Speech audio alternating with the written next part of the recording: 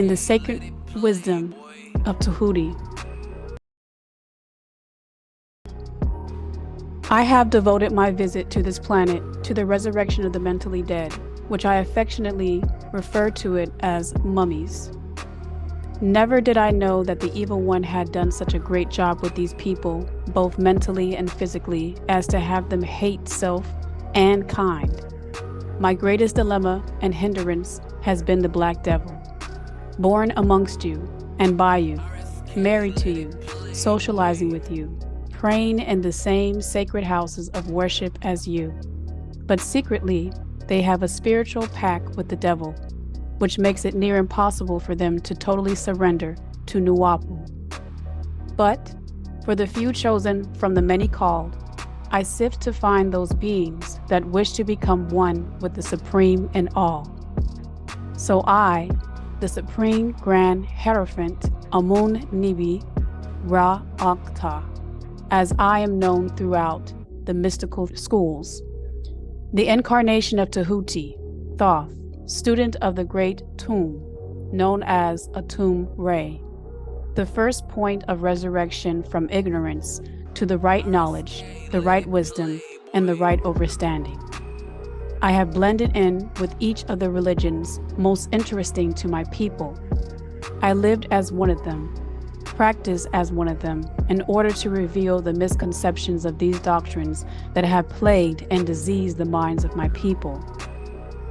Amongst the Arabs of Islam and the degree of Muhammadism, I was known as Sayyid Isa el-Hadi el-Mahdi, or simply Imam Isa. Being fluent in the many dialects, as well as the classical Arabic language, I translated word for word without biasness in favor of the Islamic religion. The Quran, from Syriac Arabic into English, I sat beneath the great Shawuf as a student, one of which was Muhammad Mahmud, or Mahmud Muhammad Mahmud, and the great master Karima Sheikh El Hassoun of the Kaiwatiya order of Sufis out of Sudan, as a Mahdiya or Ansar. As a Moorish American under Noble Drew Ali as M. York L., I republished and revised the Holy Quran Circle 7. Their connection with the NOI, or Nation of Islam, known as the Black Muslims, encouraged me to do an in-depth study of the teachings of Master W.D. Fard, Allah in person to his final messenger, the Honorable Elijah Muhammad. I released several books explaining in depth their doctrine, which led me to another ex-member of the Nation of Islam called Clarence 13X. I self-studied Allah, who founded the 5% Nation of Gods and Goddesses. I collected data and published the Problem Book, their interpretation of the English class lessons of the Nation of Islam. Amongst the Hebrew Israelites, while in the degree of Mosesism, I was known as Rabboni Yeshua Bar el-Hadi.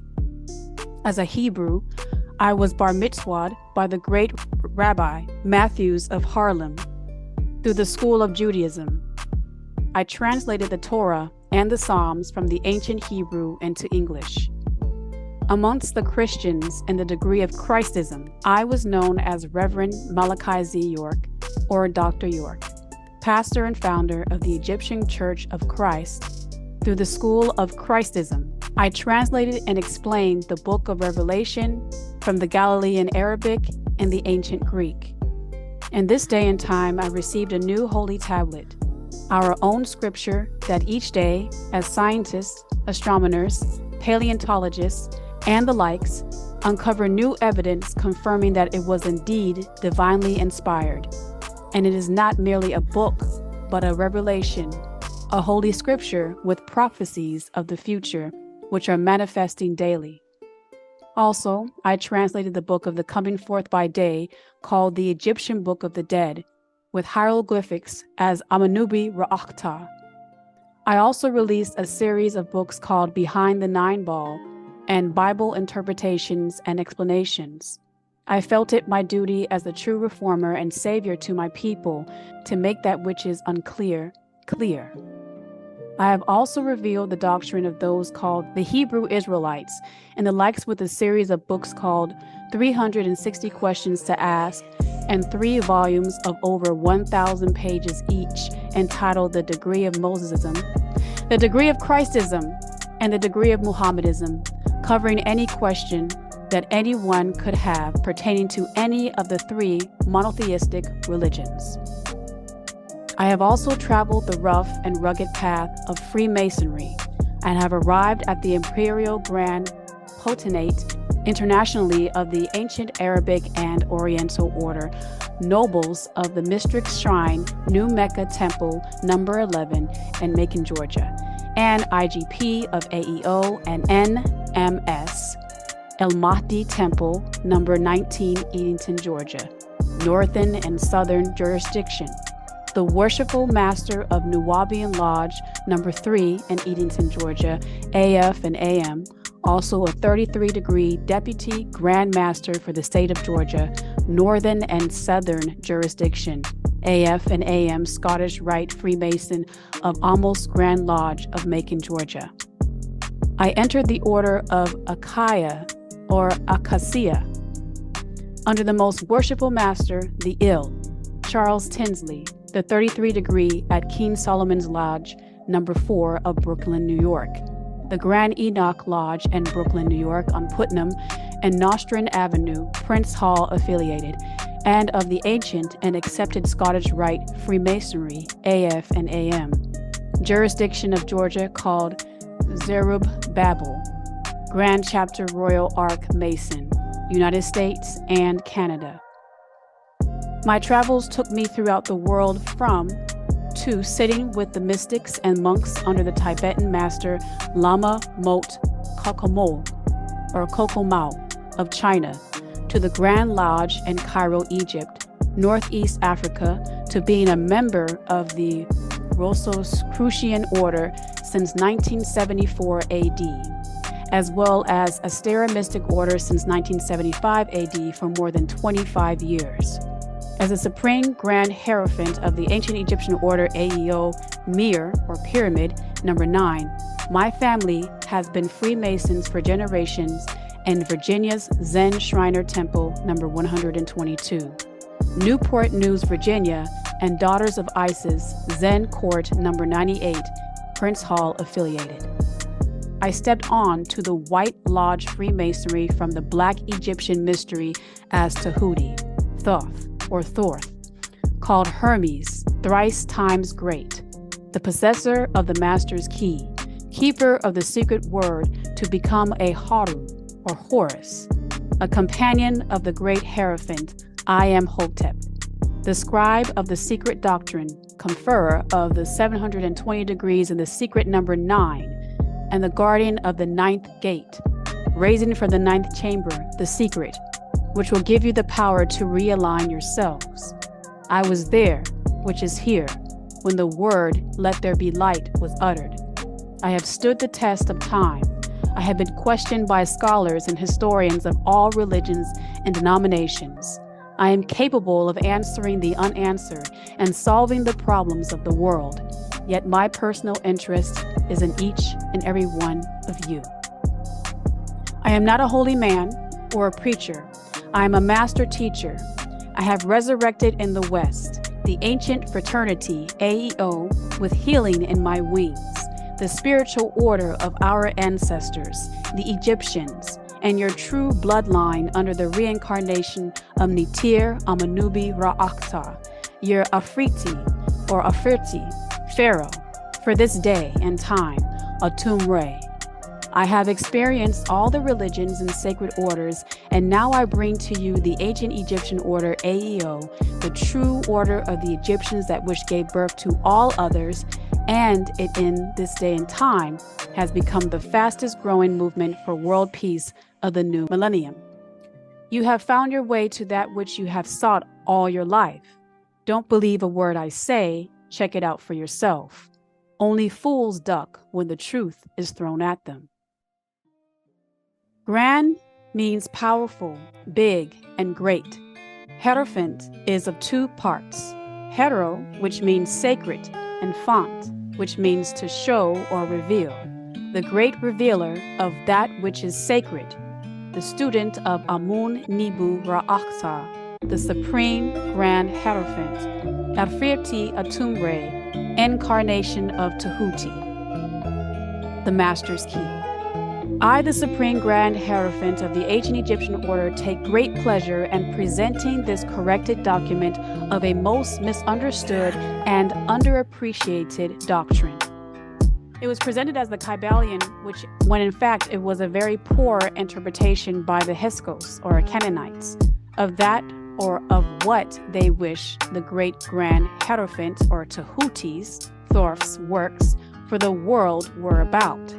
And the onlookers were misinformed in order to sway the truth seeker from the right path to the blinding light of European belief systems, and the secret doctrines were all but lost. However, this scroll work is based upon a resurrection of the world-old teachings of the Egyptian Grand Hierophant known by many names, Tahuti, presented to you in this day and time via an incarnation. A wish on the part of the original to have this record set straight, sent it, and signified it through myself. I have been known by many names: Amanubi Ra'akta, Isa El Hadi El Mahdi, El Mukhlas, El Mujaddid, Elam Musjadista El Kut, Melchizedek, El Kedar, Murdoch, Chief Black Eagle, Malachi, and finally back to Amun Nibu Ra'akta. In all of the depictions and drawings of Tahuti on the walls of tombs and monuments in Tamare, Egypt, you see Tahuti drawn with a green hue, which is what the Muslims refer to as El Kedar, again stemming from ancient Egypt. They are all the same with different names and different cultures. I am who I am. Originally named either Jehuti or Zahuti by Pa Tamarayat, the Egyptians, Tahuti Thoth, or was given his better known name by the Greeks. They linked him with their own god or theos, the deity or supreme being, Hermes in Greek. He becomes the son of Zeus and Maya, and Zeus was the son of Kronos and Rhea. None of this is true. They just took this Egyptian and tried to make him theirs and changed his teachings. And this Hermes was considered to be the Greek theos, deity or god supreme beings of wisdom, writing, and invention to the Greeks. They get their word theos from the Egyptian supreme being Theoris or Theoiris, a goddess of women in childbirth, protectress of babies. This is the word used in your Bible. New Testament in the Greek for God, Tahuti, was also the messenger and spokesman of the Neutralized, supreme beings, as Tahuti. And finally, a lunar Nitir, supreme being, under the sun god Re or Ra. You can see the Greek word theos came from the hieroglyphic word Tahuti or Thoth. The worship of Tahuti dates from the pre-dynastic period, which itself dates back before 10,500 years, and his standards appear on artifacts of this time. And his name, Jehuti, indicates that he originated in the Hebatiat nomes of Dehut in Lower Egypt. He is represented as a man with the head of an abyss bird, which is often crowned by the crescent Moon. The baboon is also sacred to him, for in Kiminu or Hermopolis, he merged with the local baboon Nitir, supreme being Hedjwe. According to the Semat, the funeral priest, and the Wabat, the spiritual priest of Kiminu, Hermopolis, it was Tahuti in the form of an abyss who hatched, by the power of his voice alone, the world egg from which all creation issued. Other stories relate that in the chaos of noon, he awoke from eons of slumber, and opening his mouth, issued the first sound, Kum. The original sound assumed, formed, and became the first 8 beings, 4 Netirat, gods, supreme beings, and 4 Netirtat, goddess, supreme beings. The Rushanat, the Ogdwads, who represented the elemental forces that existed before the creation. The Big Bang was not a bang, but rather a kum, which became the sound of Om, some say Om or Om, Amun to On, nature, and of course Min, with the staff of life, the Tubal Cain. Thoth was the Greek renderance of the Egyptian hieroglyphic Tahuti, scribe of the Netirat, and personification of divine intellect, thus patron of learning and literature. As I said, he was wrongly equated with or as Hermes by the Greeks, who was also part of Hyksos from Japheth's son Javan, in Genesis 10:2 of the Torah. The Hebrews prove that the Greek were also from the Hebrew by way of Noah's son Japheth, whose son Javan was Ionian, which is Grecia, Greece, found in Strong's Greek and Hebrew lexicon, number 320, Yavan. So the Heka Kasut, or Hyksos, were Hebrews and Greeks. Tahuti uttered the words commanded by Ra, that created the world, which was Koum. The chief site of worship of Tahuti, Thoth, was called Keminu, Hermolopolis, by the Greeks. There Tahuti was called master of the city of 8, the Ogdwad. This referred to the 4 pairs of primordial supreme beings called 1. Night, 2. Obscurity, 3. Secret, and 4. Eternity. These shadowy supreme beings are portrayed with the heads of frogs and serpents. That is, they were in deeds and action human reptilians. They symbolize the very first stage of growth, called creation, as it emerged out of the mud formed by the union of heaven and earth, air, water, and dirt.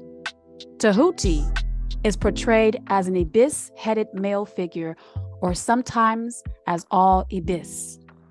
That is, a man wearing the ibis bird mask.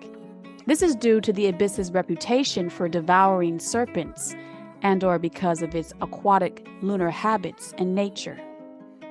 Tahuti was intimately connected with a variety of lunar functions relating to cycles of time, measure, and movement, as divine scribe Tahuti is frequently encountered in judgment scenes recording the verdict returned by the balance, or in temple friezes recording the deeds of the rulers into eternity. Tahuti is the recorder who keeps the record of our deeds and thoughts. The Nibu, Lord of divine words, or words of power, the thrice great. As you know, Tahuti's name is also spelled Jahuti, Zahuti, and Thoth, from which you get the word thought. He was the recorder of time, as Kanum is the keeper of time. Nitir, or supreme being, of learning and right knowledge, right wisdom, and right understanding, giving both information and outformation, again associated with the moon. He was called Nebshil-An, master of heaven, Nefir Shil Ushat, beautiful of night, and Sekhet Bashur, silent being. As previously said, he is seen as a man with the head of an abyss mask, considered his theophany. From Keminu, Hermopolis, he is sometimes seen as the dog-headed ape, and rituals symbolizing the lower nature of man and mankind. He was the master teacher of priests and physicians and looked on at the creation of mortals, master inventor of magic, He was also with Haru, Horus, as the healer of both Setuch, Set, and Haru, Horus. Wounds in the battle between good and evil, as your Torah, Bible, and Quran would have you believe that Setuch was not evil, as Haru was not all good. They both had will to be agreeable and disagreeable. Tahuti is the Natir, supreme being of peace and love between beings. Through wisdom, you will have peace and love between disagreeable beings. Right knowledge of self and others frees you from hate and prejudice. Right wisdom frees you from blindness about your past, and the right understanding frees you from hate of self and teaches you love for self and kind. Tahuti was the Natir, supreme being of writing, science, medicines, and formulas. He was the secretary of the Natirat. He invented alchemy. He has assisted mortals by writing many works of science, in particular books on solar biology and astronomy, mathematics, and medicine. 46 records of his is kept secret from the hands of the beast man, the evil ones. Tahuti was the keeper of the records in existence and destiny and the time of the renewal of all history, which comes around every 24,000 years. Each cycle, each moment, second, minute, hour, day, week, month, year, generation, jubilee, century, millennium, equinox, precision, epoch. Tahuti came down from the serpent Cyrus, and he also spent time in Sahul, Orion, and was a part of the Moon and Mars projects and the seeding of this planet.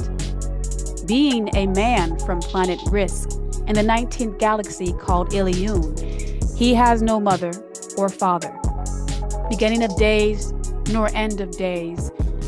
He was also known as Melchizedek, El Kedar, Rahma, Yanun, El Kut, the spokesperson for the deities. He was also found in the records of Dahut in Lower Egypt, along with his mass of the abyss bird, which they use as a dove in other religions born out of Egypt. He is crowned by the crescent moon, master of the moon cycle, and all those beings created therein. This is why the Caucasoids worship him in their secret lodges and temples, which is also where the Muslim world get the worship and following of the moon for all their religious ceremonies from, like their fast, Ramadan. The gods Allah and his wife Alat were moon or lunar gods of old Arabia. Allah being the sun or star, and Alat being the moon or crescent, called in Quran the light of the heavens and the earth. A whole chapter in the Quran is devoted to the sun, Quran 91, and the moon, Quran 54, the stars, Quran 53, and even the zodiac, Quran 85. So they pray under the star and crescent. Just look at the Muslim mosque with stars and crescents on top of them. It also comes from Egypt, but the Jews, Hebrews, Israelites use the star for their god Yahweh. The baboon is sacred to him, for on earth at Kiminu or Hermolopolis, he merged with the local baboon, Nitir, supreme being Hejwir or Hejawir, the great white one, part of the seed of the beast man, used in their gratification according to the Wabat, priest of Kiminu. It was Tahuti in the form of Ibis who hatched by the power of his voice alone, saying, "Be or exist," and the world egg from which all creation issued, meaning he did the formula to the gene splicing for Kanun, creator of the beings of this cycle. The Muslims and Hebrews called him El Khaliq or Khalaq or Ha-Khalaq. But in Egypt, he was not the creator, but just one of the many creators, Kalahwin. You see where the Hebrews and Muslims got the name from Kaloquin, which is Kanun. Also in the Nun, or chaos, this is El Nawir, the light. He awoke from eons of slumber and opening his mouth, issued the first sound, Kaun, of the Big Bang, a word the Muslims borrowed also for the existence and the first sound, Kun Fayakun, Quran 3682. This original sound assumed form and became the first 8 sea beings, 4 females and 4 males, the Ogdwad, the elemental forces that existed before human creation. These reptilians existed in the great abyss or dark sea called Nun. Again, the Muslims use this Nun as the sea creature in their Quran. The 68th chapter begins with Nun, creation, and Jonah's whale. They also dedicate whole chapters in the Quran to the sun, as Shamsa, Quran chapter 91, and Moon, El-Qamar, Quran chapters 54, and stars on Nujuim, Quran chapter 53, and even the zodiac, El-Baruj, Quran 85. Then it was said, let there be light, or nur, light, and nar, fire. In their holy books, Torah and Quran, all from Egypt, and there came 1 hydrogen and 2 helium. The birth of the new sun, the physical sun. Tahuti was called the heart and tongue, which means that he possesses the reason and power, sound right reasoning, to utter divine words, and hence is called divine wisdom. In mortals, the intellect controlled by will and directed by mind is wisdom. In ancient Egypt, a mortal thus evolved was called a creature of the light, or a brother of the 3 degrees of the blinding light. Light exists in darkness. Religion blinds. It's the Nur, light, and the Na, fire. Nur, the light as knowledge to heaven. Nar, their fire of knowledge to hell. But in both cases, you must die to find out if all you have been taught in your 3 degrees of religions is true. In monotheism, 1, Mosesism, 2, Christism, and 3, Mohammedism. And there are many denominations, sects, and groups. They all worship the dead and ghost spirit forces by whichever name they choose. It all leads to being dead to get your reward. Spookism. Tahuti, along with Anubu or Anubis, are the judges of the dead, the redeemers and balancer of all worlds, the recording angels, so to speak, the judgment of the soul and the balance, and the har of Asaru, Osiris, called the weighing of words and actions. Action is the meaning of the words of power, not the words of religion, which are the words of man. All knowledge, and knowledge of your creation, your health, your death, is your knowledge. Wisdom and overstanding, kept by this Nitir, supreme being Tahuti, in the ancient Egyptian order Aeo, and Ashutat, prayer is said, as you stand before him in the midst of the Holy of Holies shrine temple, the Black Pyramid. I, as your child, O Tahuti, ask that you, most holy supreme being, heal me, and, you say the name of the person, protect me, and, name of the person, with your best protection. I ask that you fill me with your divine love.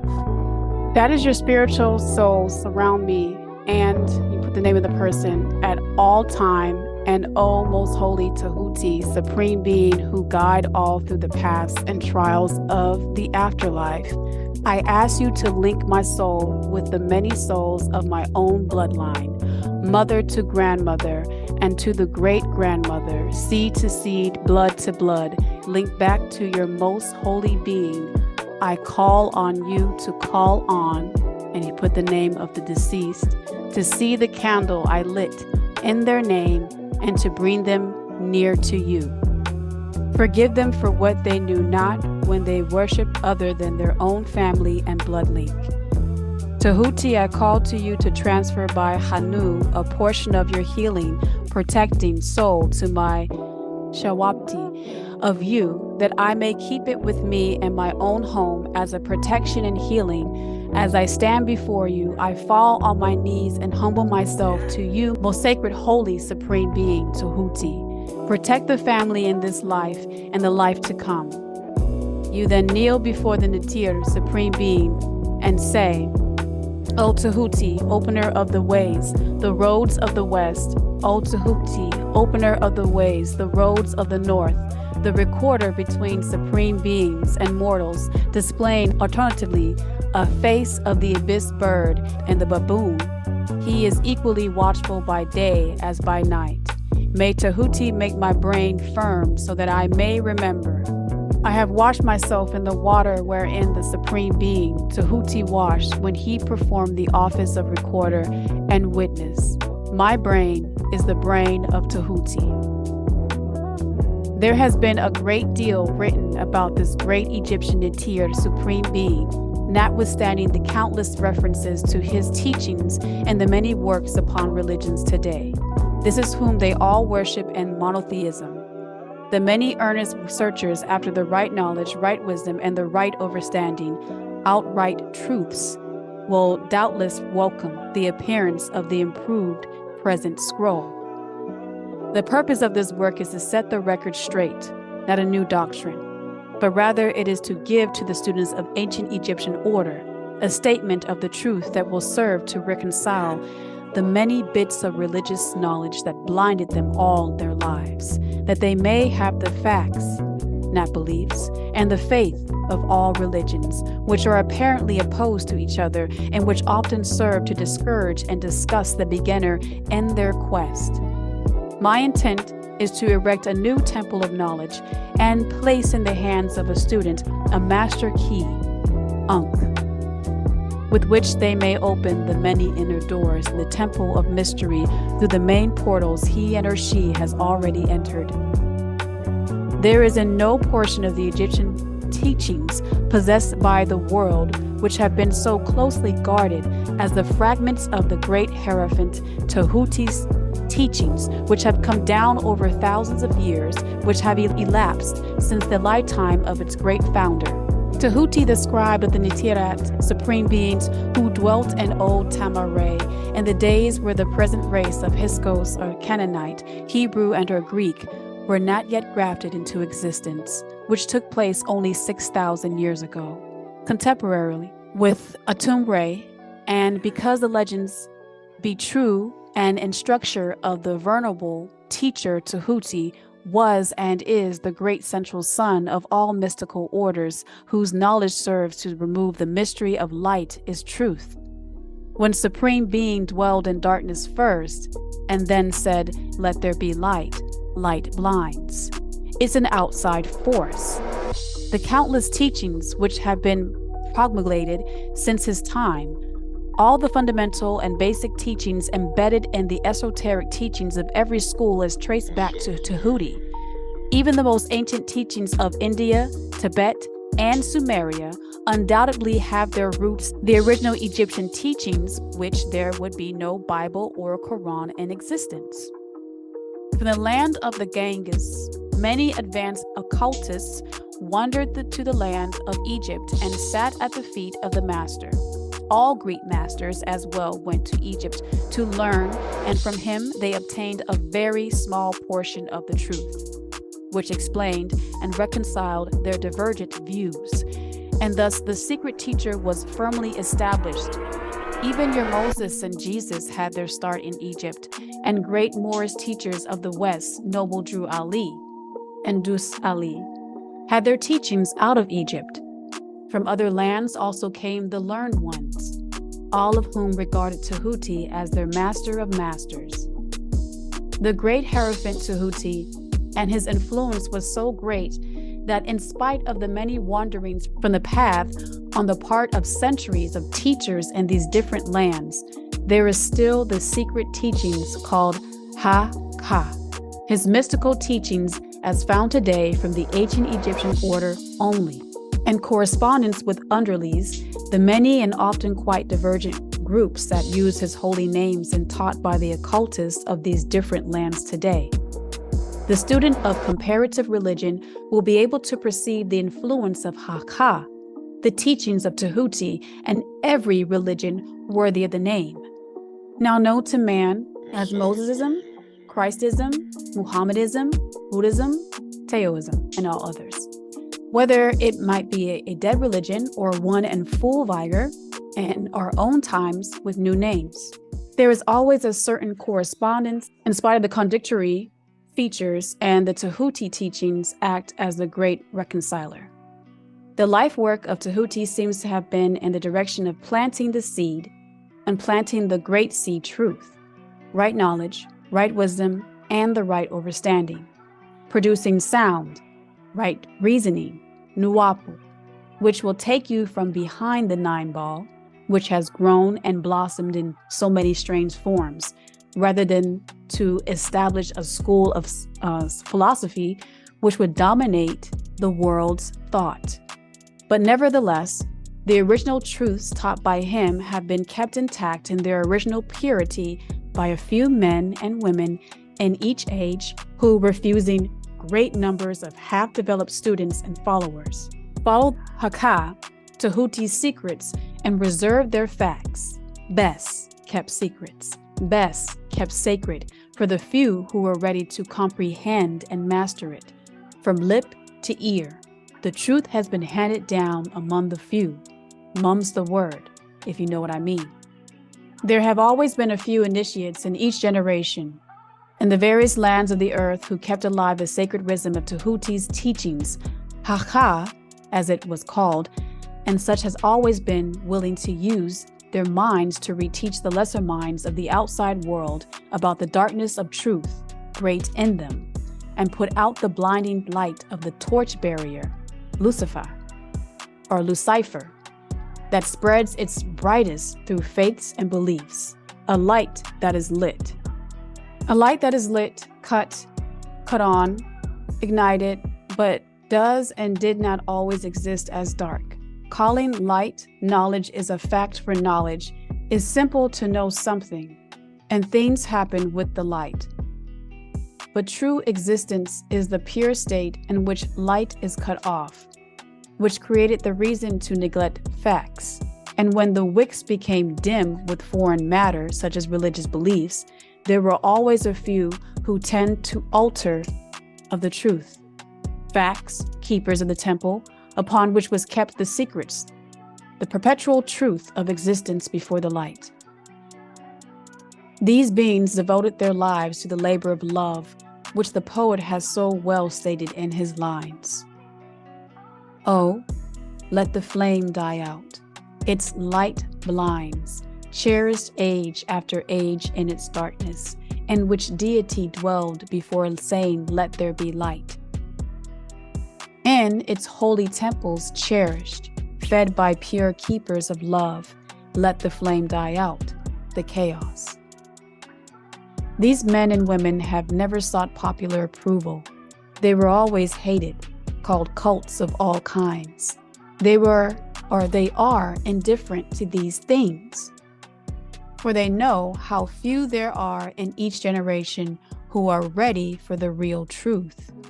But now the time has come for Sehu, mummy, to get up out of the neb-ankh, or sarcophagus, of religion.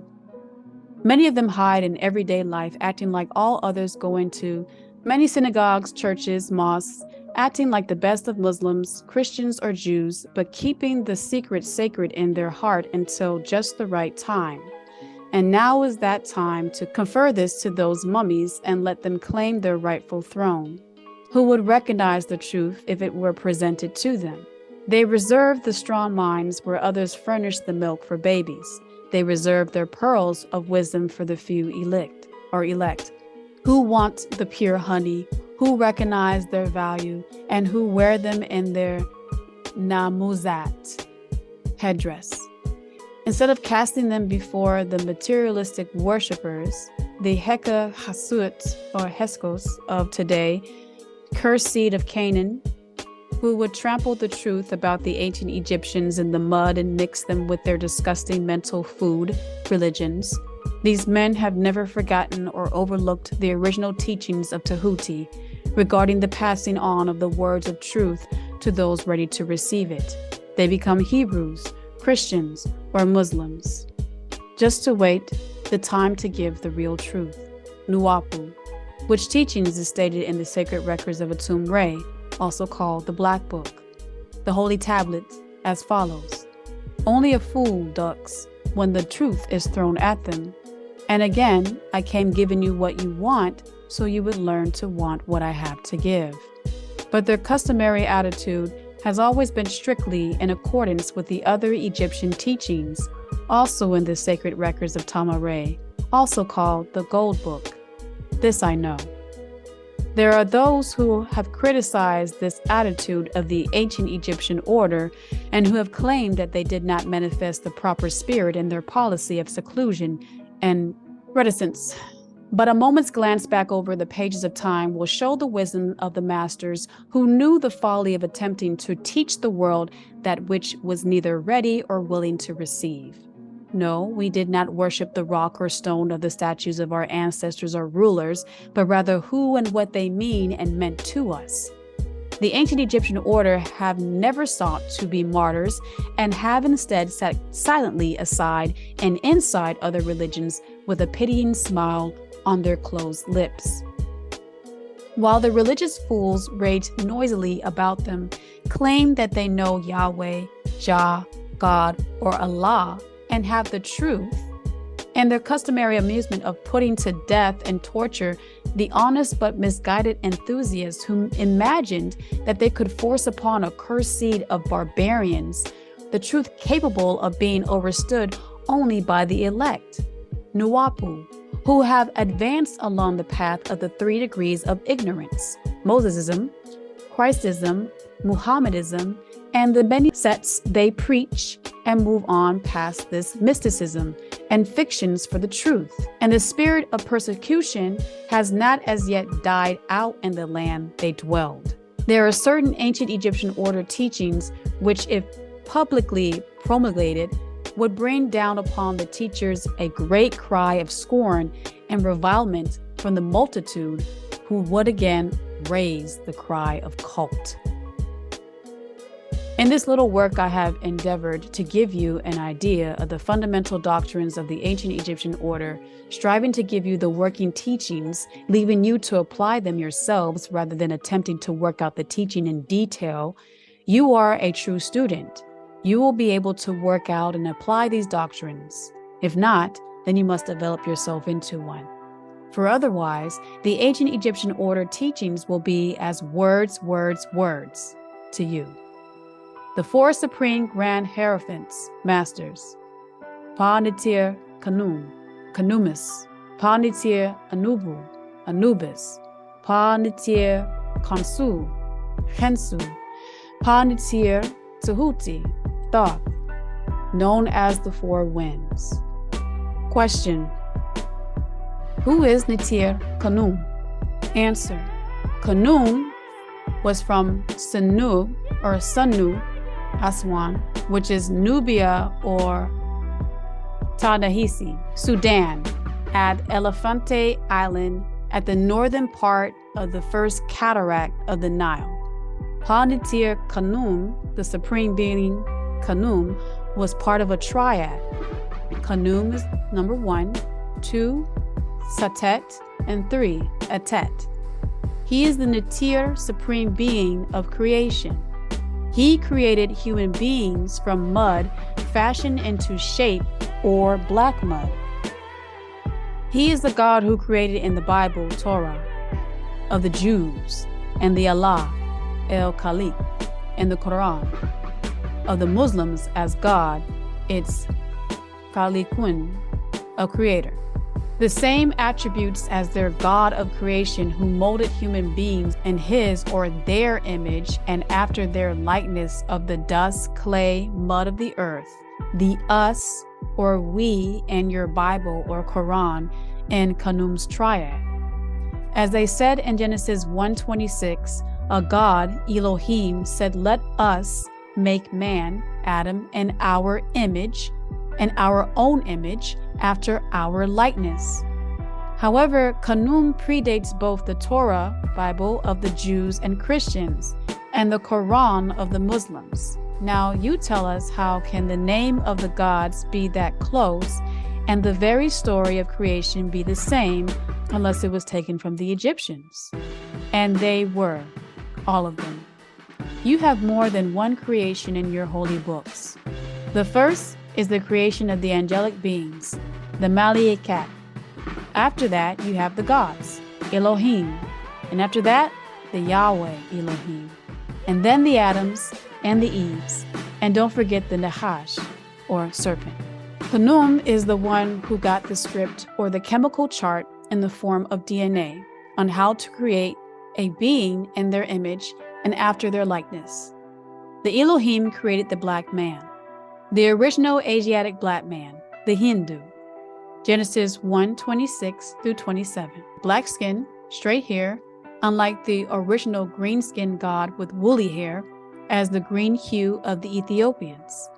The race of Hindu or Aryans were spirit forces is from Nirvana, their own heaven, created a man and woman in Genesis 2:7, and in their own image and after their own likeness. This Adam was alike in all ways, but skin color, he was ghost or transparent in skin and had white thin hair with colorless eyes. He was evil by nature. From this seed was also born the blonde, yellow hair, blue-eyed, six-ether beings who has more than transparent skin, but has an infectious disease called leprosy, the cursed seed of Canaan. Genesis 9:2 and Leviticus 13:14. All this began by the four higher races of beings. 1. The Neteru or Nitiru in Egypt. 2. The Anunnaki, Sumer. 3. The Nomos, Mali. 4. The Elul and the heavens.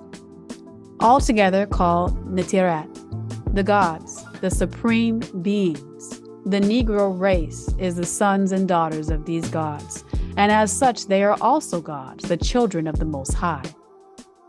Khnum is Allahu El Khalik, but Tahuti is the one who writes and records or records the formula as Nitir of the Nitiru, the being who came on the Manjet and landed in Sudan, Africa. Khnum was the actual alchemist, and Tahuti was the one who logs the actual act. Tahuti overseered the project, like Inki overseered the project of Ninkti of the Anunnaki, the being who came on Nibiru and crashed down in the Persian Gulf. Khnum's job was to take the beings that are hermaphrodites and hybrids who couldn't procreate and make them into beings that can reproduce in cycles of 9. Spinning of the universe of procreations had several failures and produced a bunch of deformed beings. Albinism is one mistake of what's called ghost people before they got it right by breaking the potter's wheel. They changed the system from using the laboratory tubes and started inserting it inside of females. Khnum gave the power to procreate to female through mitochondria DNA, which gives her the power to give birth. Mito is from Greek mitos, meaning warp thread, and chondria is from Greek chondrion, diminutive of chondrios, meaning grain or granule. In Nubia, Sudan, he was known as the Dun. The Pygmies called him Khnum, the supreme god, god of the rainbow, the actual 7 spheres that protects this planet from the rays of the sun. Genesis 9:13 through 16, god of the hunters, the human beast who kills for fun and sport.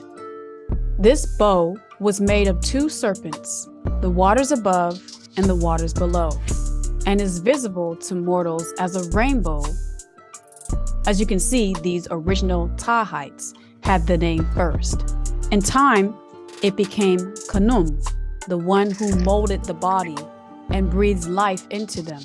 So he was the Natir, supreme being of fertility, and the potter, El Musawir, the fashioner. When Khnum fashioned and shaped each being from black clay, he would also make their double called the Ka, spirit or you, alongside of them. Male and female created he, them, and called their name Adam. One being, 2 parts, Genesis 5:2.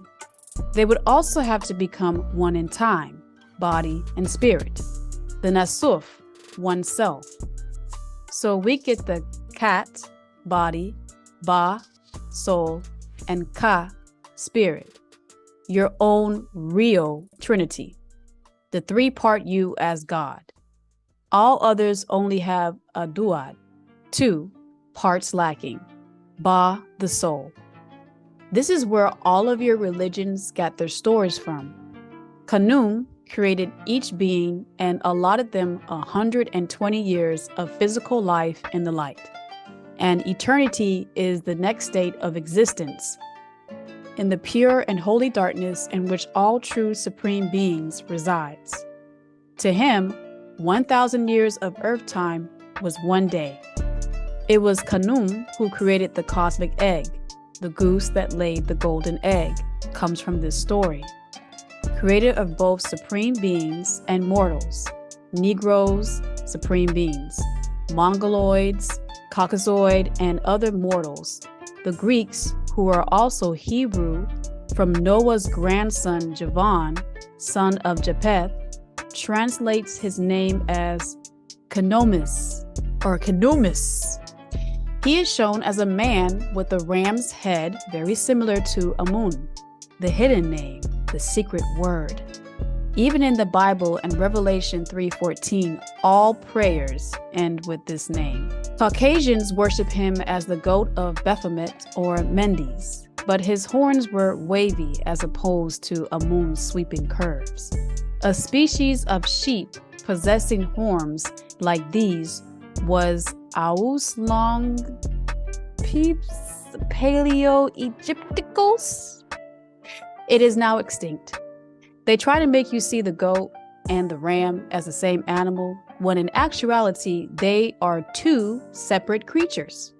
Samael, or Azazel, was known as the scapegoat, not the scape ram. So their trick is to make you think that the ram was a disagreeable creature, as the goat was synonymous with evil. But they are 2 different animals. So the trick used today is all the satanic cults and worshipers use the ram as their symbol to make you think that the ram was evil. And that way reverse the symbol of Ra in ancient Egypt, which was a ram, into an evil symbol.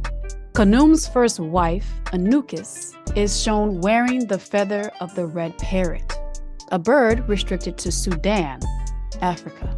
His second wife was Satis, who was also his daughter by Anukis.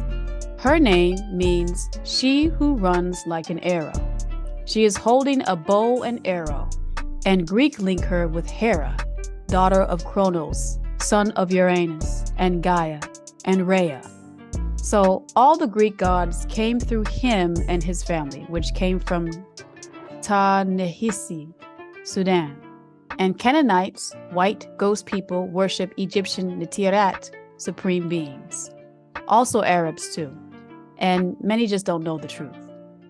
Satis or Sati is also linked to Sepet, Septept or Siptu, which the Greeks called Sotheus, also called Cyrus, the dog star.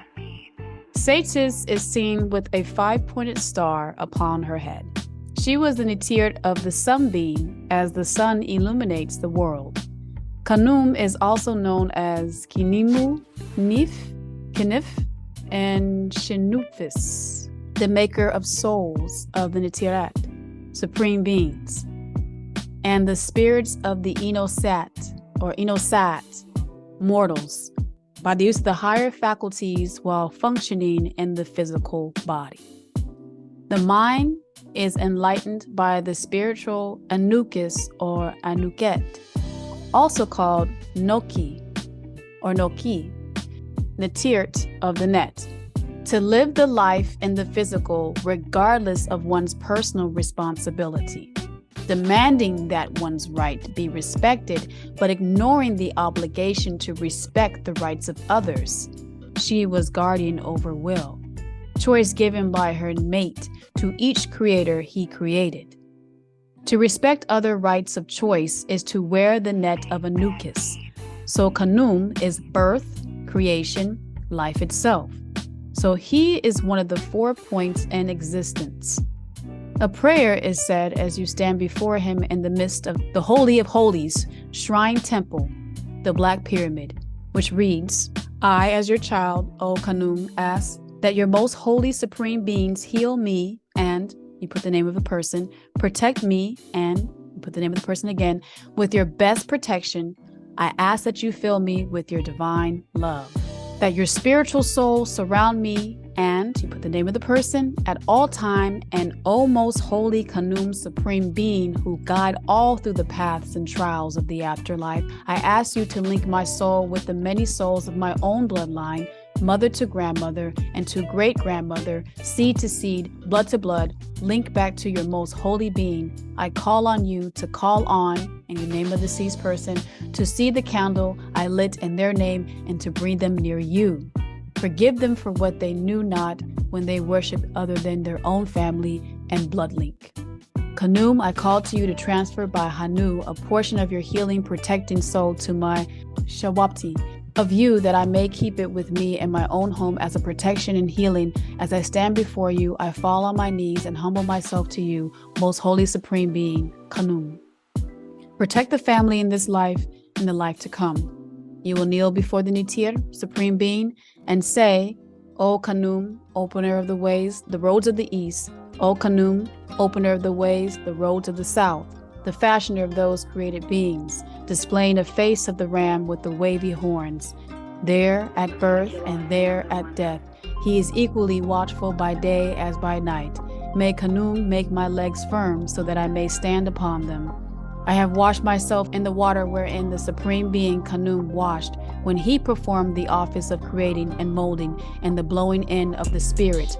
My spirit is the spirit of Khnum. Who is the Nitir? Khonsu. Khonsu, son of Amun and Mut, was the third member of the tribe of Nu Amun, Thebes. The Greek called Khonsu Hercules, son of Zeus and Alchemy, slayer of the giants, destroyer of evil monsters, the righter of wrong.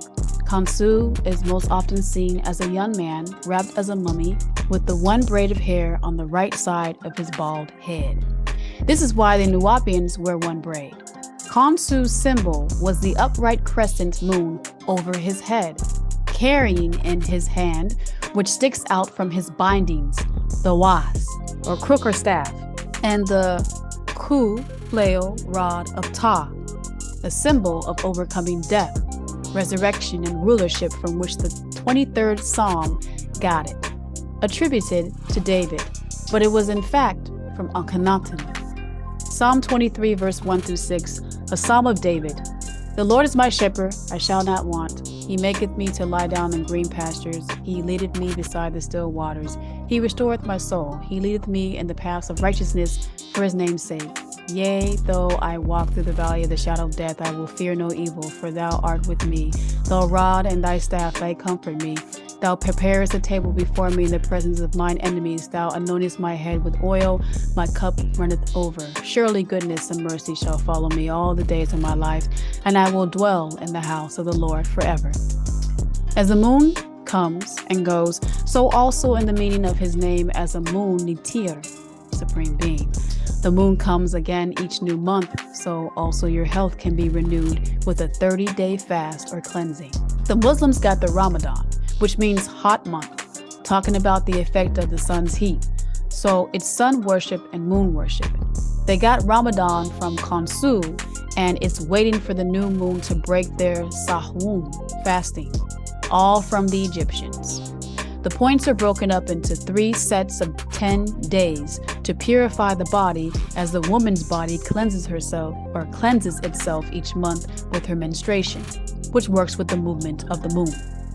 Khonsu was the aide of Tahuti, as his helper and recorder of the health and state of being as to who lives or dies. He is the one who writes the names on the leaves of the sacred tree of life and death. He also helps Tahuti in recording all passing time, the keeper of change, a seraphim, meaning those of fire, the master healer of the sick and protector against all evil spirits, ghosts, 6 ether spirit forces of evil, the one who chased away evil in all forms, the originator of exorcists for evil spirits. For evil spirits are the source of all illness. So all physicians have to be wise in the black magic of casting away evil white magic, spirit forces, those lost spirits who can't escape this realm, their unholy ghost. Their God or Lord who can do evil, Exodus 32:14. So they plague the weak, sick, young, and old. The sick were taken to his temple by family and friends. Khonsu cured all their illnesses because to us, Egyptians, all illnesses were caused by demons. You got your virus, your microbes, your germs, your bacteria, your jinn, your demons, evil spirits, and devils, getting into the human body by way of its openings, the nostrils, mouth, eyes, ears, genitals, or open cuts or sores, and from your waist tracts. He also had his power transferred into the Shawapti Hejidwe, the Great One, smaller structure or smaller statue, that he imparted his Hanu, or movement power, into, so that he would be there to ward off evil attacking anywhere. His image is required to achieve a cure. Also, his symbol was the baboon, who sat at the judgment hall of Osiris, and as a man with the head of a hawk, just as an Itir supreme being, Sokar, of Hetkapta, Memphis, the spirit guard of tombs, 1 of the triad, 1 Ta, 2 Sokar, the hawk, a master of split-second timing, its eyes color of the sun at sunrise, and 3 Asaru. He was also called Konoms and the navigator. A shrine temple was built for him at Unveils, the golden Nub, or Nupti, or Nuapu, a land inhabited by Nupans from pre-dynastic times, also dedicated to the Nitir, the supreme being Satuh, Set. You will find his story of the power healing on the Ventress Stela, which relates to the story of Ramses II at New Amun, Thebes. When you call on him, you use Khonsu Nefrir Hotep of Warit, or Karnak, the exorciser, and Nitir, supreme being of love. He can mend your love life, or help you with it, help to heal a marriage just for the asking, and also helps with birth and fertility with the secret schools of Re, the ancient Egyptian order, the Yun order of Horus, the Amun and Amunet. He is also known as Konunshor, Kensu, or Kenshu. In all ceremonies, there was food and drink offerings to Amun, his consort, Mut, and their son, Khonsu. So his name, is said before all meals that the food be healthy and nourishing as well as safe. He also put salt on the table as medicine. A prayer is said as you stand before him in the midst of the Holy of Holies shrine, temple, the Black Pyramid, and also before you eat, which reads, I, as your child, O Khonsu, ask that your most holy supreme being heal me and, name of the person, protect me and, the name of the person, with your best protection. I ask that you fill me with your divine love, that your spiritual soul surround me and, the name of the person, at all time, and O most holy Khonsu, Supreme Being, who guide all through the paths and trials of the afterlife, I ask you to link my soul with the many souls of my own bloodline, mother to grandmother and to great-grandmother, seed to seed, blood to blood, link back to your most holy being. I call on you to call on the name of the deceased, to see the candle I lit in their name and to bring them near to you. Forgive them for what they knew not when they worshipped other than their own family and blood link. Khonsu, I call on you to transfer by Hanu a portion of your healing, protecting soul to my Shawatbi of you, that you may keep it with me in my own home as a protection and healing. As I stand before you, I fall on my knees and humble myself to my most holy Supreme Being, Khonsu. Protect the family in this life and the life to come. You then kneel before the Nitir Supreme Being and say, O Khonsu, opener of the ways, the roads of the south. O Khonsu, opener of the ways, the roads of the west, the traveler between spirit and body, displaying alternatively a face of the hawk and the falcon, with the crescent and the disk sun upon the head. He is equally watchful by day as by night. May Khonsu make my heart firm so that I may stay strong. I have washed myself in the water wherein the Supreme Being Khonsu washed when he performed the office of healing and curing. My heart is the heart of Khonsu. Prayer before you eat. As we sit down at this table on our plate, we ask the Supreme Being Khonsu Neferhotep to show us grace, give us nourishment and health, and keep us safe from evil. And we are grateful to the Supreme Beings, our ancestors and keepers and protectors, for this meal we are about to eat, which they have provided, to nourish our bodies and souls and give us strength and health. So before we eat that which you have provided, we would like to give thanks. May you protect us from illness and disease, nourish us and keep us healthy and strong. For this we are ever grateful. Who is the Nitir Anubu? The name Anubis is from the root word Ibis, awakener, master of the house in Egypt. He is known as Anbu or Anpu, even Anu. In the ancient Egyptian mystery language, the letter B could replace the letter P. So you see Anbu or Anpu, Nuapians or Nuwabians. Anubu was the son of Osiris, and Nebhet, Nephthys. Death is his trademark, opener of the roads for the dead, the guide of the next life. He presided over embalming rituals and received many pleas in the mortuary prayer, recited on behalf of deceased Egyptians, known all over Egypt and all over the world. Anubu, Anubis, is known as the black jackal dog. All people of the world wear black at funerals. Funeral. When in fact, white was the death color to Samarayat, Egyptians. Egyptians wore white to funerals, not black. And the monotheistic religions like Islam, Judaism, and Christianity, they wear white because they live for death. And after life, they have no regards for this life. Their God Allah is an unseen spirit, a ghost, the dead, necromancy. All their religions teach us about what they will receive after their death, so they live in a funeral state. So they prefer white. In fact, there is no such thing as a black jackal with a bushy tail.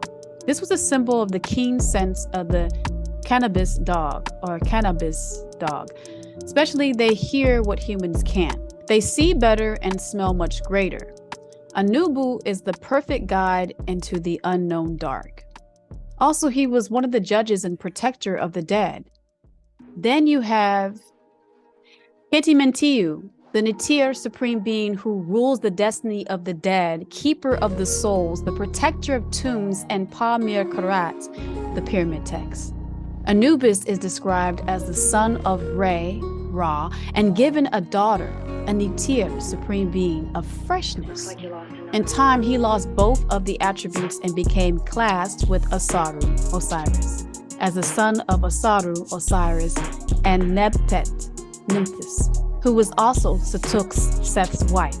Setuk, Set, could not have offspring, and Nebtet wanted a son. So she asked her sister Aset, Isis, and they took it to the alchemist Khnum and Khonsu, who implanted her with Osiris' seed, and she gave birth to Anupu. This resulted in a hate feud between Osaru and Satur. Anubu invented the mortuary rites. He also helped Aset Isis find the 13 body parts of the 14 missing parts of his father Osiris. Osiris' body was cut up by his brother Satur, Set, for having his wife Netet produce a son by him. Anubis became known as the master of mummy wrapping, and he led the dead to the judgment hall. Behind Anubis stands Tahuti, the master scribe of the Nitirat, supreme beings, who presides over weighing of the heart against the feather of Ma'at, truth. Also behind him stands a being, which is part Akir, lion, part Kabul, hippopotamus, and part crocodile. She is called Amit, the devourer, also spelled Aminat, who devours the unjust. Anubu, or Anubis, is the master of the silent land, guide to the world of the western gate, where the sun sets, symbol of death. He was associated with the Eye of Ra, or Eye of Re, Ra, which he needed to see in the dark of eternity, the original abode of all supreme beings. Anubu, or Anubis, the jackal-headed Natir, supreme being, is called the Barker, or the Awakener, the messenger between this life and the next state of being, between heaven and hell. It is conscience, which awakens all to your personal responsibilities and approves that which we do right knowingly and disapproves that which we do wrong. As the dog leads the blind, so also Anubu or Anubis will lead the dead of your family, your beloved ones. So ask him to take care of your dead and loved ones. Once your leaf hits the ground, it is he who picks it up and comes for your ba, soul. He is also seen as a crouching black dog. At the very end, with all land is black, the sun bark of Ra, or Re, passes through the 12th hour division of night and duat. The 13th hour has come. The black rules the land. At eventide, sunset, the light goes down. When the Natir is a Re, he is old and very frail.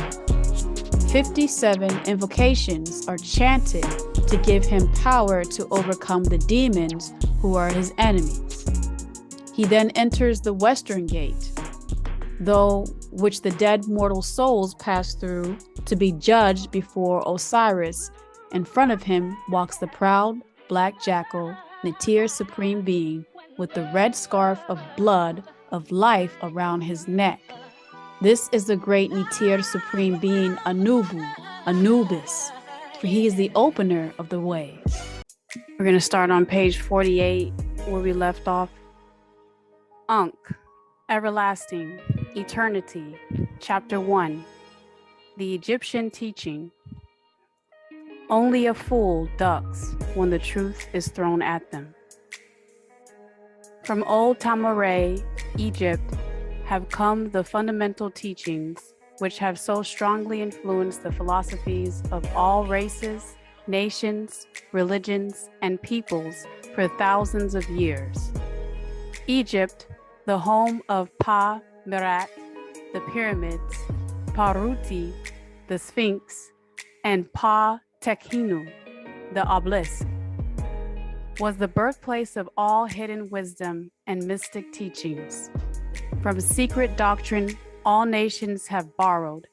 India, Sumeria, Persia, Chaldea, Media, China, Japan, Assyria, ancient Greece, Rome, America, or Atlantis, and other ancient and modern countries partook liberally at the feast of right knowledge, called then Nuwapu, with the teachings called Hika, which the grand hierophants and masters of the land of Ra, the god of life and light, the sun, so freely provided for those who came prepared to partake of the great store of mystic and occult lore, which the masterminds of that ancient land had received from beings from beyond this planet Earth called the heavens.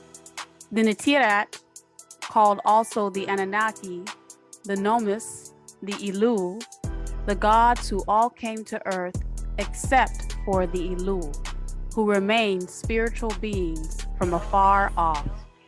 They are you, us, we, in your scriptures.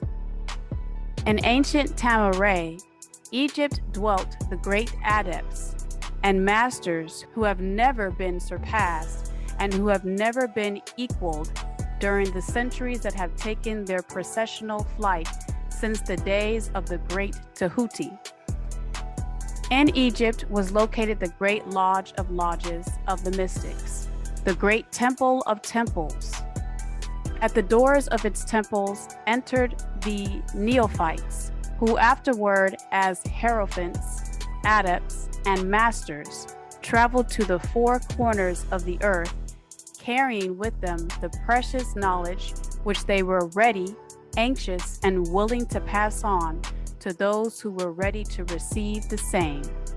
All students of the truth recognize the debt that they owe to these venerable masters of the ancient land, Tamaray, Egypt.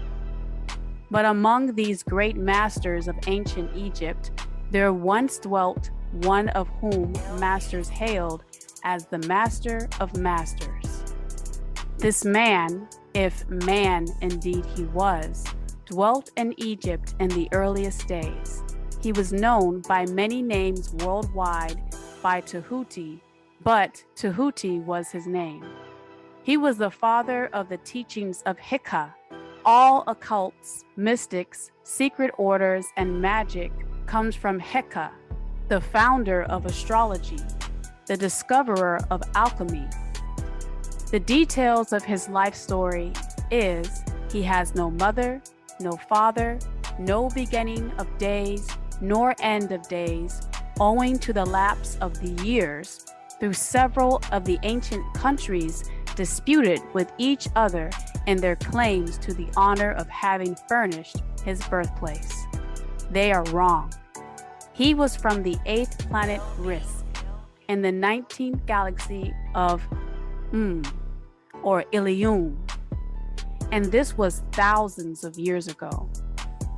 The date of his sojourn in Egypt and that his last incarnation on this planet is now known. It has been fixed at the early days of the oldest dynasties of Egypt, and now in these days and times, he is with you again. As the years rolled by after his ascension from this physical plane of physical life, he lived 120 years in the flesh. The Egyptians deified Haru or Horus, and knowing him to be of their own family of Netirat, or supreme beings, under Thoth, years after, the people of ancient Greece also made him one of their many gods, calling him Hermes, the god of wisdom. The Jews called him Melchizedek.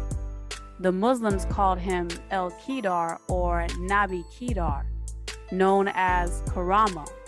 The Egyptians revered his memory for many centuries, yes, tens of centuries, calling him the scribe of the gods. When translated into English, and bestowing upon him distinctively his ancient title, Trimajestus, which means the thrice great, meaning he will incarnate into flesh 3 times, etc. Once in Genesis 14:18, twice in Hebrew 7:1, and third name in the Holy Tablets, chapter 2, tablet 2:4. In all the ancient lands, the name of Hermes, Trismegistus, was revered, the name being synonymous with the fount of wisdom.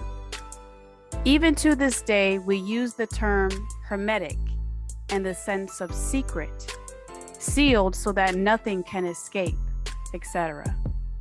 And this by reason of the fact that the followers of Hermes always observed the principle of secrecy in their teachings. They did not believe in casting pearls before swine, but rather held to the teaching both of which maxims are familiar to readers of the monotheist scriptures, Torah, Gospel, Quran, but both of which had been used by the Egyptians for centuries before the Jewish, Muslim, or Christian era. And this policy of careful dissemination of the truth has always characterized Hika, even onto this present day.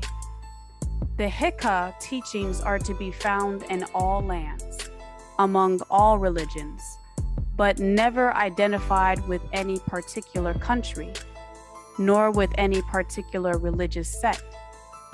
There are 720 degrees in 2 sections of 360. 360 degrees physical and 360 degrees spiritual. Yet they say we hold in our possession 9 degrees only. I see the hidden secret. The true Tahuti teachings were found in Egypt of old and incarnated in the ancient Egyptian order today in the West, in the heart, head, and hands of God and flesh, Atum Re, the first point of light. This is because of the warning of the ancient teachers against allowing the secret doctrine to become crystallized into a religious creed. The best kept secret is best kept sacred. The wisdom of this caution is apparent to all students with the statement, mum's the word. The ancient occultism of India and Persia degenerated and was largely lost, owing to the fact that the teachers became priests and so mixed theology and philosophy with the facts, and the result being the occultism of India and Persia had been gradually lost amidst the mass of religious superstitions, cults, faiths, beliefs, creeds, and spirit gods. And these gods are in conflict with each other. So it was with ancient Sumer and Mayan. It was not so with the Tahuti teachings of old, kept protected few.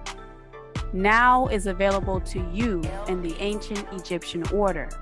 The Gnostics and early Christians even touched this. None was lost in time of Constantine, whose iron hand smothered Egyptian facts with the blanket of philosophy and theology, losing it in the Christian church, and later the Muslim mosques, that which was its very essence and spirit, and causing it to grope throughout several centuries before it found the way back to its ancient roots. The indications apparent to all careful observers in this 21st century being that the churches, mosques are now struggling to get back to its ancient mystic teachings of Egypt, and the monks and their night orders who were overthrown by a Muslim Sultan Mukmuk in the 14th century, who stole some information for the Sufi order of Turkey. But there were always a few loyal souls who kept alive the truth, tending it carefully and not allowing its secrets to become destroyed by the children of light and chaos. And thanks to these staunch hearts and fearless minds, we have the truth still with us.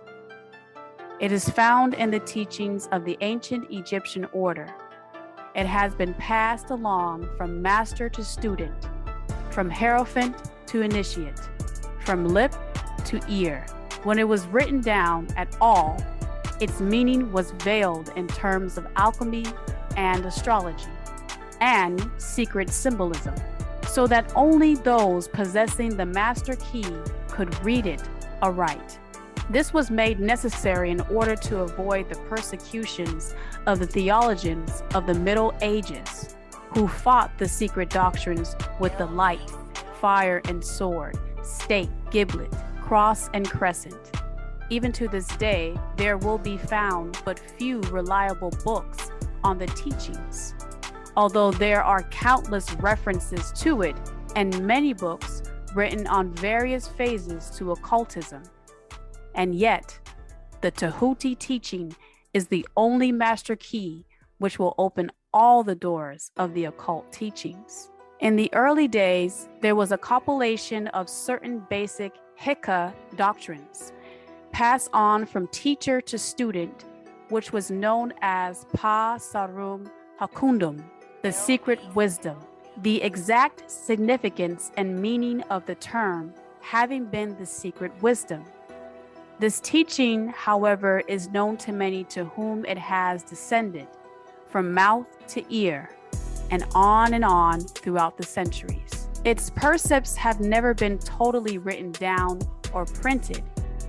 It was merely a collection of maxims, axioms, and precepts, which were non-understandable to outsiders and passed from word of mouth to ear, but which were readily understandable by students after the axioms, maxims, and precepts have been explained and exemplified by the Hika initiates to their neophytes. These teachings really constituted the basic principles of the art of Egyptian alchemy, which, contrary to the general belief, dealt in the mastery of mental forces rather than material elements. The transmutation of one kind of mental vibrations into others, instead of the changing of one kind of metal into another. The legends of the philosopher's stone, which would turn base metal into gold, was an allegory relating to Tahuti's teachings, readily understood by all students of true Hika. We invite our students of the ancient Egyptian order to examine into the Hika teachings as set forth in Pa Sarum Hakundum, the secret wisdom, and as explained by myself, incarnation of Tahuti, and my students of teachings who, while bearing the title of initiates, are still students at the feet of Tahuti, the supreme grand hierophant. We herein give you many of the maxims, axioms, and precepts of Pa Sarum Hakundum, accompanied by explanations and illustrations, which we deem likely to render the teachings more easily comprehended by the modern students, particularly as the original text is purposely veiled in obscure terms. The original maxims, axioms, and precepts of Pa Sarum Hakundum are printed herein, in quotation marks, the proper credit being given. My own work is printed in the regular way, in the body of the work. I trust that the many students to whom I now offer this little work will derive as much benefit from the study of its pages as have the many who have gone on before, treading the same path to mastery throughout the centuries that have passed since the times of Tahuti, the master of masters, the greatest of the great. In the words of Pa Sarum Hakundum, don't be deceived by the Greeks, altering teaching, calling it the Kybalion when it was not. Let's set the record straight. So that according to the teachings, the passage of this book to those ready for the instruction will attract the attention of such as are prepared to receive the teaching. And likewise, when the pupil is ready to receive the truth, then will this little book come to him or her, such is the law. The Heka doctrine of cause and effect of things, and its aspect of the law of attraction of things, will bring lips and ear together, pupil and book and company.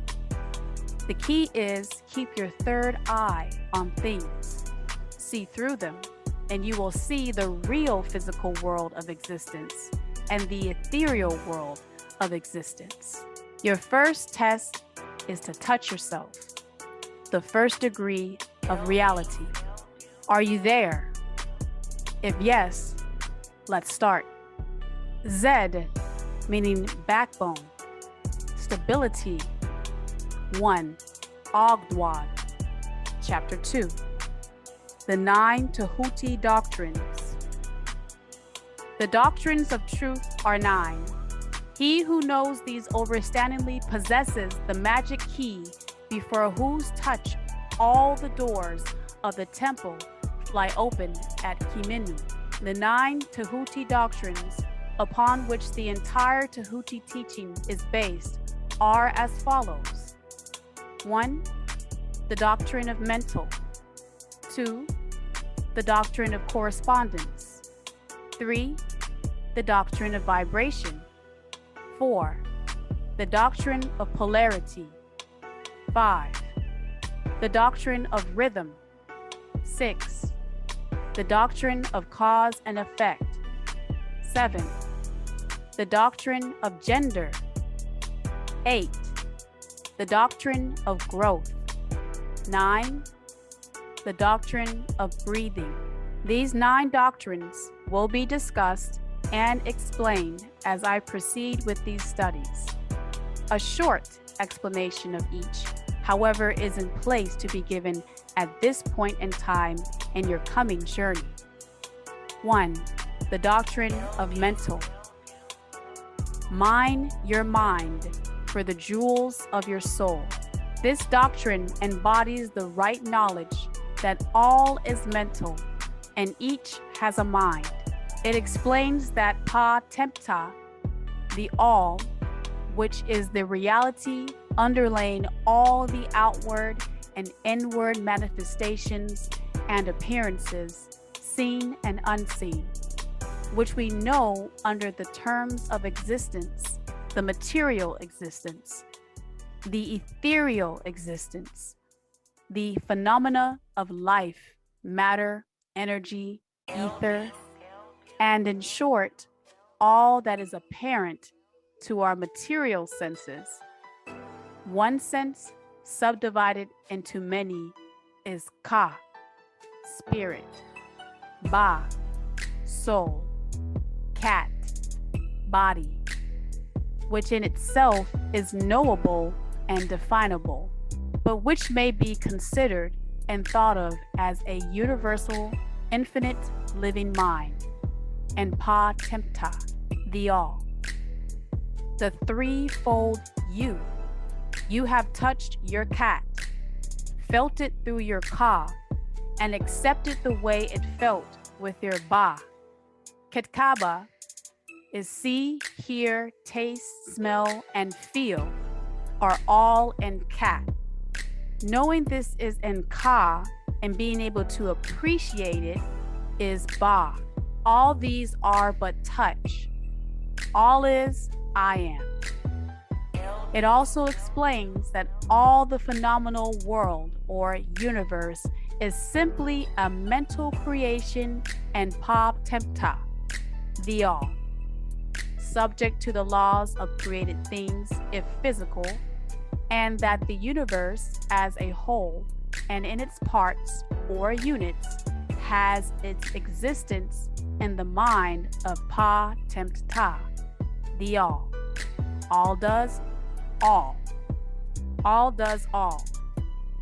In which mind we live and move and have our being. Persons, places, and things. I, you, they.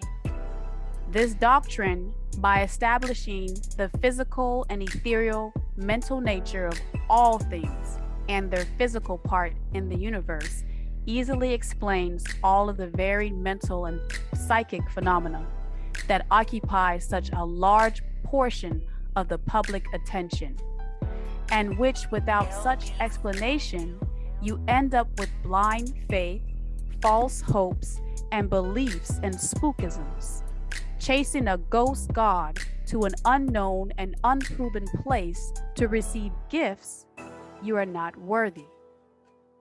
No matter how good you pretend to be, just so you wouldn't get burnt in an eternal fire. Hell. So you made a deal with your God, all which is non-understandable and defies scientific realities. An overstanding of this great Egyptian doctrine of mental in relation to mind. Each individual has a mind, which is fed, from the same mental reservoir, which enables each individual to readily grasp the laws of the mental and to apply the same to his and or her well-being and advancement. That's being in touch with a real God. The ancient Egyptian order student is enabled to apply intelligently and out-intelligently the great mental and physical laws, instead of using them in a haphazard manner as religions have. With the Ankh master key in his possession, the student may unlock the many doors of the mental and psychic temple of right knowledge, right wisdom, and the right overstanding, and enter the same freely using the God mind you have or the mind of mental, which is God. This explains the true nature of energy, power, matter, existence, and why and how all these are subordinate to the mastery of mind, and that each mind is a slave to the mental, the force of ether, which controls the action of matter. One of the old Tahuti masters wrote long ages ago, he or she realizes that all is. And these words are as true for all time. Without this Ankh master key, mastery is impossible, and the student knocks in vain at the many doors of the temple and is met by the false teacher of ghosts, spooks, fictions, beliefs, myths, given false hopes, no facts, no truth, just lie after lie. The light is the devil's tool. Darkness is the home of God, peace, tranquility, and bliss. Find your way back to black. 2. The doctrine of correspondence. That which is above is the same as that which is below, and both are in Pa Tempta, the all. This doctrine embodies the truth that there is always a correspondence between the laws and phenomena of the various planes of being and life between things. The old axiom ran in these words: as above, so below; as below, so above. This will mislead you into thinking there are two directions, when in fact there is no direction at all. Even your own planet Earth is going nowhere, around and back again. So time is going nowhere. And the grasping of this doctrine gives one the means of solving many a blinding paradox and the many hidden secrets of nature at work in all things. They claim there are planes of existence beyond our knowledge, like heaven or hell. But they would serve no point if they believe Yahweh, Theos, or Allah created all things for you. When we apply the doctrine of correspondence to them, we are able to understand much that would otherwise be unknowable to us. To correspond, this must take place between two or more things. This doctrine is of universal application and manifestation, seen, heard, tasted, smelled, and felt things. Even planes are things. The various planes of the material, mental, and spiritual universe. It is a universal law under 1, persons, 2, places, 3, things. The ancient Egyptians considered this doctrine as one of the most important mental and physical instruments by which mortals were able to pry aside the obstacles which hid from view of the unknown, that which was lighter than the hydrogen atom. But now, the once unknown is known as quarks and zells. Things have changed a great deal. Its use even tore aside the veil of spookism, ghostism, Holy Ghost, 6 ether spirit forces become real beings. Their unseen or unfelt, unproven God, to the extent that a glimpse of the subatomic world, the very face of their creator, has been caught by the hand and now can be examined. So the term supreme being becomes real. A supreme being is still a being like human being. Supreme human being. Think about this point. That which was nothing is now many wonderful things. Beginning beyond the hydrogen atom is a new world of energies, just as a knowledge of the principles of geometry enables mortals to measure distant suns and their movements while seated in an observatory.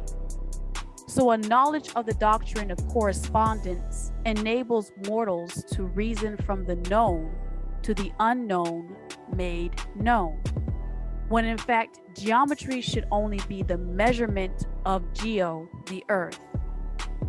From nothing to thing, from hydrogen to ether, and so on and on. The unreal has become real. Mental does in fact exist. Studying a thing reveals many things, all corresponding and pa tempta, the all, as part of all. It did not stop at the hydrogen atom. It does not stop at your God, Yahweh, Theos, or Allah. They are by your own words in heaven, in which is being opened with the master key, all in all. 3. The doctrine of vibration. Nothing rests. Everything moves. Everything vibrates. This is the key to manifestation. But beyond things is all without movement. This doctrine embodies the truth that everything is in motion. Everything vibrates. Nothing is at rest. Facts which modern scientific discovery tends to verify, and yet this Egyptian doctrine was enunciated thousands of years ago by the masters of ancient Egypt. This doctrine explains that the differences between different manifestations of matter, energy, mind, and even spirit result largely from varying rates of vibration, different from moving from place to place, from the ethereal, which is pure spirit, pure soul, down to the grossest form of matter. All things are in vibration. The higher the vibration, the higher the position in the scale. The lower the vibration, the more spiritual as matter vibrates at a slower rate. The particles become farther and farther apart. The vibration of spirit is at such an infinite rate of intensity and rapidity that it is practically at rest, just as a rapidly moving wheel seems to be motionless because all things work in cycles, as the serpent with its tail in its own mouth. And at the other end of the scale, there are gross forms of matter whose vibrations are so low as to seem at rest. So in fact, they are the same. Between these poles, there are millions upon millions of varying degrees of vibration, from corpuscle and electron, atom and molecule, to worlds and universes. Everything is in a vibratory motion, yet nothing is actually moving from its place. This is also true on the planes of energy and force, which are but varying degrees of vibration, and not so on to the spiritual planes. These states of existence are between the movement of that which vibrates at the space between the tick and tock of time, or the rest in a music scale. An overstanding of this doctrine with the appropriate formulas enables the ancient Egyptian order students to control their own vibrations as well as those of others. Vibrating on the lower bass texture tone of the past and travel back to when, or rise on the higher pitch of the future and travel up to when, which was then and becomes then from now. The masters also apply this doctrine to the conquering of natural phenomena in various ways. He or she who understands the doctrine of vibration has grasped the Sahem, scepter of power, master of time and space. Yet in knowing this doctrine of vibrations, know also that all things vibrate, but what of the nothing that exists? They have their own principle, not rated by movement. 4. The doctrine of polarity. Everything is dual. Everything has poles. Everything has its pair of opposites. Like and unlike are the same. Opposites are identical in nature, but different in degree. Extremes met. All truths are but half-truths. All paradoxes may be reconciled. Which is it? You can't have it both ways. This doctrine embodies part truth, that everything is dual. Hua, how y'all doing, family? Can I get a hua? Everybody in the house? Hua. Still shy? Hua. Hua mana. Hua mana. Okay. Hua mana. You tell me my thought count fee. Y'all absorbing the jewels? You getting it? Understanding it? Or, you know, it's one of the things you gotta listen to again and again. You know what I mean? Because every time you listen to it, just like every time you read it, you find something new. You hear it like the first time. Feel me?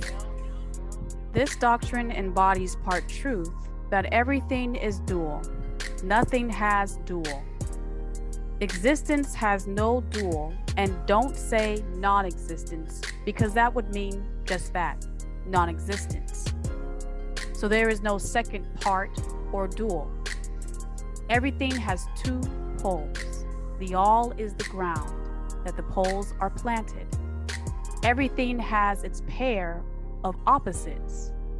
To create opposites is the trick of evil versus good, giving the devil or evil an equal place and part in things. No real opposition exists against all. Where would it come from? It would already be a part, all of which were old Egyptian axioms.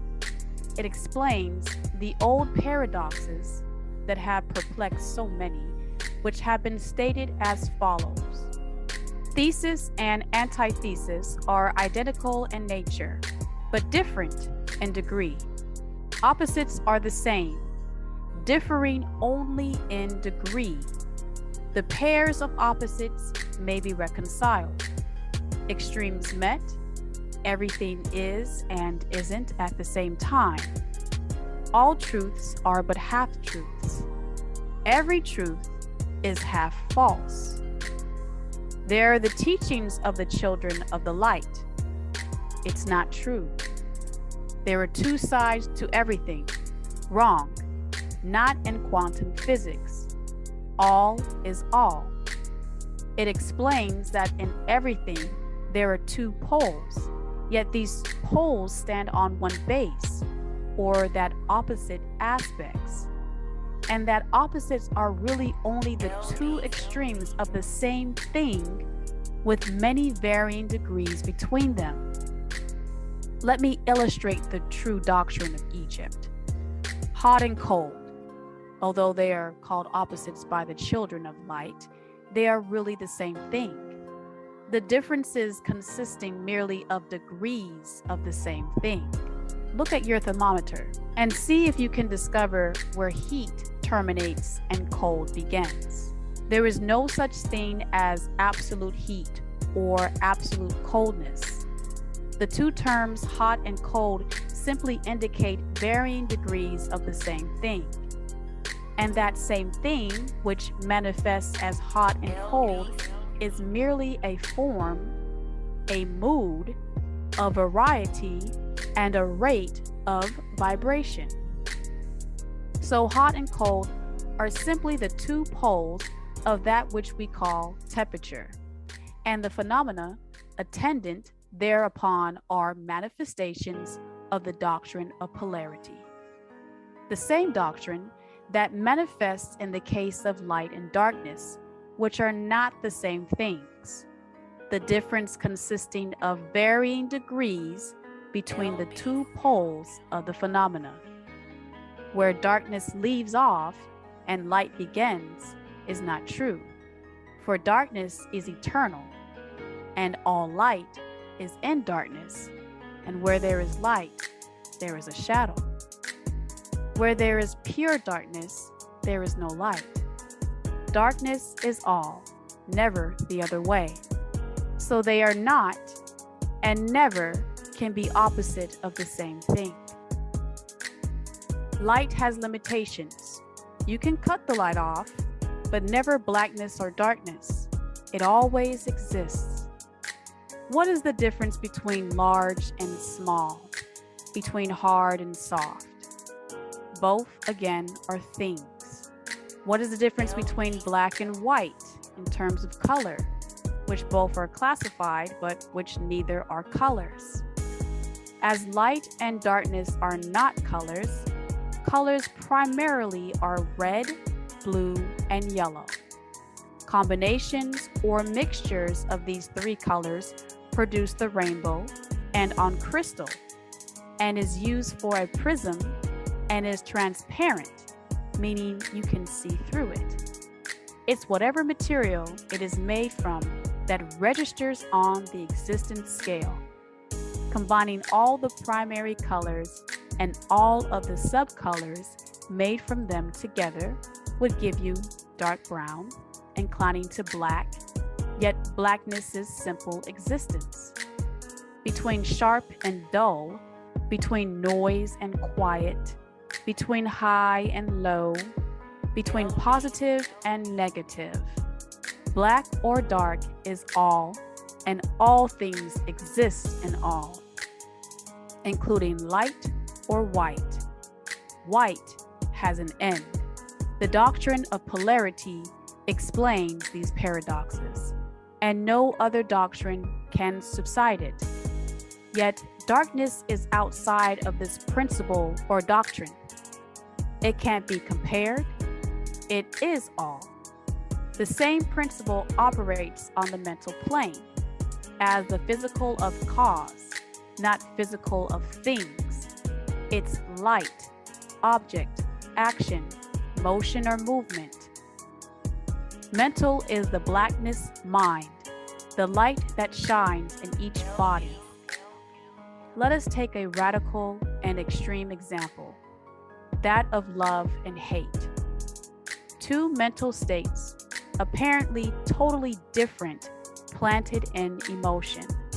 And yet there are degrees of hate and degrees of love, and a middle point in which we use the terms like or dislike, which shade into each other so gradually that sometimes we are at a loss to know whether we like or dislike or neither.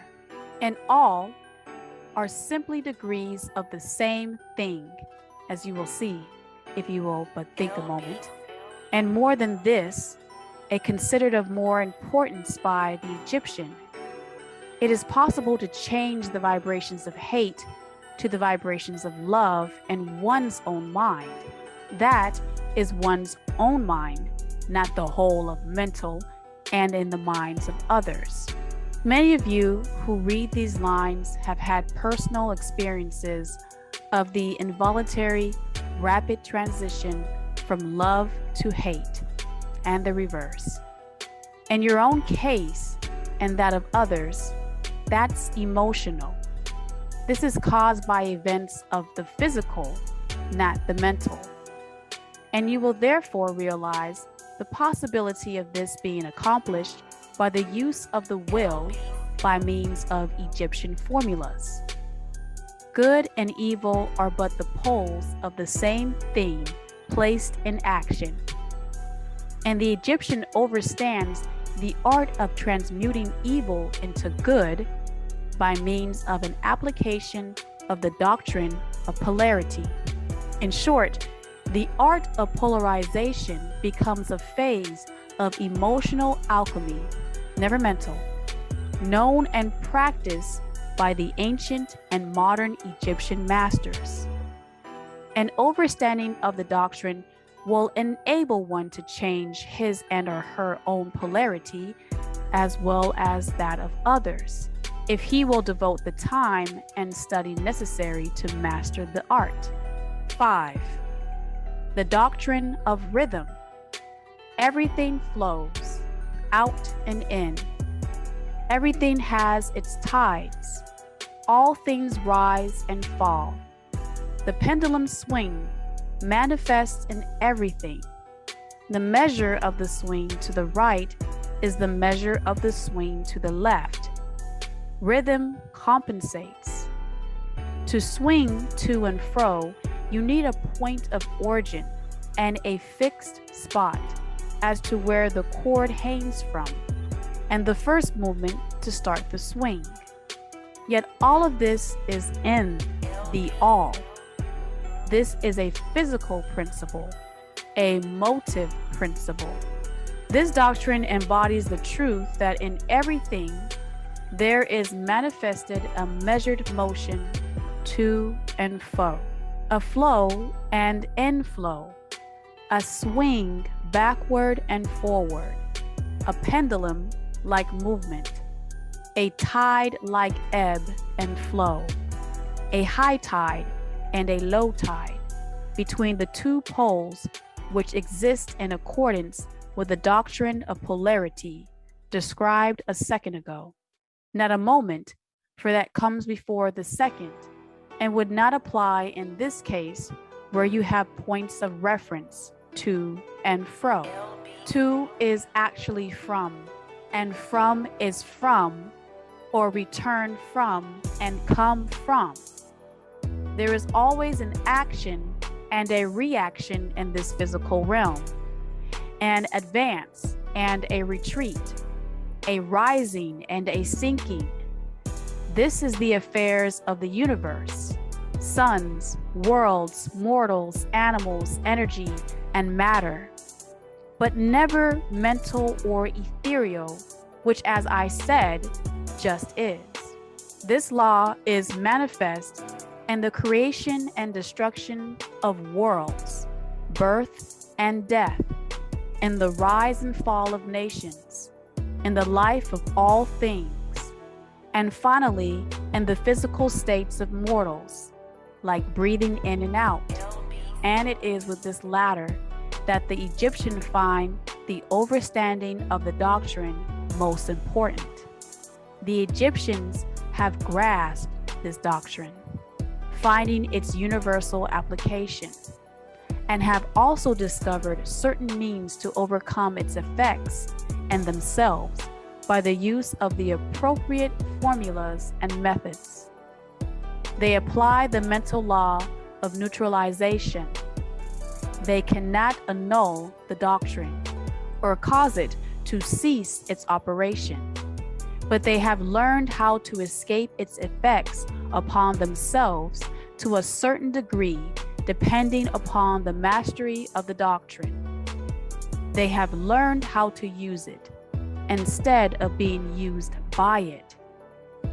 In this and similar methods consists the art of the Egyptians.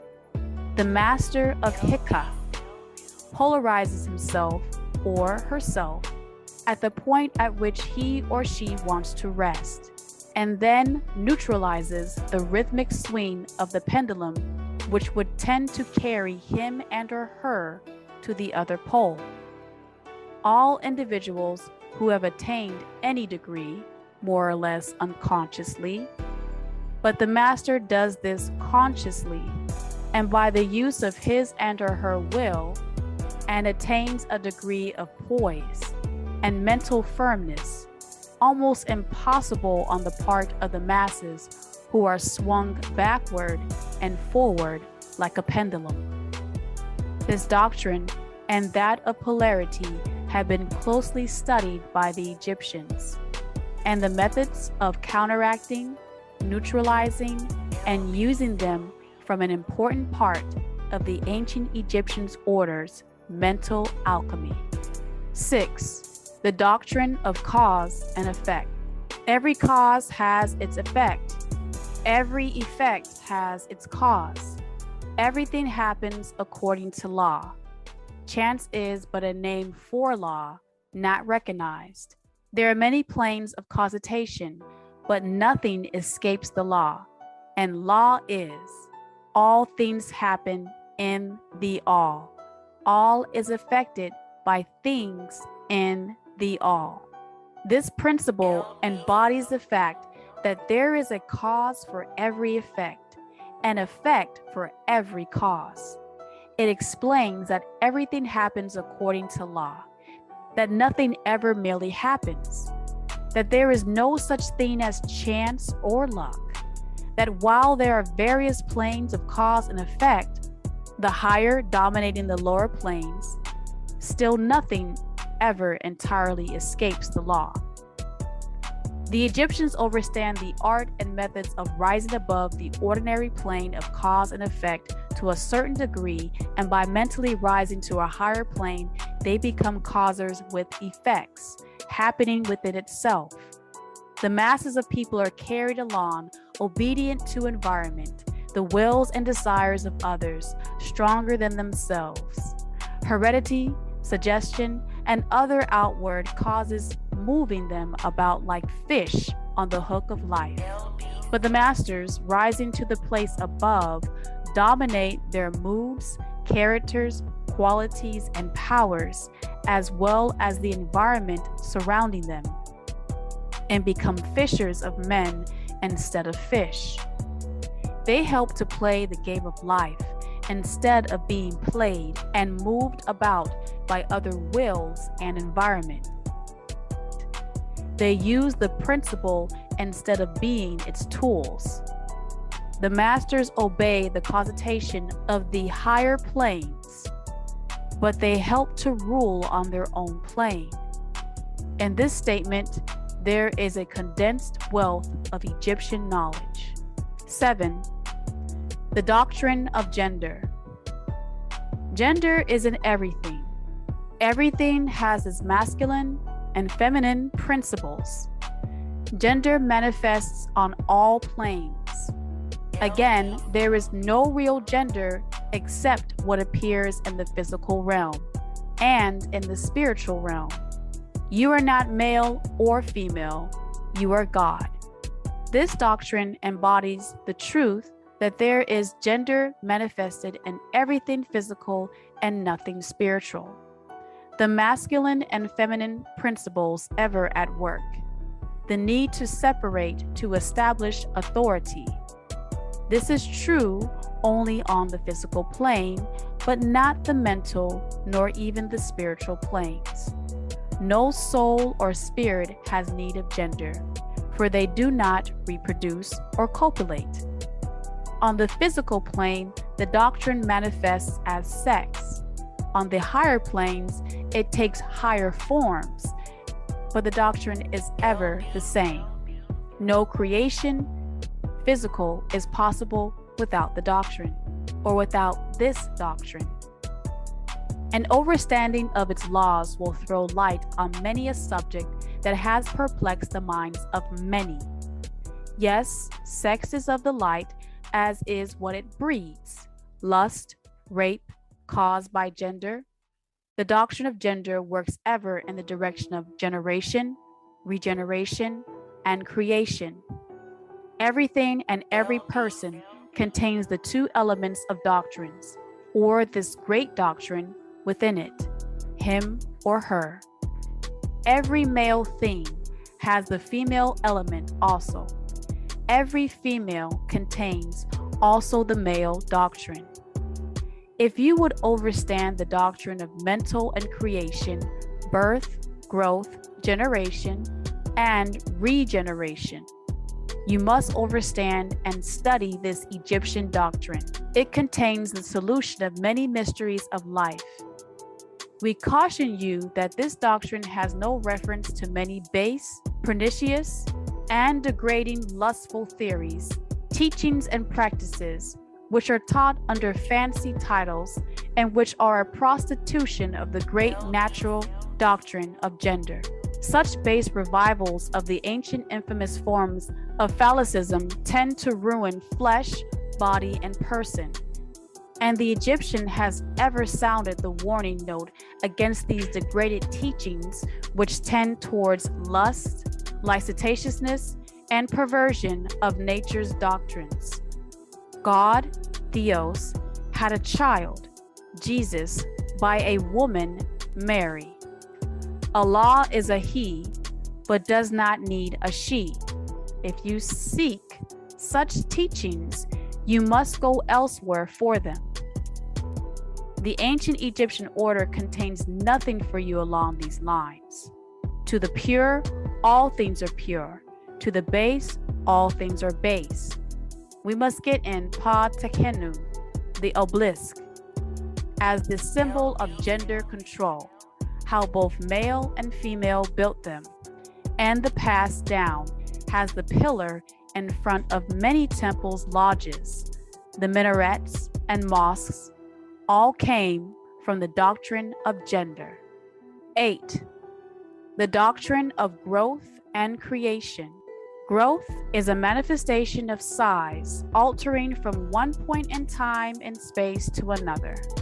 Creation is a manifestation of beginning and on to a specific designated point as found in the seed of the thought that initiates the idea of creation.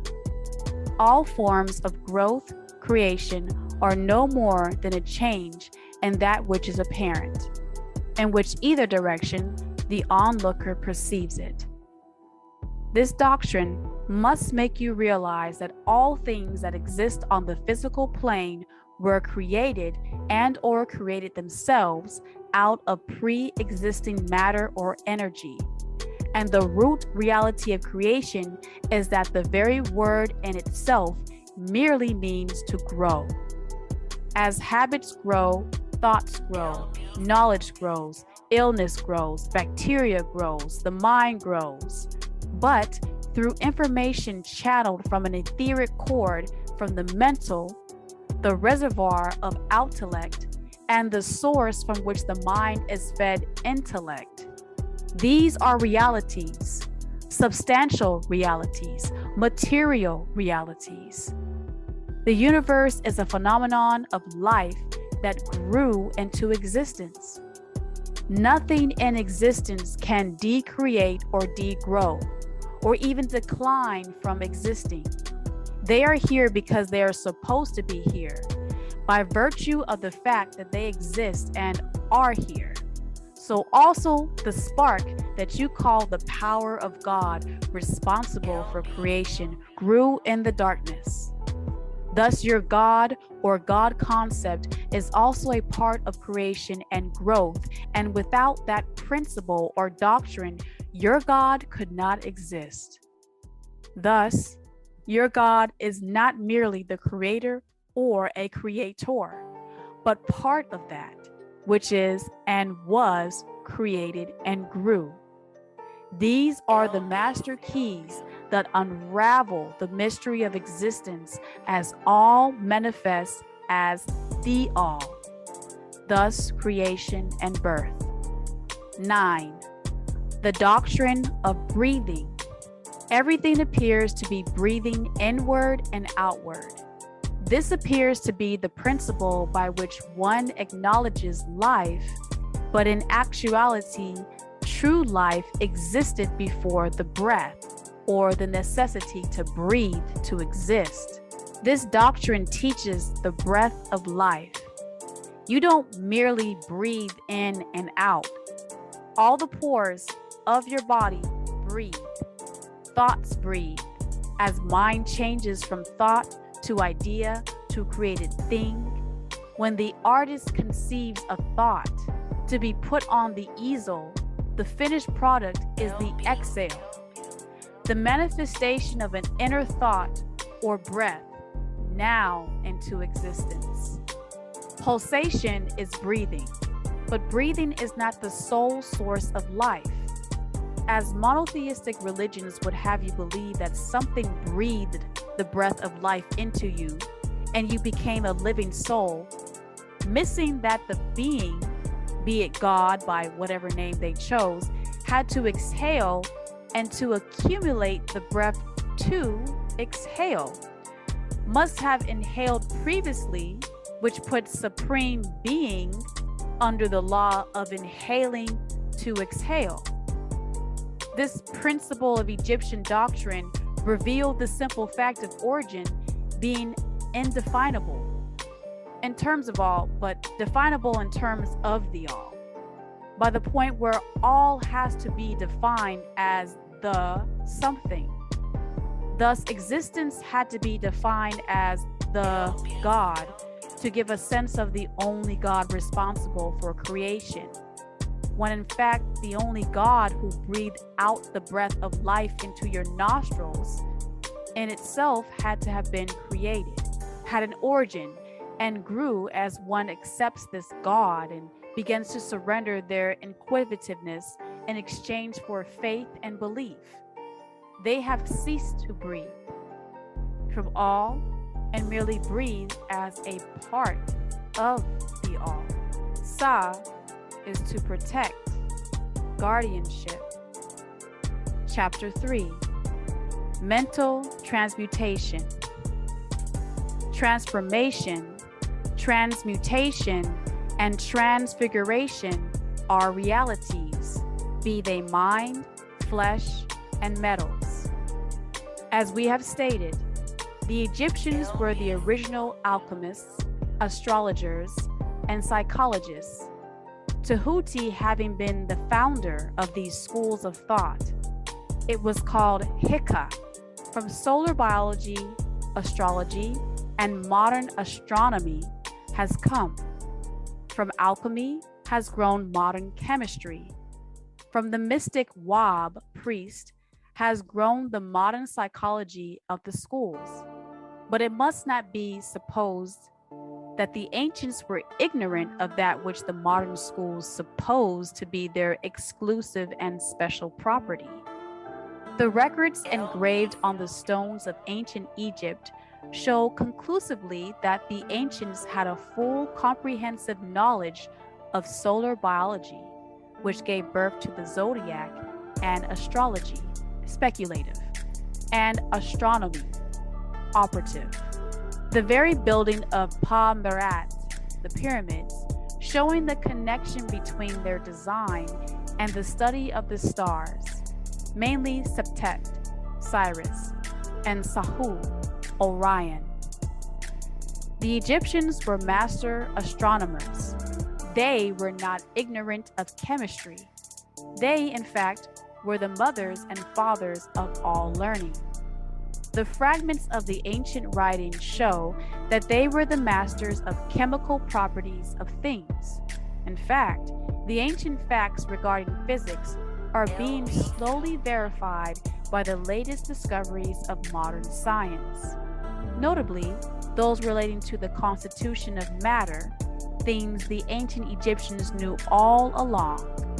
So you have discoveries means discover or discover, to uncover things already known. Now that the atom has been exposed to not be the smallest of all things in existence, they were not ignorant of the so-called modern discoveries in the working mind.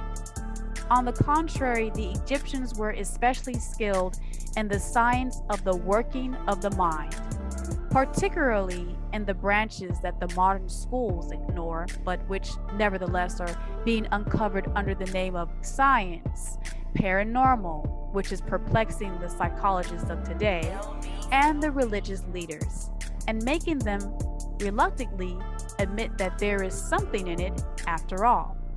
The Egyptians had the secrets. The Europeans did not know anything, had no sciences or knowledge, they were blinded by their own white light. The truth is that beneath the material chemistry, astronomy, and the working of the mind, that is, the physical and mental workings of the brain action, the ancients possessed a knowledge of transcendental astronomy, operative called astrology, speculative of transcendental chemistry, called alchemy, a transcendental psychology called mysticism.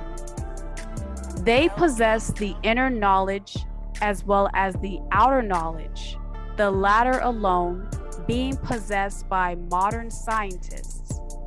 Among the many secret branches of knowledge possessed by the Egyptians was that known as mental transmutation, which forms the subject matter of this degree. Transmutation is a term usually employed to designate the ancient art of the transmutation of metals, particularly of the base metals into gold. The word transmutes means to change from one nature, form, or substance into another to transform. And accordingly, mental transmutation means the art of changing and transforming mental states, forms, and conditions into others. So you may see that mental transmutation is the art of mental chemistry. If you like the term, a form of practical mysticism.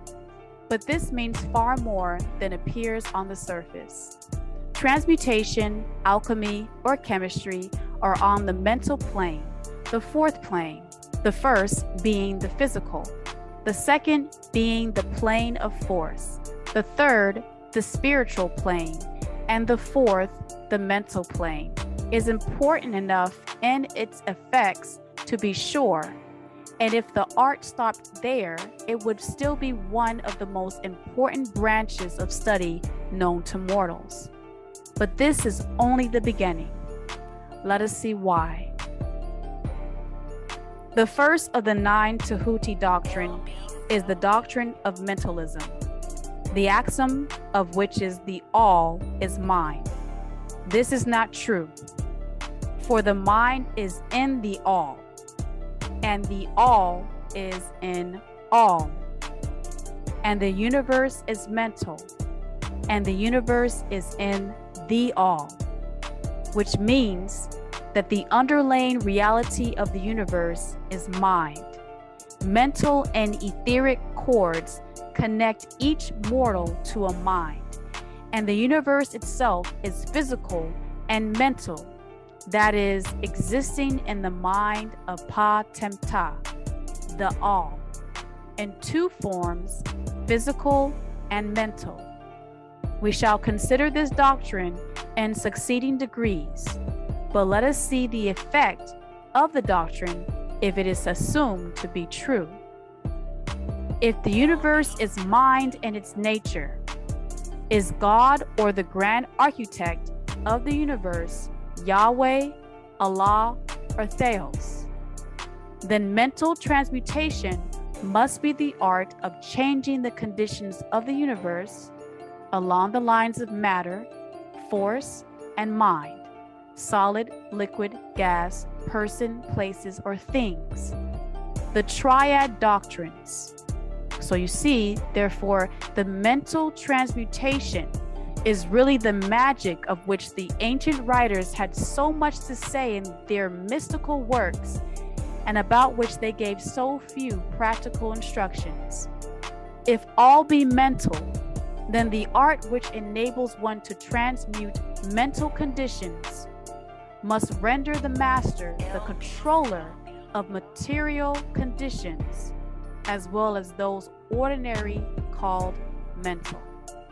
As a matter of fact, none but advanced mental alchemists have been able to attain the degree of power necessary to control the grosser physical conditions, such as the control of the elements of nature that would make them a god or supreme being, the production of suscitation, the tempests, the production of suscitation of earthquakes, rain, hail, and other great physical phenomena, these beings were gods. But that such mortals have existed and do exist today is a matter of earnest facts to all advanced occultists of all schools, which all came from Egypt, that Pa-Nabat, the masters, exist and have these powers. The best teachers assure their students, having had experiences which justify them in such realities and statements. These Netarat or Nitirat, supreme beings, do not make public exhibitions of their powers, but seek seclusion from crowds of mortals as mortal, living and acting as the normal, in order to better work their way along the path of attainment and to bring others with them. We mention their existence, but students of lesser degree than Pa-Nitirat, the supreme beings, the initiates and teachers, are able to freely work along the mental plane and mental transmutation. In fact, all that we call psychic phenomena, mental science, new thought phenomena, etc., operates along the same general lines, for there is but one doctrine involved, no matter by what name the phenomena be called. The student and practitioner of mental transmutation works among the mental plane, transmuting mental conditions, states, etc., into others according to various formulas, more or less efficacious. The various treatments, affirmations, denials, etc., of the schools of mental science are but formulas, often quite perfect and scientific, of the Egyptian art. The majority of modern practitioners are quite ignorant compared to the ancient masters, for they lack the fundamental knowledge upon which the work is based. Not only may the mental states, etc., of oneself be changed or transmuted by the ancient Egyptian order methods, but also the states of others may be and are constantly transmuted in the same way, usually unconsciously, but often consciously by some overstanding the laws and doctrines, in cases where the people affected are not informed of the doctrine of self-protection. And more than this, as many students and practitioners of modern mental science know, every material condition depending upon the minds of other people may be changed or transmuted in accordance with the earnest will, and treatments of people wanting to change conditions of life. The public are so generally informed regarding these things at present that we do not deem it necessary to mention the same at length. Our purpose at this point being merely to show the Egyptian doctrine and art underlying all of these various forms of practice, good and evil, for the force can be used in opposite directions according to the Egyptian doctrine of polarity. In this little book, I shall state the basic doctrine of mental transmutation, that all who read may grasp the underlying doctrines, and thus possess the master key that will unlock the many doors of the doctrine of polarity. I shall now proceed to a consideration of the first of the Tahuti 9 doctrine, the doctrine of mentalism, in which is explained the truth that the mental is in the all, and that each individual receives mental impressions in the mind. The universe is mental. In the words of Tahuti, I ask the close attention and careful study of this great doctrine on the part of my students of the ancient Egyptian order, for it is really the basic doctrine of the whole Egyptian teaching and of the Tahuti art of mental transmutation. Wajet, or I, all-seeing. Chapter 4. Pa Tempta, the All. The All is I am. The All is the physical, the existence, the definite article, substantial reality. Substance means that which underlies all outward manifestations. Substance, person, places, things, the essence, the essential reality, the thing in itself, etc. Substantial means actually existing, being the essential element, being real, etc. Reality means the state of being real, true, enduring, valid, fixed, permanent, actual, etc. Under and behind all outward appearances or manifestations, there must always be a substantial reality. This is the law.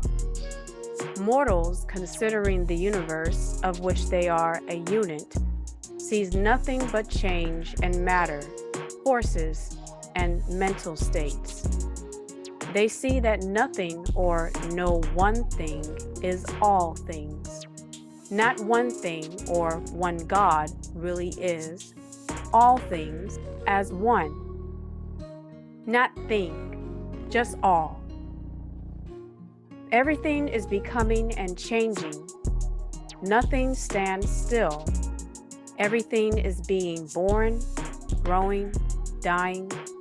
The very instant a thing reaches its height, it begins to decline into another state of existence. The law of rhythm is in constant operation. There is no reality, enduring quality, fixity, or substantiality in anything. All things are permanent, but change. Yet never gone and mental and physical is one state vibrating at different speeds. They see all things evolving from other things and resolving into other things, yet they all exist. Nothing is totally gone. If so, where do they go? A constant action and reaction, inflow and outflow, building up and tearing down, creation and destruction. And even destruction means to destroy, not to eliminate, and to remove means simply to move again. Birth, growth, and death. At death, it's not over. Over means above, that's all. Nothing endures but change. And if they are thinking mortals, they realize that all of these changing things must be but outward appearances or manifestations of some underlying power, some substantial reality. All thinkers in all lands and in all times have assumed the necessity for postulating the existence of substantial reality. The all is, and their all became God by many names. All doctrines worthy of the name have been based upon this thought. Mortals have given to this substantial reality many names: Yahweh, Theos, Deus, Allah, Adonai. Some have called it by the term of Supreme Being, under many titles. Others have called it the Infinite and Eternal Energy. Others have called it and still matter, and in God in flesh as himself, or his own son, or personification, but all have acknowledged its existence. It is self-evident, it needs no argument. You exist. So some powerful force, by whichever name, exists through you. They are your blood, seed link through your family. If you are reading this scroll now, then you existed thousands of years ago in and through your blood seed. In these degrees, we have followed the example of some of the world's greatest thinkers, both ancient and modern Egyptian masters, have called this underlying power, this substantial reality, by the Egyptian name of Pa-Tempta, the All, which term I consider the most comprehensive of the many terms applied by mortals to that which transcends names and terms. I accept and teach the view of the great Egyptian thinkers of all times, as well as of those illuminated souls who have reached higher planes of being, both of whom assert that the inner nature of the All is unknowable. Yet we are in it. So in fact, it's not unknowable at all, but rather very known, as we exist in the All. This must be so, for naught, by the All itself, can comprehend its own nature and being, and we are in the deeds and actions and its manifestations. The Egyptians accept and teach that the All in itself is and must ever be unknowable to those who fear the reality that they are a part of God and thus gods themselves. The Egyptians had no problem with this. They regard all the theories, guesses, and speculations of the theologians and metaphysicians regarding the inner nature of the All as but the childish efforts of mortal minds to grasp the secret of the infinite of which they must be a part of, or must be a part if they exist. Even if God or a god said puff and they were created, still they would have had to exist in God's mind and God's being to come into existence. But those blinded by religious light can never see this. But they must. Such beliefs have always failed and will always fail, from the very nature of the task, to try to make a God that exists not exist. Yet we are to believe in this non-existing God, and if we seek to prove it exists on this physical plane, then we become blasphemers. This is truly blindness. One pursuing such inquiries travels around and around in a labyrinth of thought until he and or she is lost to all sane reasoning, action, or conduct, and is utterly unfitted for the work of life. Can't face reality. He and or she is like the hamster which frantically runs around and around the circling treadmill wheel of his cage, traveling ever and yet reaching nowhere, at the end a prisoner still, and standing just where he and or she started with no proof. They must teach you, get your answers at death, so that you won't seek to know while you live. And still more presumptuous are those who attempt to ascribe to the All the personality, qualities, properties, characteristics, and attributes of themselves, ascribing to the All the human emotions, feelings, and characteristics as their own God. Jesus, Buddha, Mazda, and Krishna. But the Egyptians did not, nor never implied that just Asaru or Khonsu or Amun-Ra is the All. No, but rather they are the All as all of them exist, even down to the pettiest qualities of human beings and humankind, such as jealousy, susceptibility to flattery and praise, desire for offerings and worship, and all the other survivals from the days of the childhood of the race. Such ideas are not worthy of grown men and women and are rapidly being discarded. At this point, it may be proper for me to state that we make no distinction between religion and theology, between philosophy and metaphysics. They all deal in hope. Religion, to us, means institutional realization of the existence of the All and one's relationship to the All and all. We ascribe personality, qualities, and characteristics to the all in all, as that is us. Theories regarding its affairs, wills, desires, plans, and designs, and their assumption of the office of middlemen between the all is the key. And the people must learn to respect the Hierophant, the Wahbat, and the Rabat. Philosophy to us means the inquiry after knowledge of things knowable and thinkable, but not sure. While metaphysics means the attempt to carry the inquiry over and beyond the boundaries and into regions believed unknowable and unthinkable, yet not and with the same tendency as that of theology.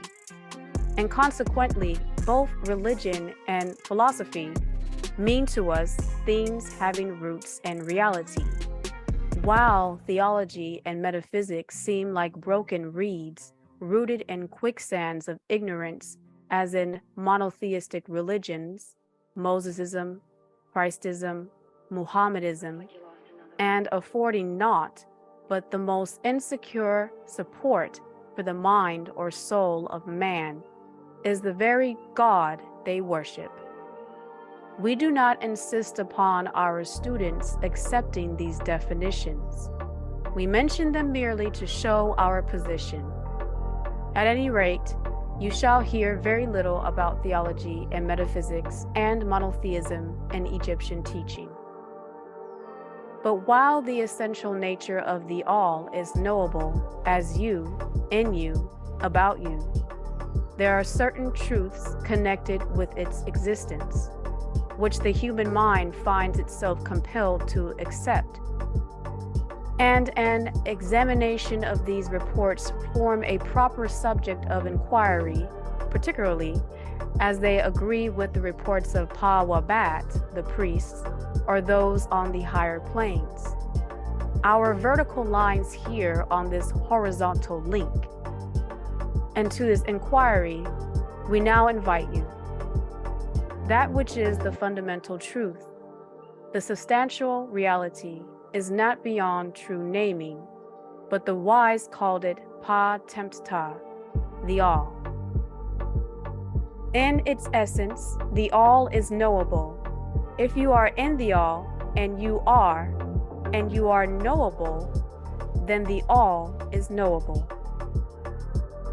The human reason, whose reports we must accept to as long as we think at all, informs us as follows regarding the all, and that without attempting to remove the veil of the knowable. We need not to remove the veil off God, but rather just go up and take the mask and put it on to inherit your responsibility as a child of God and a God yourself. 1. The all must be all that really is. There can be nothing existing outside of the all, else the all would not be the all. Even the all is in all. 2. The all must be in the infinite, as infinite is infinite. For there is nothing else to define, confined, or bound, limit or restrict all. But the all has the distinction of being the all, as if there are others, but they are not the one we are talking about. It must be infinite in time, in a finite state of time, or eternal. It must have always continuously existed, for there is nothing else to have ever created it, and something can never evolve from nothing. And if it had ever not been, even for a moment, it would not be now. It must continuously exist forever, for there is nothing to destroy it, and it can never not be, even for a moment, because something can never become nothing. It must be infinite in space. Infinite exists in blackness. Infinite. It must be everywhere. For there is no place outside of all. It cannot be otherwise than continuous in space, without break, cessation, separation, or interruption. For there is nothing to break, separate, or interrupt its continuity, and nothing with which to fill in the gaps. It must be infinite in power or absolute darkness, for there is nothing to limit, restrict, restrain, confine, disturb, or condition blackness, but light. Black is far, black is near or night. As night, it is subject to no other power stronger than black. 3. The all must be immutable, or not subject to change in its real nature. The all has a nature, for you are the all in all, as inside all. All is not nature, but has nature moving in it as Hanu. For there is nothing to work changes upon all, but the all can grow within all. Nothing into which it could change, nor from which it could have changed. It cannot be added to, nor subtracted from, increased nor diminished, nor become greater or lesser in any respect whatsoever. It must have always been, and must always remain, just what it is now, all. There has never been, is not now, and never will be anything else into which it can change. The all is a it, but all can't really be called an it. It is also an all. All being infinite, absolute, eternal, and unchangeable, it must follow that anything finite, changeable, fleeting, and conditioned cannot be all, but can happen to all. To say Allah, God, is one, is it, or the all, oneness, is its, or all's. And as there is nothing outside of all, in reality, then any and all such finite things must be as nothing in reality. So their gods does not exist in all, and all is in all, even all the thus. Now do not become befogged nor frightened by facts. We are not trying to lead you into anything. This was your way of life, long before monotheism. There is a reconciliation of this apparently contradictory state of affairs. Be patient, we will reach it in time. We see around us that which is called matter, which forms the physical foundation for all forms. Is the all merely matter? Are you just body? Not at all. Mere matter cannot manifest life or mind. And as life is manifested in the universe, mind is unmanifested, yet exists in the all, and cannot be only matter. For nothing rises higher than its own source. Nothing is ever manifested in an effect that is not in the cause. Nothing is evolved as a consequent that is not involved as an antecedent. And then modern science informs us that there is really no such thing as matter, quantum physics, that what we call matter is merely interrupted energy or force, that is, energy or force at a low rate of vibration. Why this book needs updating, being written wrong in 1912, then 1940, long before the new realities, like the splitting of the atom and antimatter, as well as quarks and zells. Many things today means the old Kabbalion today is wrong information, misleading many. Matter has melted into mystery. That is my story, not his story. His story became his story. Even material science has abandoned the theory of matter and now rests on the basis of energy, and not a God created this or that. Where is the proof? Is the all mere energy or force? Not energy or force as the materialists use the terms, for their energy and force are blind, mechanical things devoid of life or mind. Life and mind can never evolve from blind energy or force called light. For the reason being, all things originated from and in darkness. Nothing rises higher than its source. Nothing is evolved unless it is involved. Nothing manifests in the effect unless it is in the cause, and so the all cannot be mere energy or force. For if it were, then there would be no such things as life and mind in the human or existence. And we know better than that, because you need both life and mind to read this scroll. For we are alive and using mind to consider this very question. And so are those who claim that energy or force is everything as their God. Wrong. What is there higher than matter or energy that we know to be existent in the universe? Life and mind. Life and mind and all their varying degrees of unfoldment. Then you ask, do you mean to tell us that all is life and mind? Yes and no is our answer.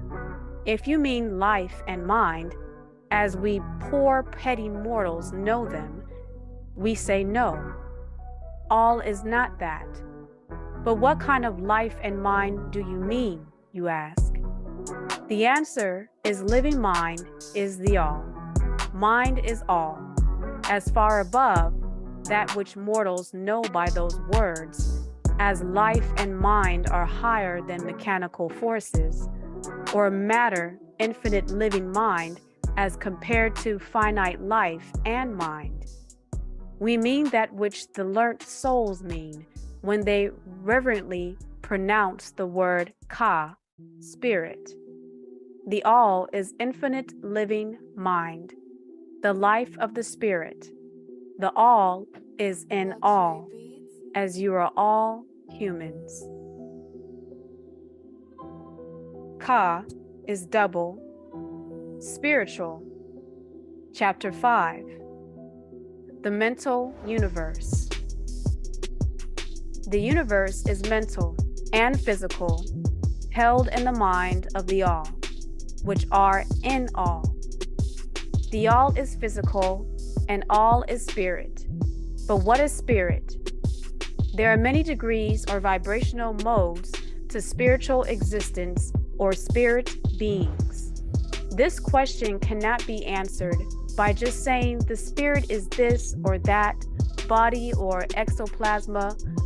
The reason is that its definition is practically that the all is a form of God, which cannot be explained or defined in religion or faith, but science is the key. Spirit is simply a name that mortals give to the highest conception of infinite living mind. It means the real essence.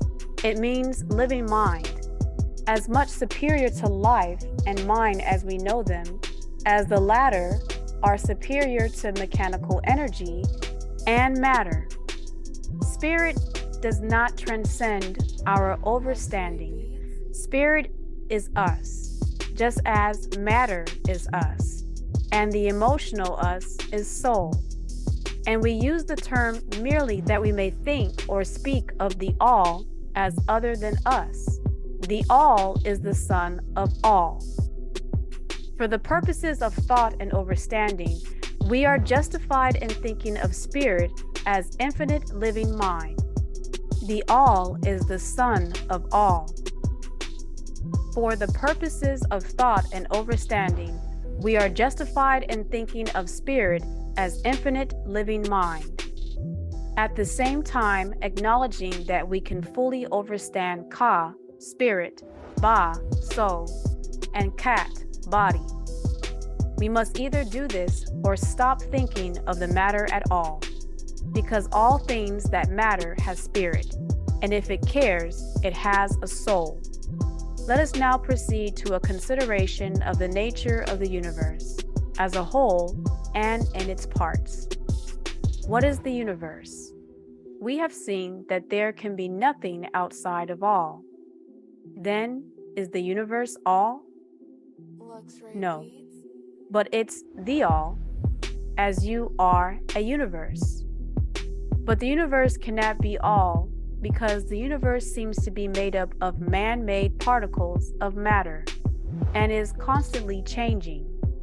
And in other ways, it does not measure up to the ideas that we are compelled to accept regarding all, as stated in our last degree. Then if the universe be not all, but in all, then it must be something or things as it is. Such is the inevitable conclusion of the mind at first thought, and has been proven. But this will not satisfy the question, for we are sensible of the existence of the universe, and that tells us that it's the all, not all. Then if the universe is the all, and not all, nor nothing, but something, what can it be? Let us examine this question. If the universe exists at all, or seems to exist, it must proceed in some way from all. It must be a creation of all, created as the all in which things exist, but as something can never come from nothing. From what could have all have created it? It was not created. It always existed, because even time would exist in all as a part of the all. Some wise men have answered this question by saying that all created the universe, the all from itself, and that's true, that is, from the being and substance of all. You get the all, but this will not do, for all cannot be subtracted from nor divided, as we have seen. And then again, if this be so, would not each particle in the universe be aware of its being? Yes, but as the all in all cannot lose its knowledge of itself, nor actually become an atom, or blind force, or lowly living thing. This is the job of the all.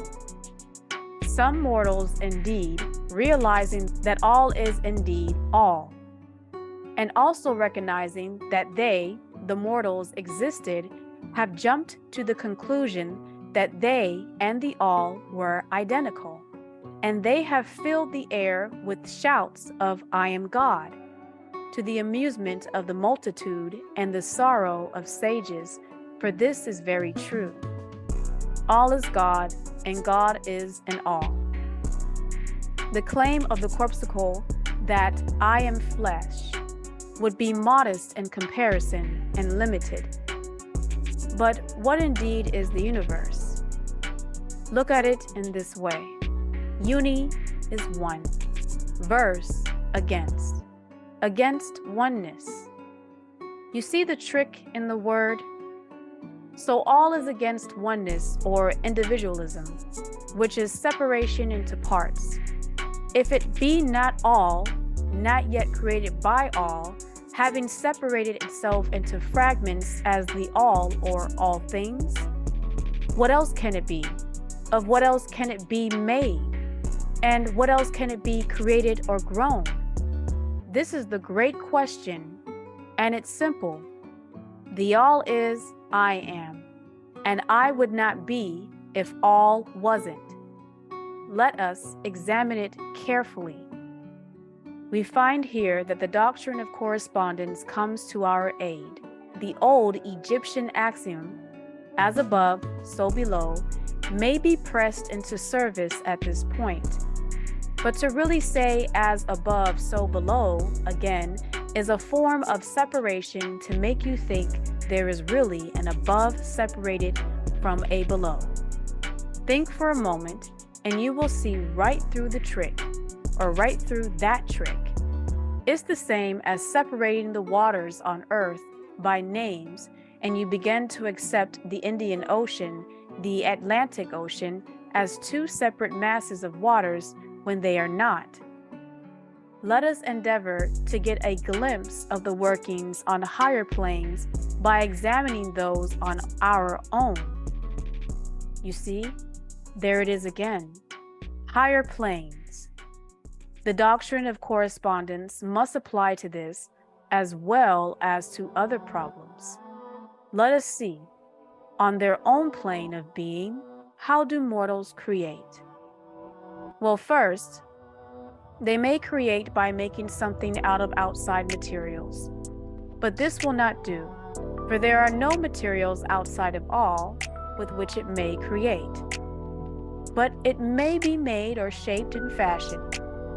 Well then, secondly, mortals procreate or reproduce their kind by the process of begetting, which is self-multiplication accomplished by transferring a portion of his substance to their offspring to grow in the womb.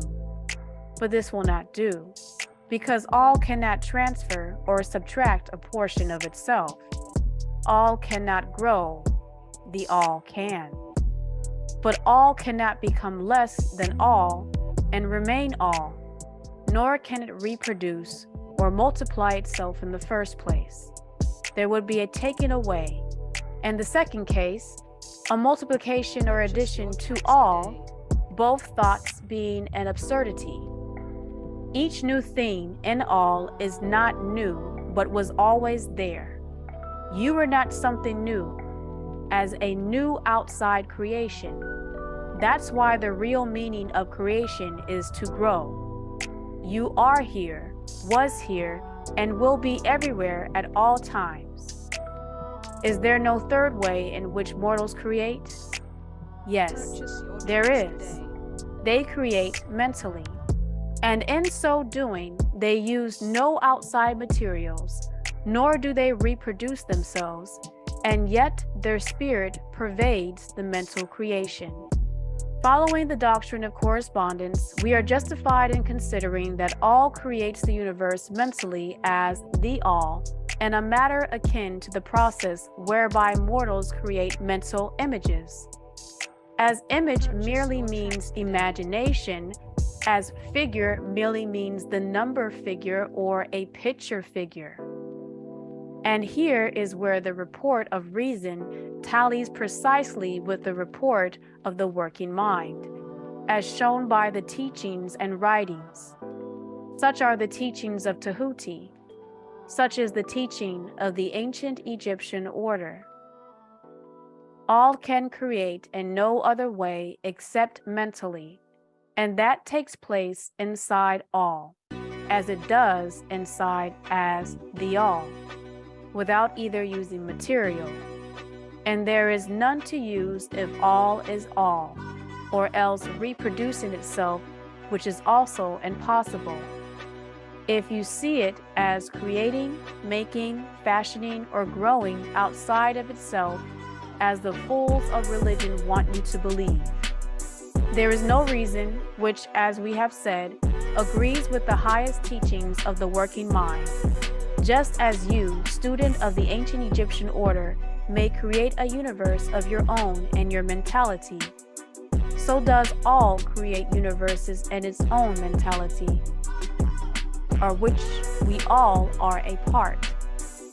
But your universe is the mental creation of a finite mind. The all is within it, whereas that of all is the creator of infinite and finite. The two are really one of a kind, but infinitely different in degree.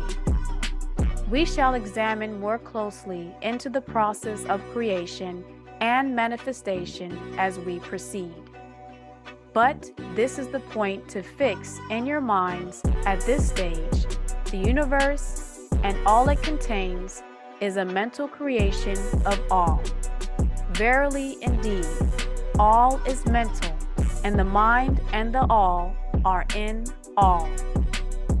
The all exists in its infinite mind, countless universes, which exist for aeons of time, and yet to the all, the creation, development, decline, and death of 1,000,000 universes is as the time of the twinkling of an eye. The all thinks things into being, yet doing this great work as a part of all. The infinite mind of the all is the womb of universes and finite breathing life in all living things.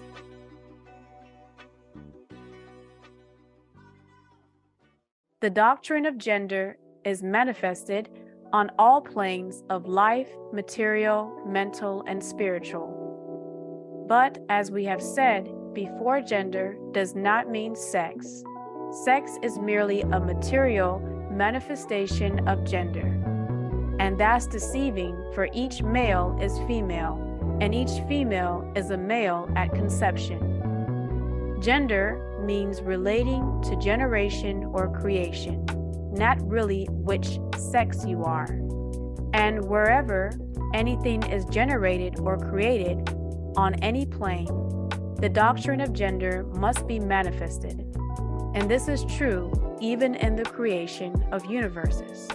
Now, do not jump to the conclusion that we are teaching that there is a male and female creator. All is not male or female, but in fact both.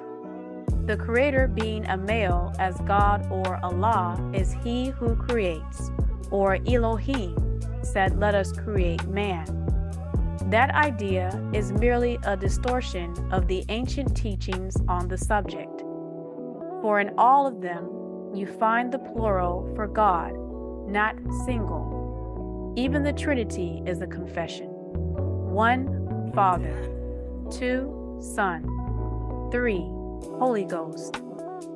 Allah has 99 attributes or titles, but he is also a plural in the Quran as Al-Ahad. But again, they give this creator a gender, he. The true teaching is that the all in itself is above gender, being both male and female, as it is above every other law, including those of time and space. But of object or thing, we have who was first to deal with.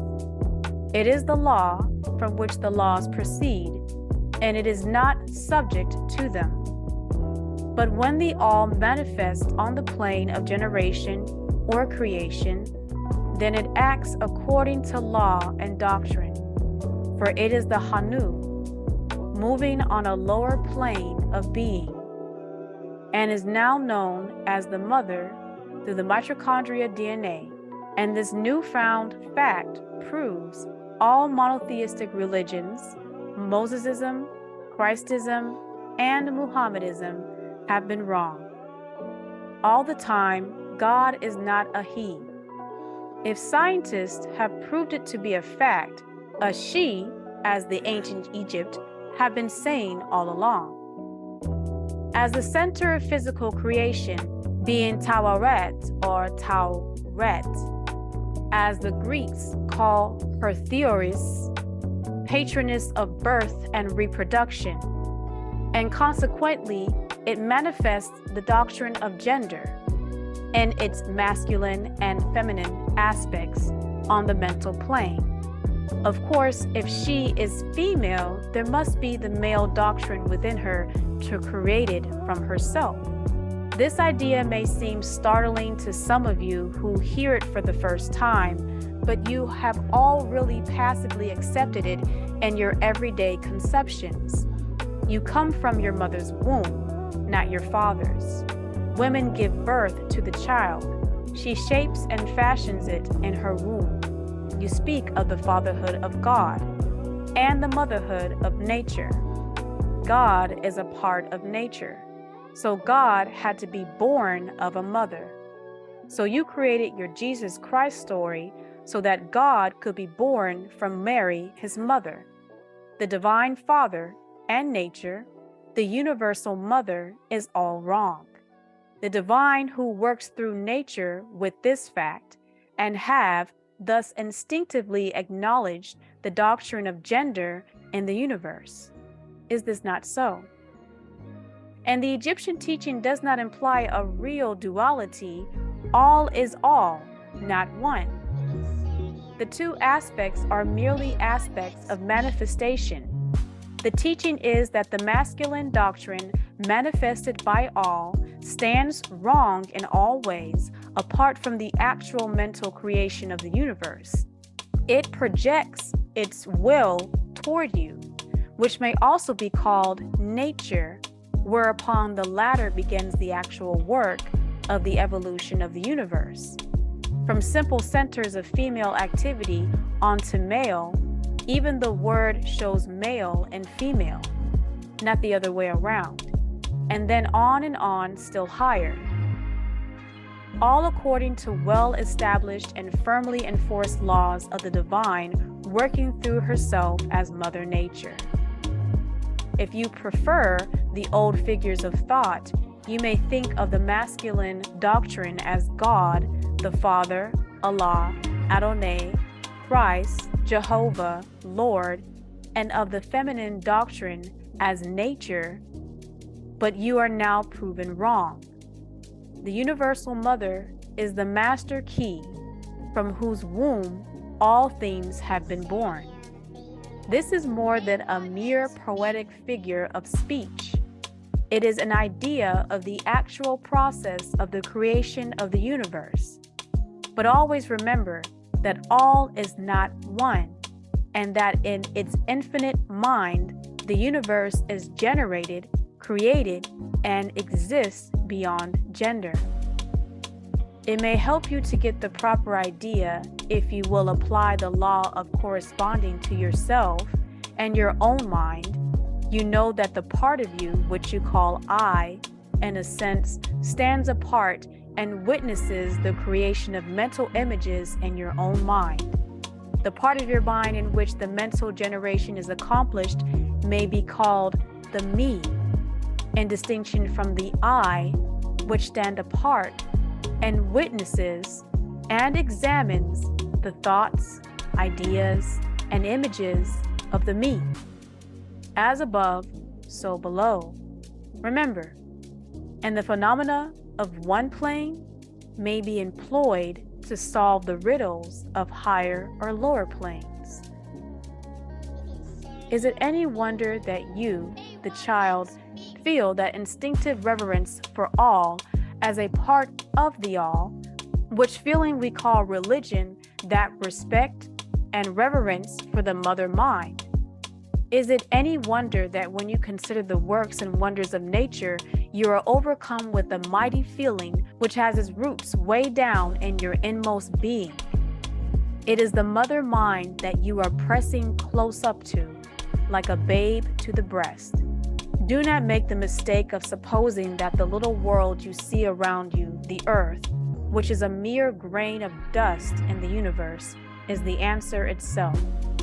There are millions upon millions of such worlds and greater, and there are millions of such universes in existence within the infinite mind of all, and you can and will visit all of them on this great journey. And even in our own little solar system, in your solar plex, there are regions and planes of life far higher than yours, and beings compared to which you earthbound mortals are as the slimy life forms that dwell on the ocean's bed when compared to mortals. There are beings with powers and attributes higher than mortals have ever dreamed of the gods he worshipped, possessing the Netirat, supreme beings. And yet these beings were once as you, and still lower, and you will be even as they, and still higher, in time, for such is the destiny of mortals as reported by the working minds. And death is not real. even in the relative sense. It is a birth to a new life in all, and you shall go on, and on, and on, to higher and still higher planes of life, for aeons upon aeons of time. The universe is your home, and you can never explore its farthest recesses, nor reach the end of time, for they don't exist in all. You are dwelling in the finite, linked to the infinite mind of all, and your possibilities and opportunities are not limited, both in time and space. And at the end of the grand cycle of aeons, all shall draw back into itself and of its creations. You will go gladly, for you will then be able to know the whole truth of being at one with all. Such is the report of the Creator Master Tahuti, those who have advanced well along the path. And in the meantime, rest calm and serene. You are safe and protected by the infinite power of the Mother Mind, manifested as the Father Protector called Bess. Within the Mother Mind, mortal children are at home. There is not one who is motherless in the universe. Pleo, or Ku, Control, Chapter 6, The Divine Paradox.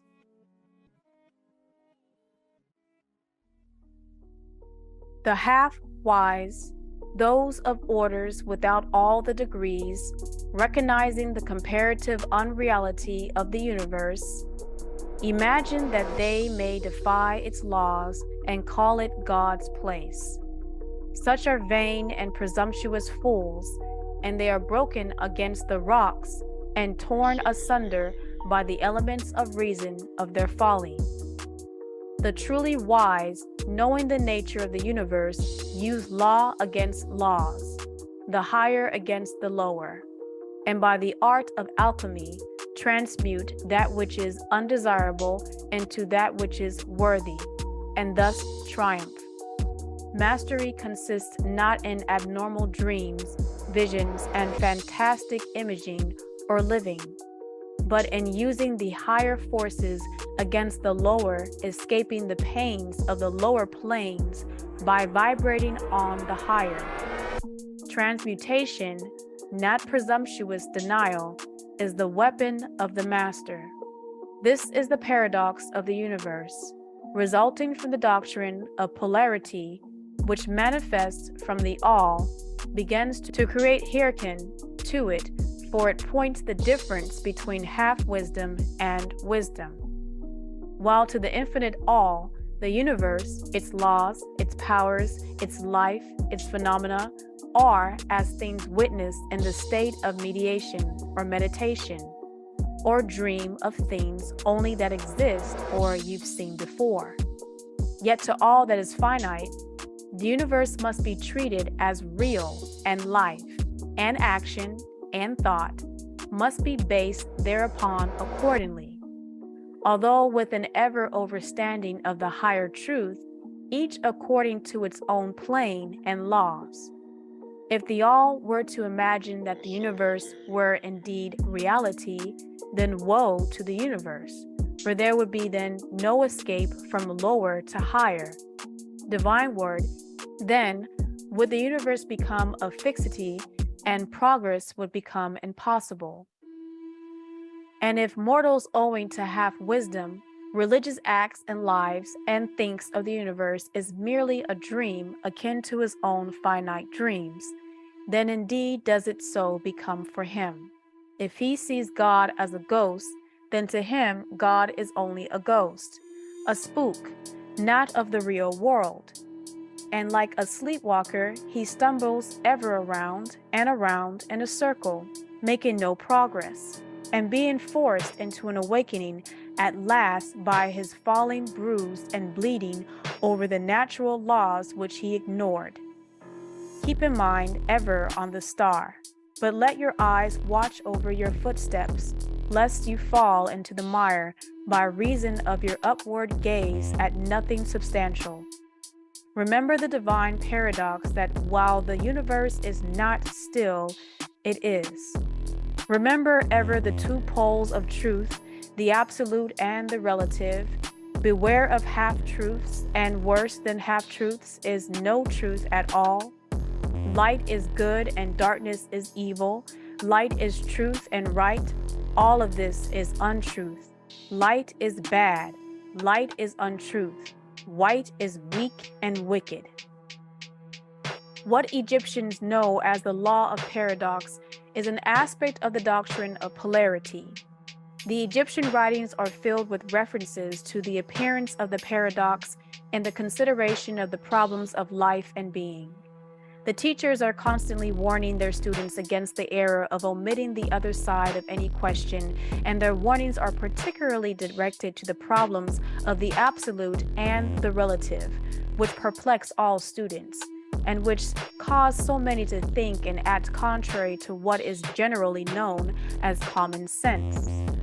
And we caution all students to be sure to grasp the divine paradox of the absolute and relative, lest they become entangled in the mire of the half-truth and the non-truths.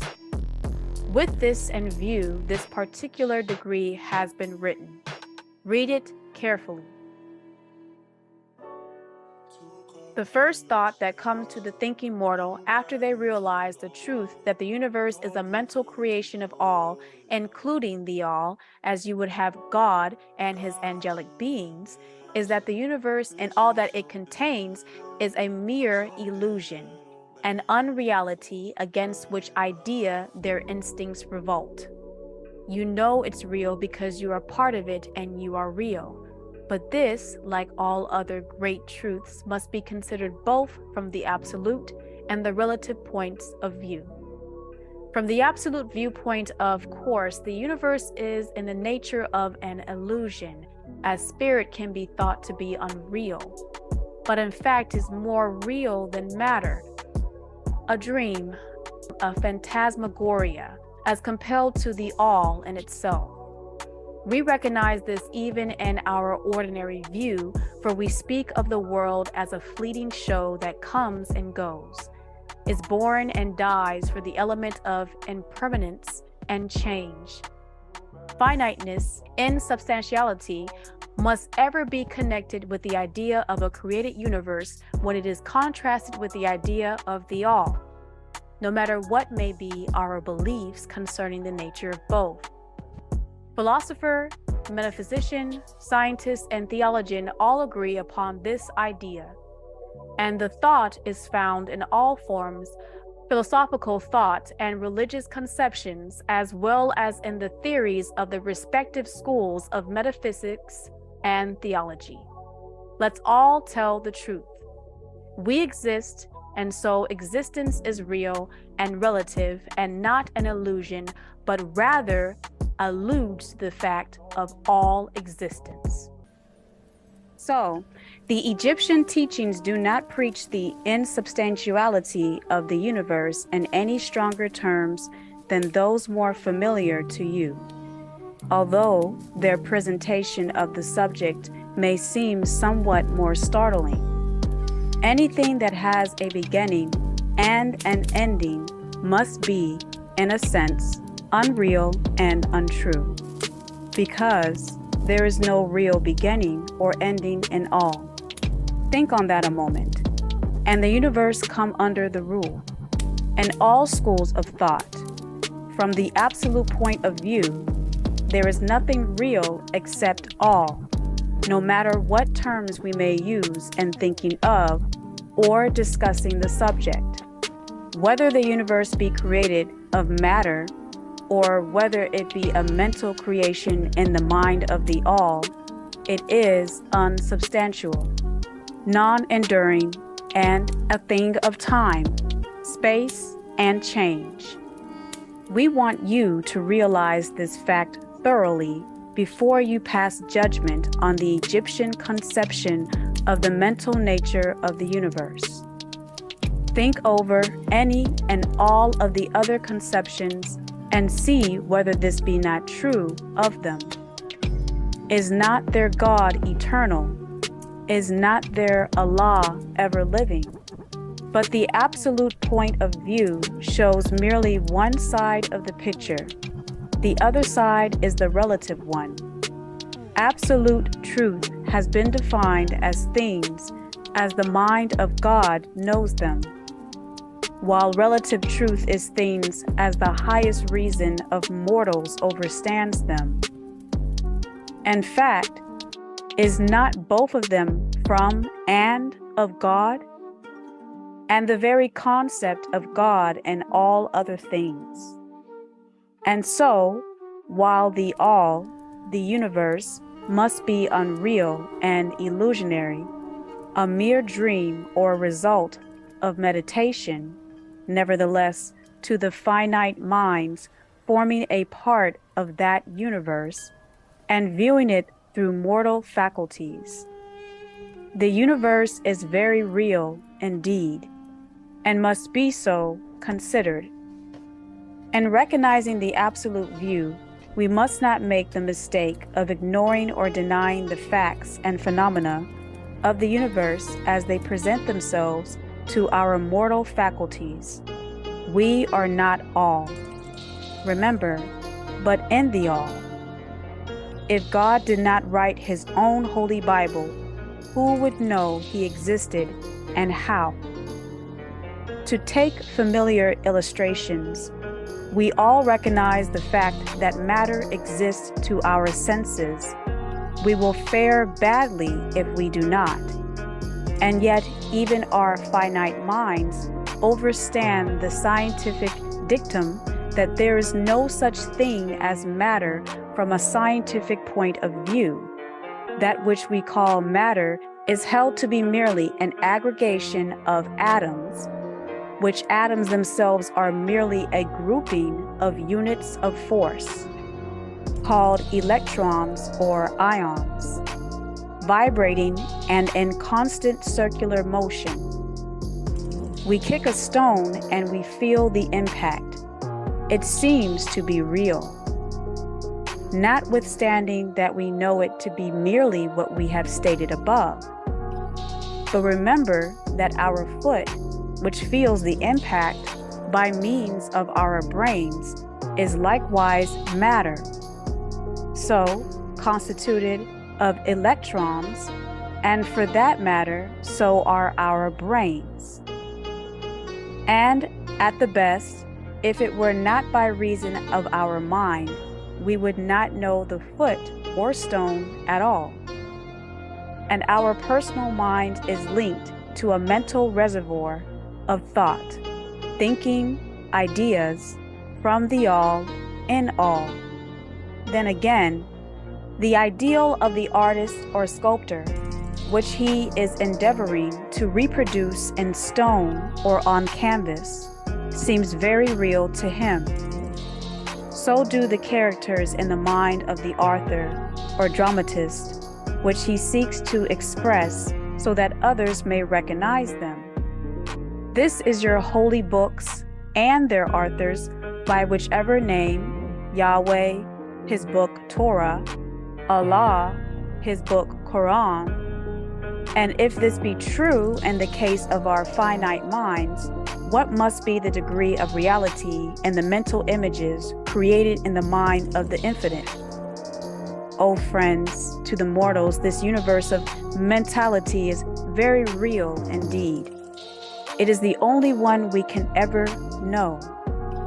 Though we rise from plane to plane, higher and higher in it. To know it otherwise, by actual experience, we must be God itself, and we are, for we know it. It is true that the higher we rise in the scale, the nearer to the mind of God we reach and become as you become all experiences. The more apparent becomes the illusory nature of finite things, but not until the all finally withdraws us into itself does the vision actually vanish and we become all. So, we need not dwell upon the feature of illusion. Rather, let us recognize the real nature of the universe, seek to understand its mental laws, and endeavor to use them to the best effect in our upward progress through life, as we travel from plane to plane of being. The laws of the universe are none the less iron laws because of the mental nature. All, except all, are bound by them. Even the all is bound by them. What is in the infinite mind of the all is real in a degree second only to that reality itself, which is vested in the nature of all. So do not feel insecure or afraid. We are all held firmly in the infinite mind of all, and there is naught to hurt us or for us to fear. There is no power outside of all to affect us, so we may rest calm and secure. There is a world of comfort and security, and this realization, when once attained, then calm and peaceful do we sleep, rocked in the cradle of the deep, resting safely on the bosom of the ocean of infinite mind, which is the all. In all, indeed, do we live and move and have our being.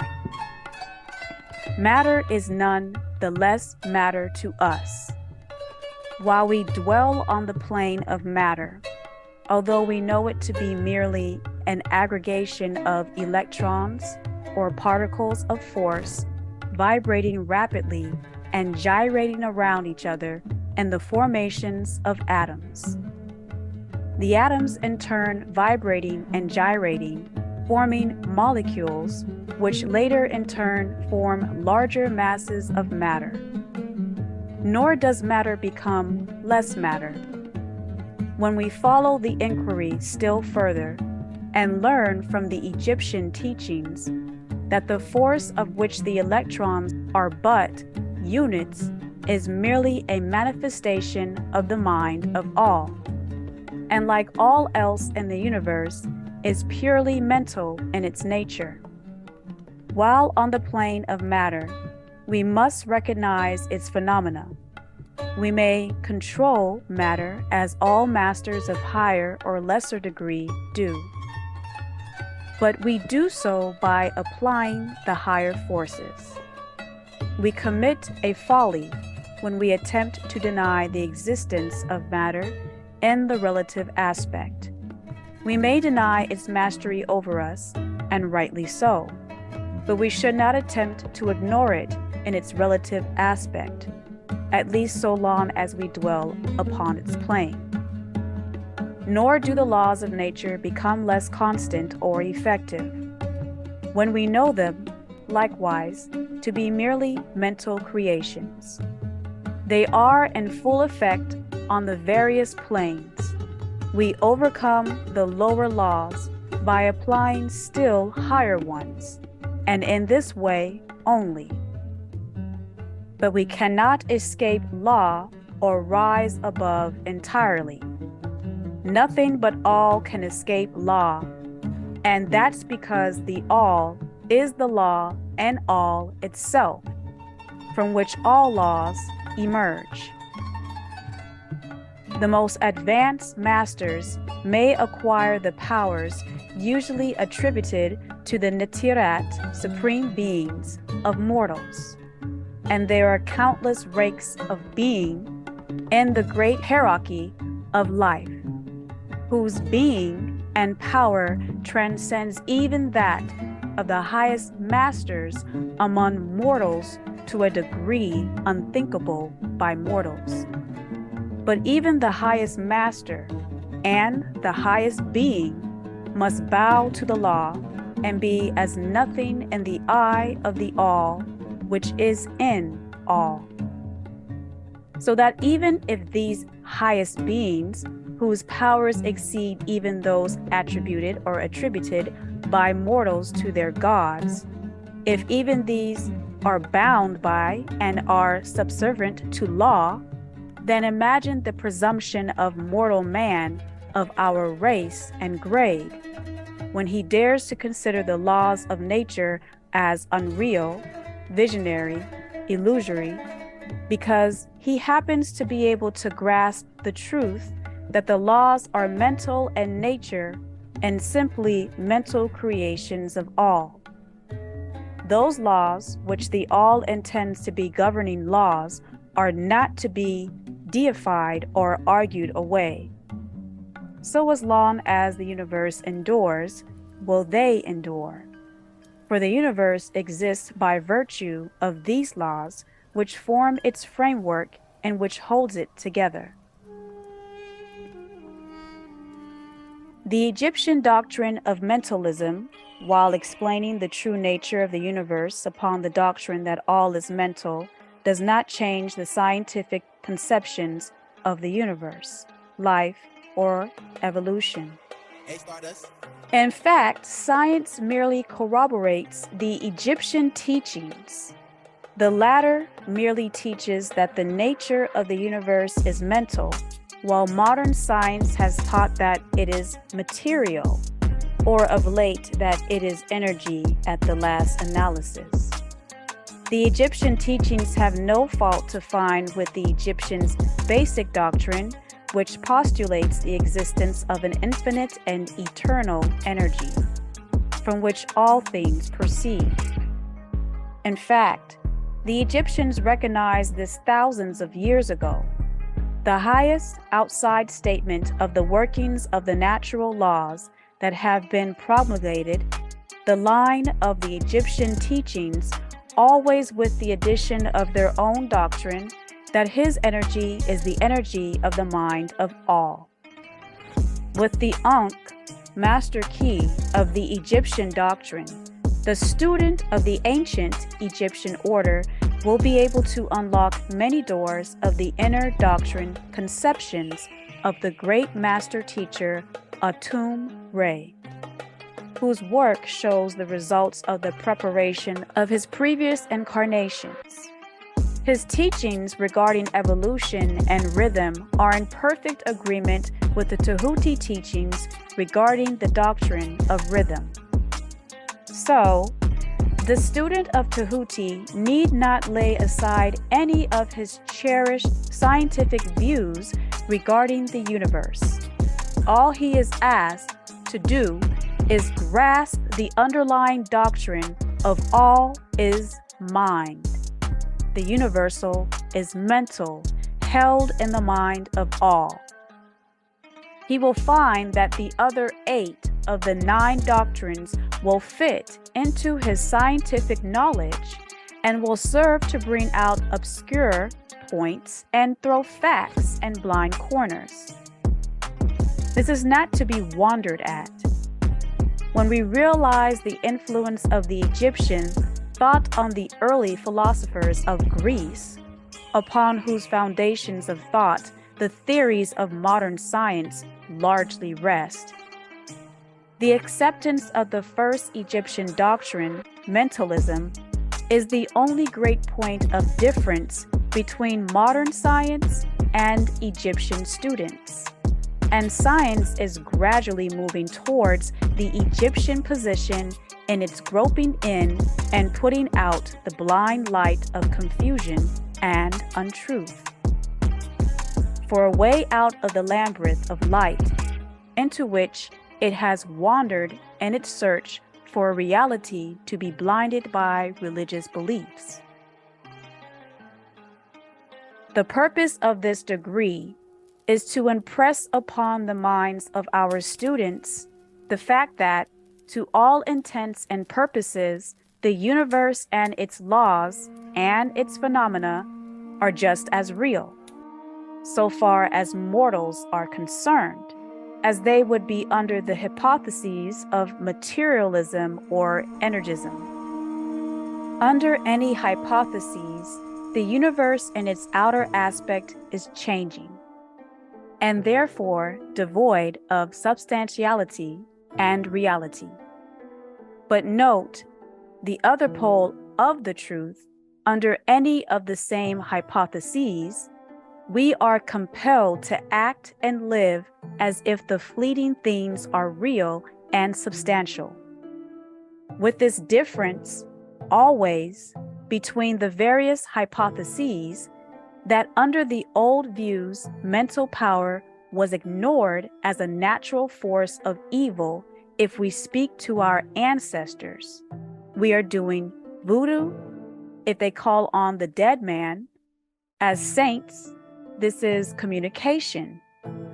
While under mentalism, it becomes the greatest natural force to link with your own blood family as gods of your seed. And this one, difference revolutionizes life to those who understand the doctrine and its resulting laws and practice. So, finally, students all grasp the advantage of mentalism and learn to know, use, and apply the laws resulting therefrom.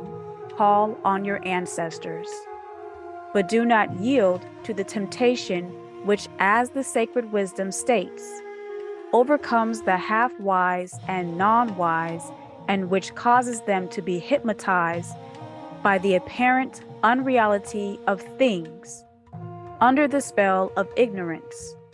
The consequence being that they wander about like dream people, dwelling in a world of dreams, ignoring the practical work and life of mortals. The end being that they are broken against the rocks and torn asunder by the elements, by reason of their folly. Rather, follow the example of the wise, which the same authority states, use law against laws, the higher against the lower, and by the art of alchemy, transmute that which is undesirable into that which is worthy, and thus triumph. Following the authority, let us avoid the half-wisdom and the non-wisdom of belief and faith, which is folly, which ignores the truth and facts of Nuwapu, that mastery consists not in abnormal dreams, visions, and fantastic imaginings or living, but in using the higher forces, 9 ether, against the lower 6 ether, escaping the pains of the lower planes by vibrating on the higher. Remember always, student, that transmutation, not presumptuous denial, is the weapon of the master. The above quotations are from Tahuti and are worthy of being committed to memory by the student. We do not live in a world of dreams, but in a universe which, while relative, is real, so as far as our lives and actions are concerned. Our business in the universe is not to deny its existence, but to live, using the laws to rise from lower to higher living on, doing the best that we can under the circumstances, arising each day as the sun, Atum Ra, Atum Re, and living through the day as Atun Ra, so far as is possible, to our highest ideas and ideals, and going to rest as Amun Re. The higher authorities and our own intuitions teach us that we will make no mistake in living up to the best that is in us, so far as is possible, and realizing the universal tendency in the same direction in spite of apparent evidences to the contrary. We are all on the path, and the road leads upward ever, with frequent resting places. Read the message of the sacred wisdom and follow the example of the wise Tahuti, avoiding the mistake of the half-wise and unwise who perish by reason of their folly and religion. Shin or Sheen, called Eternity, Chapter 7. I wanted to stop right here because we're about to go to a new chapter and see if anybody had any questions, concerns, comments. Does anybody have a question? Anybody got some comments, some add-ons, or everybody's just chilling, absorbing the information? Well, let's continue. The all is in all. While the all is in all, it is equally true that all is in all. To him who truly understands his truth, right wisdom has come in the form of right knowledge. How often has the majority of people heard repeated the statement that their supreme being, called by many names, was all in all, and how little have they suspected the inner occult truth concealed by these carelessly uttered words. The commonly used expression is a survival of the ancient Egyptian maxim quoted above. As the Secret Wisdom says, to him who truly understands this truth, right wisdom has come. And this being so, let us seek this truth, the understanding of which means so much. In this statement of truth, this Egyptian maxim is considered one of the greatest philosophical, scientific, and religious truths. We have given you the Egyptian teaching regarding the mental nature of the universe. The truth that the universe is mental, held in the mind of all. As the Secret Wisdom says, and the passage quoted above, the all is in all, but note also the correlated statement that it is equally true that the all is I am. Yet I am not all, but in all as the all. This apparently contradictory statement is reconcilable under the law of paradox. It is moreover an exact Egyptian statement of the relations existing between all and the all, and its mental universe. We have seen how the all is in all, and you are a part of all as the all. Now let us examine the other aspect of the subject. The Egyptian teachings are to the effect that the all is immanent and remaining within, inherent, abiding within its universe, and in every part, particle, unit, or combination within the universe. This statement is usually illustrated by the teachers by a reference to the doctrine of correspondence.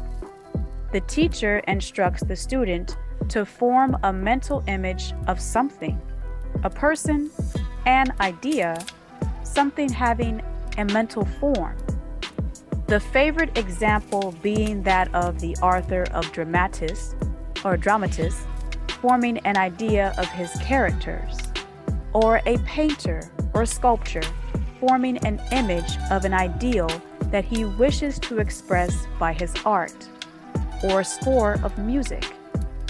In each case, the student will find that while the image has its existence and being solely within his own mind, yet he, the student, author, dramatist, painter, musician, or sculptor, is, in a sense, immanent in remaining within or abiding within the mental image. Also, in other words, the entire virtue, life, spirit of reality in the mental image is derived from the immanent mind of the thinker. Consider this for a moment until the idea is grasped. To take a religious example, let us say that Muhammad, Jesus, Aaron existed merely in the mind of the author of the holy books. At the time of their conception or creation, as the story when being created. And yet the author also existed within each of these characters, giving them their vitality, spirit, and action. Who is the spirit of the characters that we know as John, James, Paul, Jesus, Imram, Abraham, Muhammad, Moses, whose ghostwriter is Jehovah? Or do each of these characters have a personal spirit independent of their creator? Do Moshe, Moses, or Musa from Mos or Mus, the Egyptian writer, John the Baptist, Noah of the flood, have spirits and reality of their own? Or do they represent the spiritual and mental power of their creators? The law of paradox explains that both propositions are true, viewed from the proper viewpoints. John is both Moses and yet Jesus. And again, while Mos may be said to be Moses, yet Mos is not identical with John. Mortals, like John, may exclaim, "The spirit of my creator, Moses, is inherent within me, and yet I am not he." Moses received the first Hebrew scriptures of Revelation, so of course he had to receive the book of Revelation. How different is this from the shocking half-truth so vociferously announced by certain of the half-wise who fill the air with their raucous cries of, "I alone am God," or Allah. Imagine poor Moses or John crying, "I alone am John," or some of the clods in one of the Bible and Quran stories grandiloquently announcing that "I alone, Allah," or Jehovah. The all is in the earthworm, and yet the earthworm is far from being all. And still the wonder remains that though the earthworm exists merely as a lowly thing, created and having its being solely within the mind of the all, yet the all is immanent in the earthworm and in the particles that go make up the earthworm. Can there be any greater mystery than this of the all is in all, and the all in all? The student will, of course, realize that the illustration given above are necessarily imperfect and inadequate, for they represent the creation of mental images and finite minds, while the universe is a creation of infinite mind, and the difference between the two poles separate them. And yet, it is merely a matter of degree. The same doctrine is in operation. The doctrine of correspondence manifests in each, as above, so below, as below, so above. No above, no below. The real truth, all is all. And in the degree that mortals realize the existence of the indwelling spirit immanent within their being, so will they rise in the spiritual scale of life. This is what spiritual development means: the recognition, realization, and manifestation of the spirit within. Try to remember this last definition, that of spiritual development. It contains the truth, right knowledge, nuapu. There are many places of being, many subplanes of life, and many degrees of existence in the universe, and all depend upon the advancement of beings in the scale, of which scale the lowest point is the grossest matter, the highest being separated only by the thinnest division from the spirit of the all, whose end is all, and upward and onward, in spite of all seemingly contradictory appearances. Such is the message of the working mind. The Egyptian teachings concerning the process of the mental creation of the universe are that at the beginning of the creative cycles, the all, in its aspect of being, projects its will toward its aspect of becoming.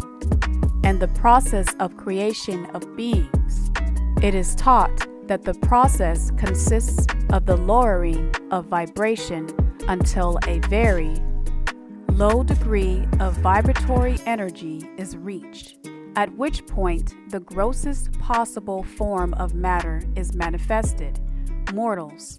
This process is called the stage of involution, in which the all becomes involved or wrapped up in its creation. This process is accepted by the Egyptians to have a correspondence to the mental process of an artist, writer, musician, or inventor, who becomes so wrapped up in their mental creation as to almost forget their own existence, and who, for the time being, almost lives in his creation. If instead of wrapped, we would use the word wrapped, perhaps we will give a better idea of what is meant. This involuntary stage of creation is sometimes called the outpouring of the divine energy, just as the evolutionary stage is called the indrawing.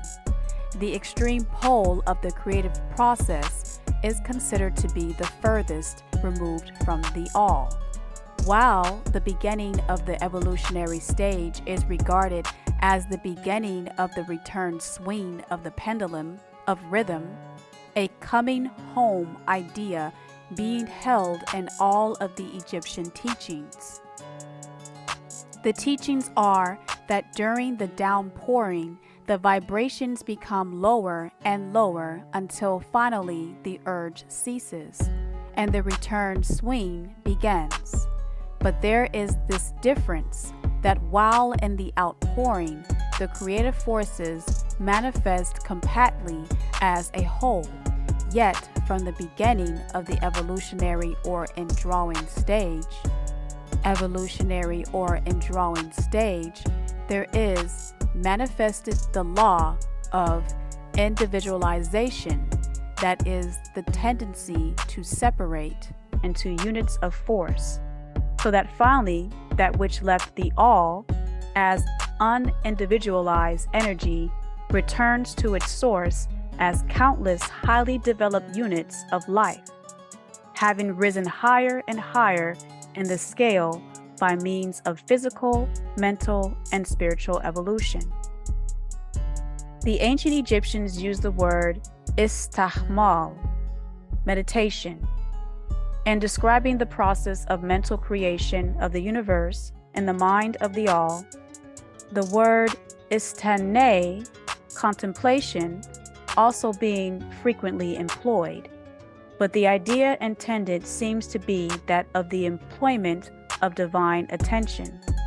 Attention is a word derived from the Latin root meaning to reach out or extension of mental energy, so that the underlying idea is readily understood when we examine into the real meaning of yakuz, which means attention.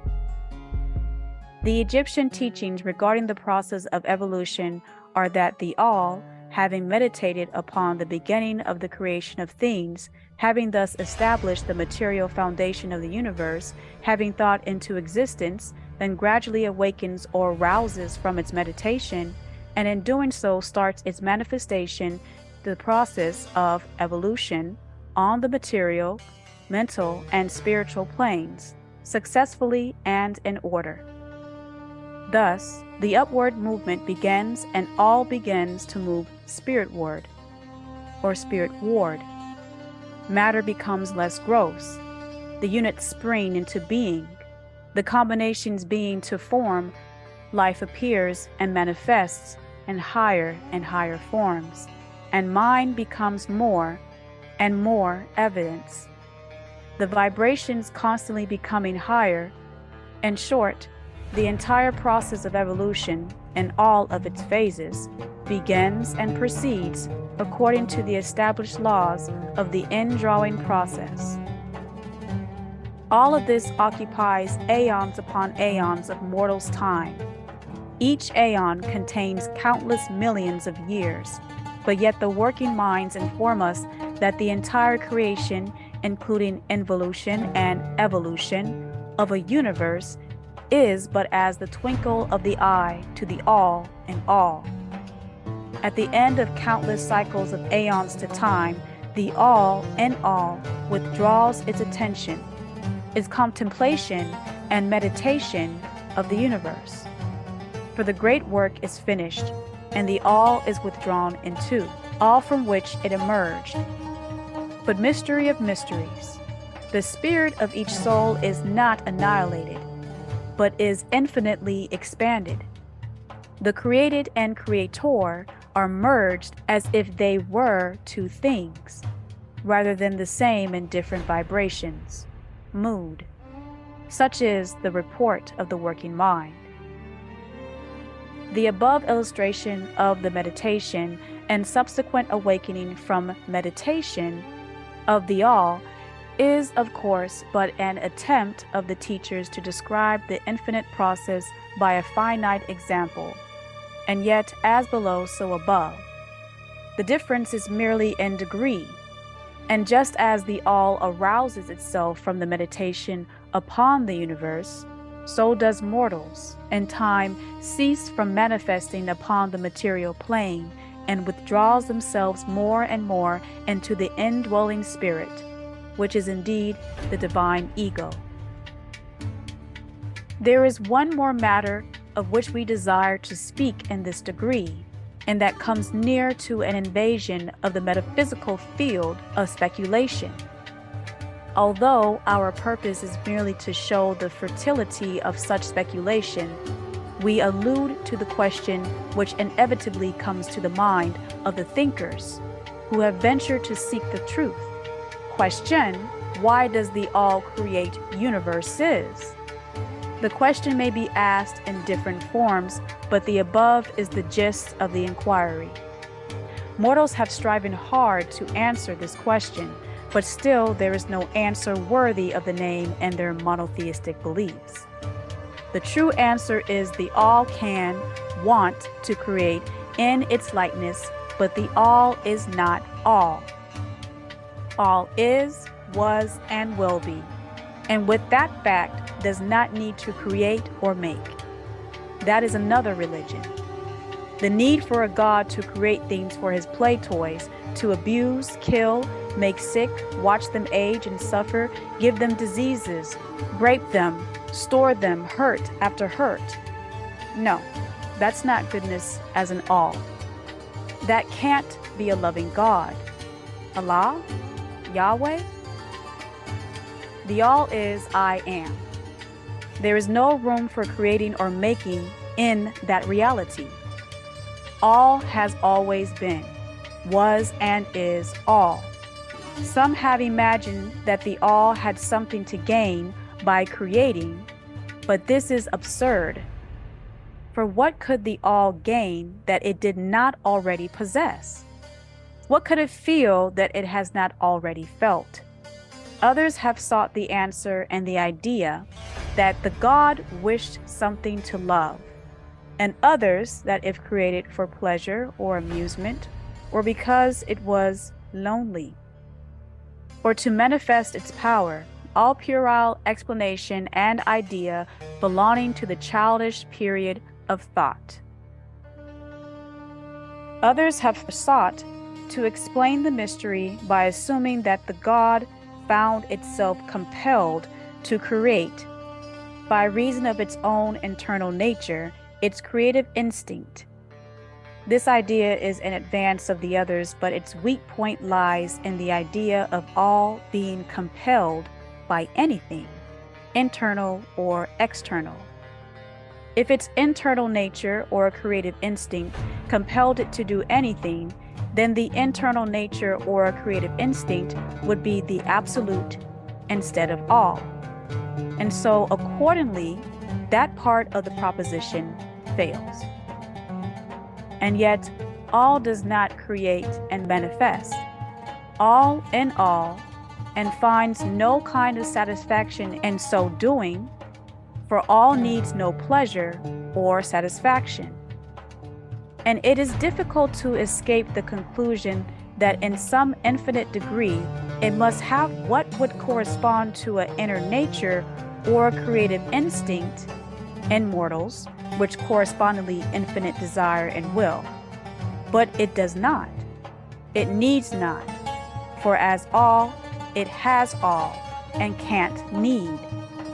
It could not act unless it willed to act, which is human feelings, and it will not will to act unless it desired to act, and it would not desire to act unless it obtained some satisfaction thereby.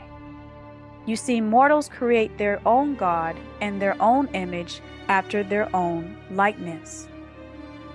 And all of these things would belong to an inner nature and might be postulated as existing according to the law of correspondence. But still we prefer to think of all as acting entirely free from any influence, internal as well as external. That is the problem which is at the root of difficulty, and the difficulty that is at the root of the problem.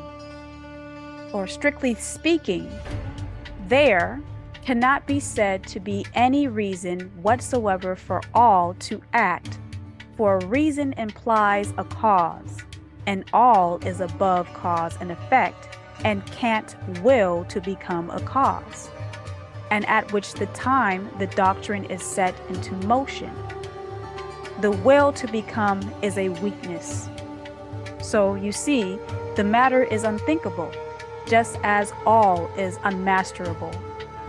Just as we say, all merely is, I am the problem.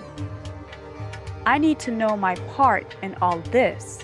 So we are compelled to say that all acts because it acts. At the least, all is all reason in itself, all law in itself, all action in itself. And it may be said, truthfully, that all is its own reason, its own law, its own act, or still further, that all, its reason, its act, its law, are all being names for the same thing. In the opinion of those who are giving you this present degree, the answer is locked up in inner self of the all, and you already have the master key. You exist, along with its secret of being. The law of correspondence, in our opinion, reaches only to that aspect of all, which may be spoken of as the aspect of becoming me. Back of what that aspect is, the aspect of being me, in which all laws are lost in law.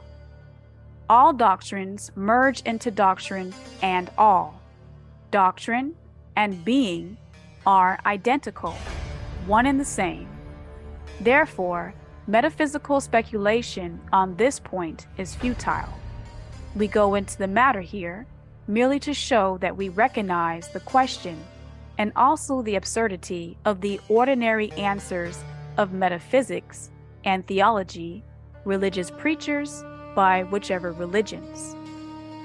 In conclusion, it may be of interest to our students to learn that while some of the ancient and modern Egyptian teachers have rather inclined in the direction of applying the doctrine of correspondence to the question, with the result of the inner nature conclusion, still the legends have that Tahuti, the Great, when asked this question by his advanced students, answered them by pressing lips tightly together and saying not a word, indicating that there was an answer and that each of them are that very answer. But then he may have intended to apply the axiom of his teachings that the lips of wisdom are closed, except to the ears of overstanding beings, knowing that even his advanced students did not possess the overstanding which entitled them to the teaching of this secret, yet because they asked. At any rate, Tahuti possessed the secret and did not fail to impart it. And so far as the world is concerned, the lips of Tahuti are closed regarding it. And where the great Tahuti hesitated to speak, what mortal may dare to teach? But remember, the answer to this problem, and indeed there is an answer.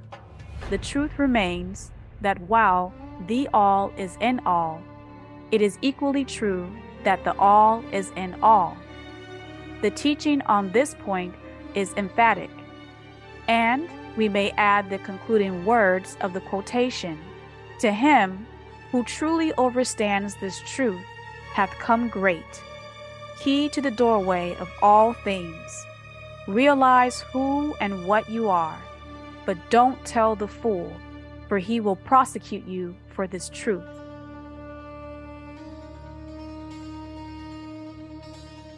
Thet, not, agreement.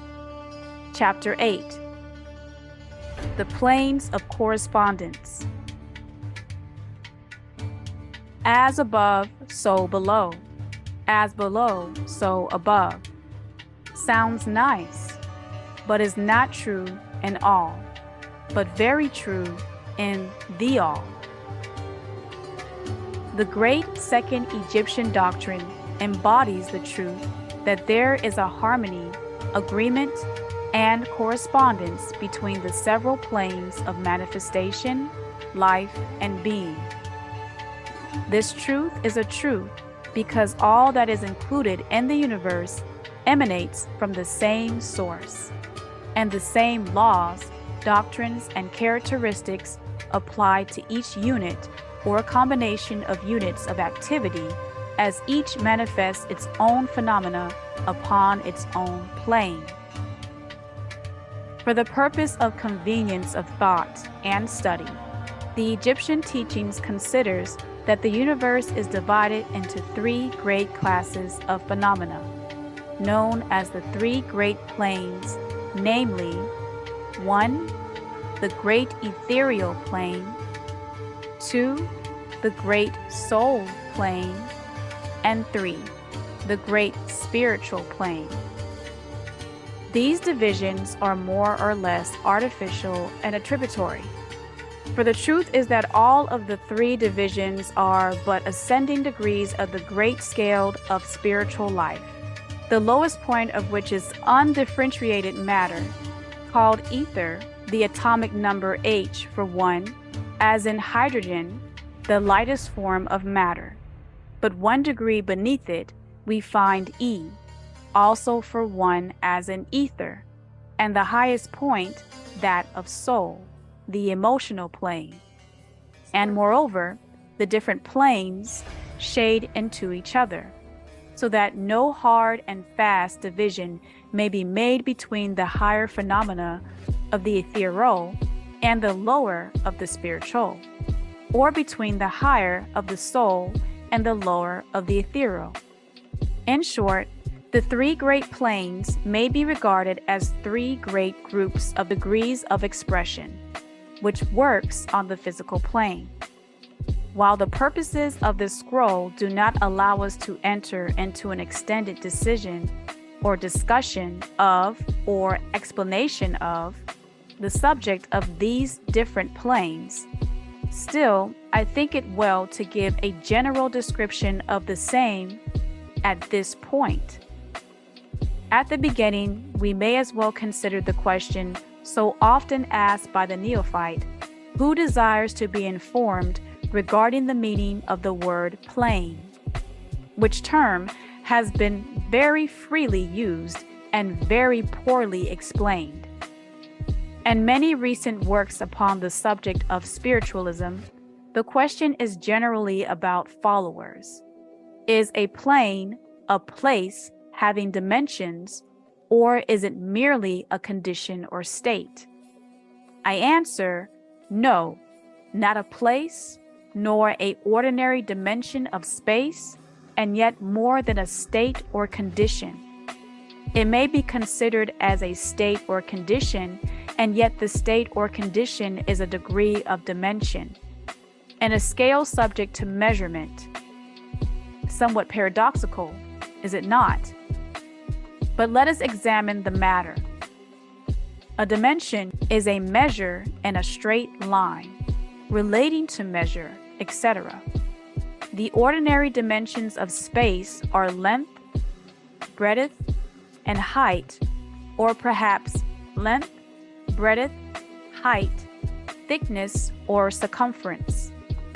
But there is another dimension of created things, or measure in a straight line, known to spiritualism, and to scientists as well, although the latter has not yet applied the term dimension to it. And this new dimension, which, by the way, is the much speculated about fourth dimension, is the standard used in determining the degrees or planes. This fourth dimension may be called the dimension of vibration. It is a fact well known to modern science as well as to the Egyptians, who have embodied the truth in their third Egyptian doctrine that everything is in motion, everything vibrates, nothing is at rest. From the highest manifestation to the lowest, everything and all things vibrate. Not only do they vibrate at different rates of motion, but as in different directions and in a different manner.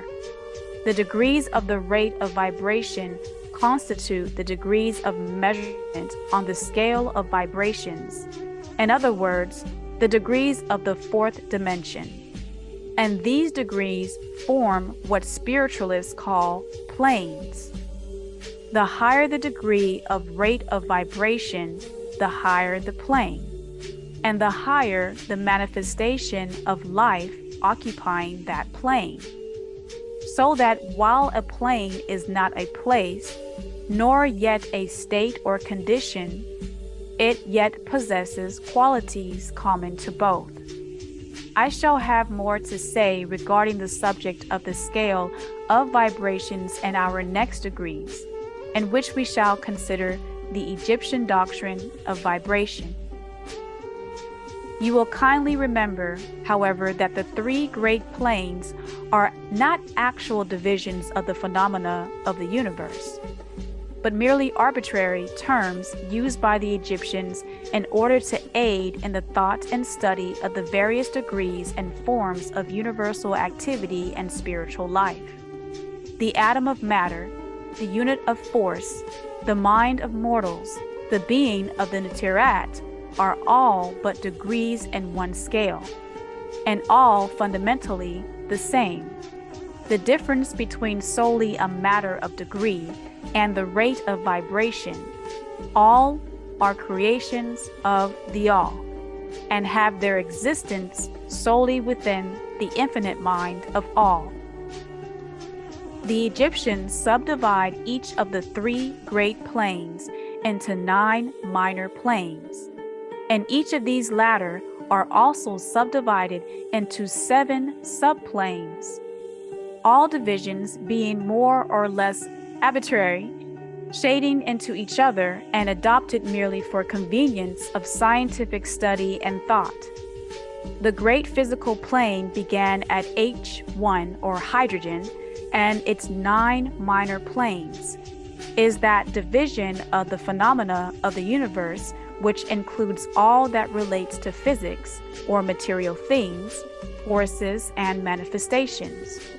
It includes all forms of that which we call matter, and all forms of that which we call energy or force. But you must remember that the Egyptian teaching does not recognize matter as a thing in itself, or as having a separate existence even in the mind of all. The teachings are that matter is but a form of energy, that is, energy at low rates of vibrations of a certain kind. And accordingly, the Egyptians classify matter under the head of energy and give to it 3 of the seen minor planes of great physical plane. The 9 minor physical planes are as follows: 1. The plane of matter, A. Atomic, 2. The plane of matter, B. Compounds, 3. The plane of matter, C. Molecule, 4. The plane of matter, 5. Ice, 6. Steam, 7. The plane of energy, A. Earth, 8. The plane of energy, B. Flesh, and 9. The plane of energy, C. Bone. The plane of matter, A, comprises the forms of matter in its form of solids, liquids, and gases, as generally recognized by the textbooks on physics and atoms. The plane of matter comprises certain higher and more subtle forms of matter, of the existence of which modern science is but now recognizing the phenomena of radiant matter and its phase of radium, etc., belonging to the lower subdivision of this minor plane.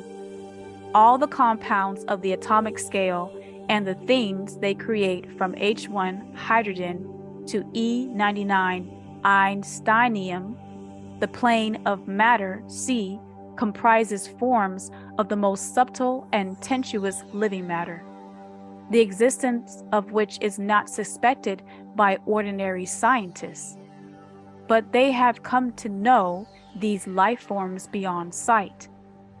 The plane of liquid substance comprises that which science speaks of as the water, H1 and 08, and its 2 counterparts, created by various degrees, ice and steam, that becomes 3 degrees, ice, steam, or vapor, and water, a substance of extreme tenuity and elasticity, moistness, wetness, frozen, pervading all universal space, and acting as a medium for the transmission of life, energy such as the breath.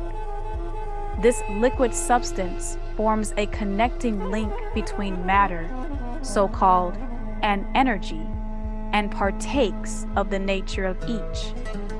The Egyptian teachings, however, instruct that this plane has 7 subdivisions, as have all of the minor planes, and that in fact there are 7 liquids instead of but 1.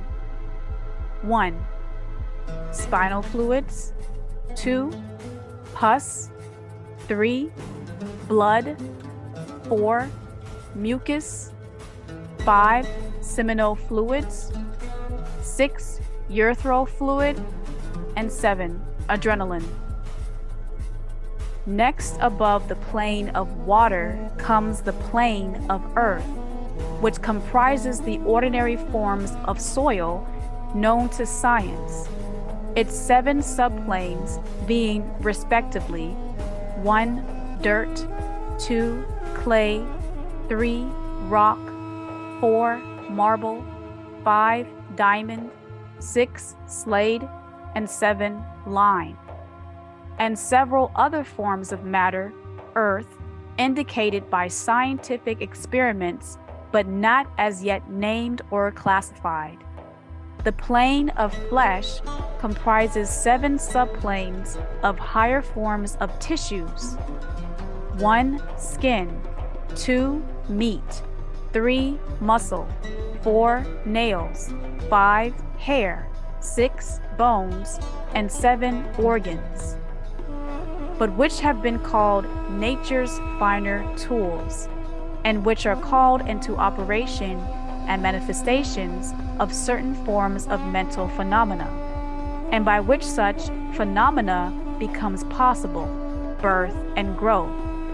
The plane of energy, bones, comprises 7 subplanes of matter so organized that it bears many of the characteristics of rock or stone, but which is not recognized by the touch of mortals on the ordinary plane of matter. Being available for the use and planes of the physical plane alone, such matter is unthinkable to live without, to an ordinary mortal. And many be considered almost as the divine power, for in the center of the bone, the blood of life is born. The beings employing the same are as gods. The blood link compared to even the lowest human types known to us as monkeys. All animals need bones. The great mental plane comprises these forms of living things known to us in ordinary life, as well as certain other forms not so well known except to the spiritualism. The classification of the 7 minor mental planes is more or less satisfactory or arbitrary, unless accompanied by elaborate explanations which are foreign to the purpose of this particular work. But we may as well mention them. They are as follows. 1. The plane of mineral mind. 2. The plane of elemental mind. 3. The plane of plant mind. 4. The plane of elemental mind, B. 5. The plane of animal mind. 6. The plane of beast mind, C. And 7. The plane of human mind. The plane of mineral mind comprises the states or conditions of the units or entities or groups and combinations of the same which animate the forms known to us as minerals, chemicals, etc. These entities must not be confounded with the molecules, atoms, and corpuscles themselves, the latter being merely the material bodies or forms of these entities, just as a mortal's body is but his material form and not the whole self. These entities may be called souls, spirits, etheric body in one sense, and are living beings of a low degree of development, life, and mind, just a little more than the units of living energy, which comprise the higher subdivisions of the highest physical plane. The average mind does not generally attribute the possession of the mind, soul, or life to the mineral realm, but all spiritualists recognize the existence of the same, and modern science is rapidly moving forward to the point of view of the Egyptian in this respect. The molecules, atoms, and corpuscles have their loves and hates, likes and dislikes, attractions and repulsions, affinities and non-affinities, etc. And some of the more daring of modern scientific minds have expressed the opinion that the desire and will, emotions and feelings of the atoms differ only in the degree from those of mortals. We have no time or space to argue this matter here. All spiritualists know it to be a fact, and others are referred to some of the most recent scientific works for outside corroboration. There are the usual 7 subdivisions to this plane. The plane of elemental mind, A, comprises the state or condition and degree of mental and vital development of a class of entities unknown to the average mortal, but recognized to spiritualists. They are invisible to the ordinary senses of mortal, but nevertheless exist and play their part of the drama of the universe.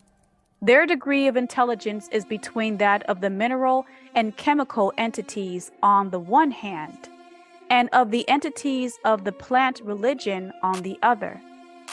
There are 7 subdivisions to this plane also. The plane of plant mind and its 7 subdivisions comprises the states or conditions of the entities comprising the realm of the plant world, the vital and mental phenomena of which is fairly well understood by the average intelligent person. Many new and interesting scientific works regarding mind and life in plants having been published during the last decade. Plants have life. mind, and souls, as well as the animals, mortal and supermortals. The plane of elemental mind, B, and its 7 subdivisions, comprises the states and conditions of a higher form of elemental or unseen entities, playing their part in the general work of the universe. The mind and life of which form a part of the scale between the plane of plant mind and the plane of animal mind, the entities partaking of the nature of both. The plane of animal mind and its 7 subdivisions comprises the states and conditions of the entities, beings, or souls animating the animal forms of life, familiar to us all. It is not necessary to go into details regarding this realm or plane of life, for the animal world is as familiar to us as is our own. The plane of beast mind, C, and its 7 subdivisions comprises those entities or beings out of control visible, as are all such elemental forms, which partake of the nature of both animal and human beast. The devil is a human beast, he kills to rule. The lowest forms are semi-human, and yet intelligence is the killer mind of the beast. The human animal, a savage, uncaring for others. The plane of human mind in its 7 subdivisions comprises those manifestations of life and mentality which are common to mortal, and their various grades, degrees, and divisions. In this connection, we wish to point out the fact that the average mortal of today occupies but the 4th subdivision of the plane of the human mind, and only the most intelligent have crossed the borders of the 5th subdivision. It has taken time to reach this stage, and it will take more time to move on to the 6th, 7th subdivisions and beyond.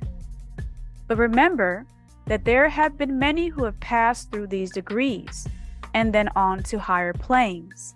The 9th.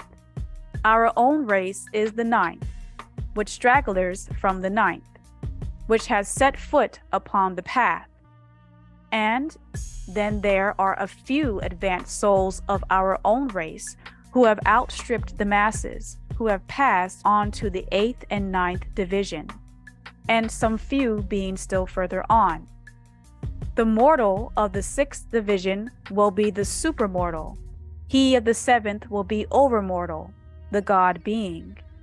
In our consideration of the 7 minor mental planes, we have merely referred to the 3 elementary planes in a general way. I do not wish to go into this subject in detail in this work, for it does not belong to the part of the general teachings. But I may say this much in order to give you a little clearer idea of the relations of these planes to the more familiar ones. The elementary planes bear the same relation to the planes of mineral, plant, animal, human beast, mentality, and life. Between the several other planes, certain forms of development being attained therein. This last fact giving to the reader who can read between the lines a new knowledge upon the process of evolution, and a new key to the secret door of the leaps of life between realm and realm. The great realms of elementals are fully recognized by all spiritual, and esoteric writings are full of mention of them. Passing on from the great mental plane to the great spiritual plane, what shall we say? How can we explain these higher states of being, life, and mind to the minds as yet unable to grasp and understand the higher subdivisions of the plane of the human mind? The task is impossible. We can speak only in the most general terms. How may colors be described to a mortal born blind? How sweet is sugar to a mortal who had never tasted anything sweet? How does harmony sound to one born deaf? All that we can say is that the 9 minor planes of the great spiritual plane, each minor plane having its 9 subdivisions, comprise beings processing life, mind, and form as far above that of mortal up to day as the latter is above the earthworm, mineral, or even certain forms of energy or matter.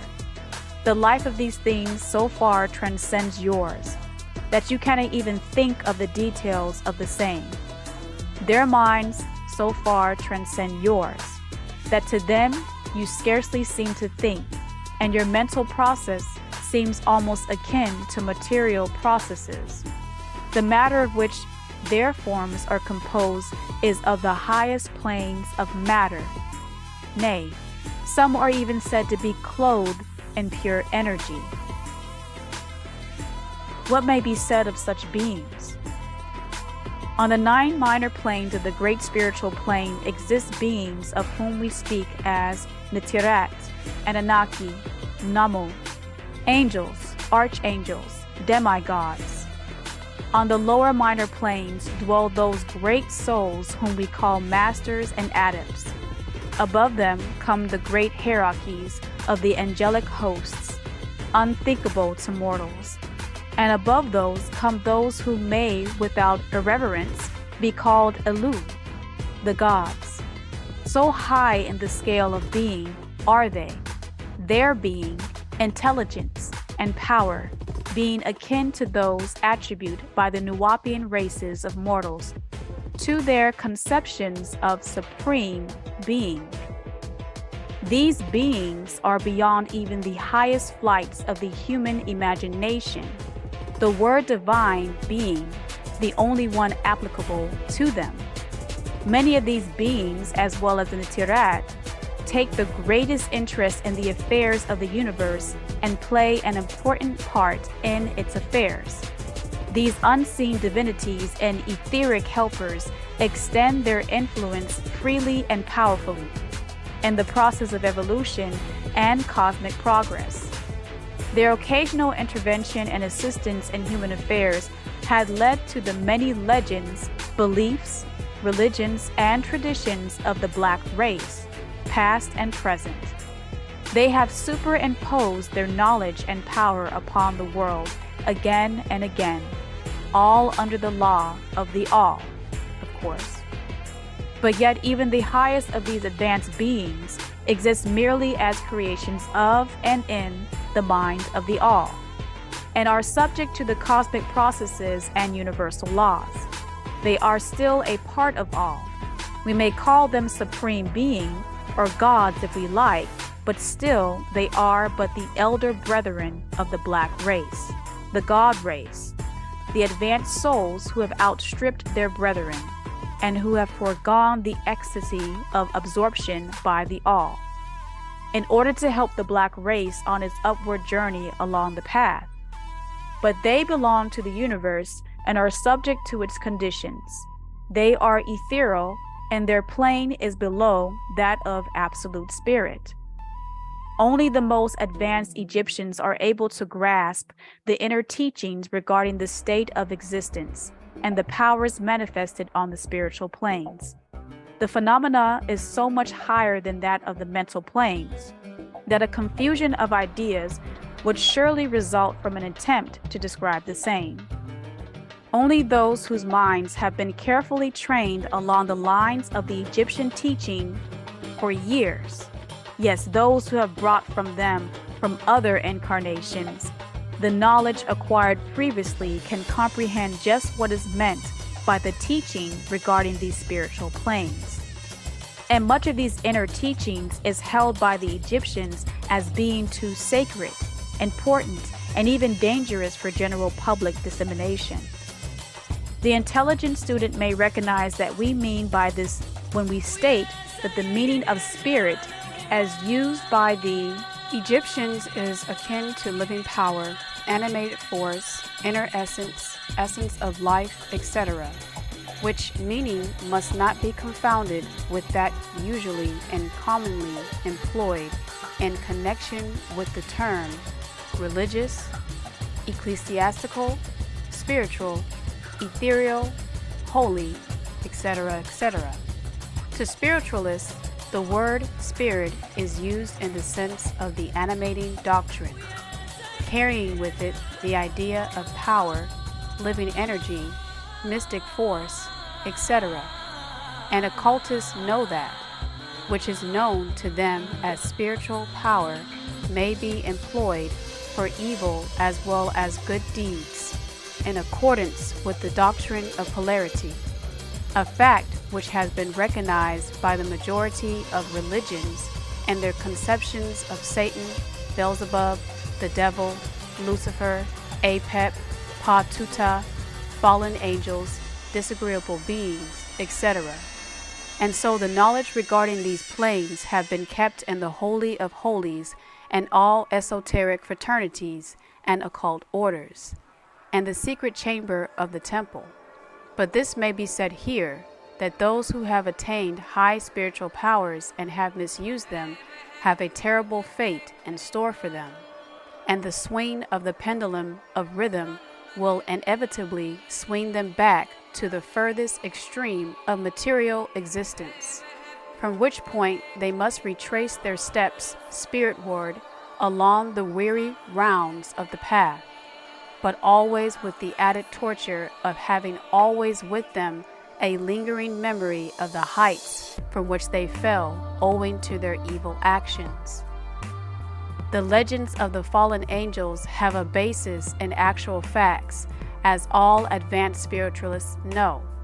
The striving for selfish power on the spiritual planes inevitably results in the selfish soul losing its spiritual balance and falling back as far as it had previously risen.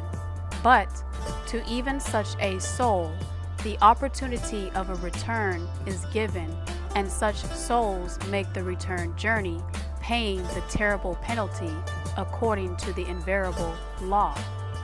In conclusion, I would again remind you that according to the doctrine of correspondence, which embodies the truth, as above, so below, as below, so above, all of the 9 Egyptian doctrines are in full operation on all of the many planes, physical, mental, and spiritual. The doctrine of mental substance, of course, applies to all the planes, for all are held in the mind of the all. The doctrine of correspondence manifests in all, for there is a correspondence, harmony, and agreement between the several planes. The doctrine of vibration manifests on all planes. In fact, the very differences that go to make the planes arise from vibration, as we have explained. The doctrine of polarity manifests on each plane, the extremes of the poles being apparently opposite and contradictory. The doctrine of rhythm manifests on each plane, the movement of the phenomena having its ebb and flow, rise and flow, incoming and outgoing. The doctrine of cause and effect manifests on each plane, every effect having its cause and every cause having its effect. The doctrine of gender manifests on each plane, the creative energy being always manifest and operating along the lines of its masculine and feminine aspects. As above, so below. As below, so above. This centuries-old Egyptian axiom embodies one of the great doctrines of universal phenomena. As we proceed with our consideration of the remaining doctrines, we will see even more clearly the truth of the universal nature of this great doctrine of correspondence. Yet movement is not all. The great third Egyptian doctrine, the doctrine of vibration, embodies the truth that motion is manifest in everything in the universe, that nothing is at rest, that everything moves, vibrates, and circles. This Egyptian doctrine was recognized by some of the early Greek philosophers who embodied it in their systems and gave birth to all of their thought of movement. But then, for centuries, it was lost sight of by the thinkers outside of the Egyptian ranks. But in this century, physical science rediscovered the truth, and the 21st century scientific discoveries have added additional proof of the correctness and truth of this centuries-old Egyptian doctrine. The Egyptian teachings are that not only is everything in constant movement and vibration, but that differences between the various manifestations of the universal power are due entirely to the varying rate and mode of vibrations. Not only this, but that even the all in itself manifests a constant vibration of such an infinite degree of intensity and rapid motion that it may be practically considered as at rest. The teachers directing the attention of the students to the fact that even on the physical plane, a rapidly moving object, such as a revolving wheel, seems to be at rest. The teachings are to the effect that spirit is at one end of the pole of vibration, the other pole being certain extremely gross forms of matter. Between these two poles are millions upon millions of different rates and modes of vibration. Modern science has proven that all that we call matter and energy are but modes of vibratory motion, and some of the more advanced scientists are rapidly moving toward the positions of the spiritualists who hold that phenomena of mind are likewise modes of vibration or motion. Let us see what science has to say regarding the question of vibrations and matter and energy. In the first place, science teaches that all matter manifests in some degree. The vibrations arising from temperature or heat, be an object cold or hot, both being but degrees of the same things. It manifests certain heat vibrations, and in that sense is in motion and vibration. Then all particles of matter are in circular movement, from corpuscle to suns. The planets revolve around suns, and many of them turn on their axis. The suns move around greater central points, and these move around still greater, and so on, and infinitum. The molecules of which the particular kinds of matter are composed in a state of constant vibration and movement around each other and against each other. The molecules are composed of atoms, which likewise are in a state of constant movement and vibration. The atoms are composed of corpuscles, sometimes called electrons, ions, onto quarks and zells, which also are in a state of rapid motion, revolving around each other, and which manifest at a very rapid state and mode of vibration. And so we see that all forms of matter manifest vibration in accordance with the Egyptian doctrine of vibration.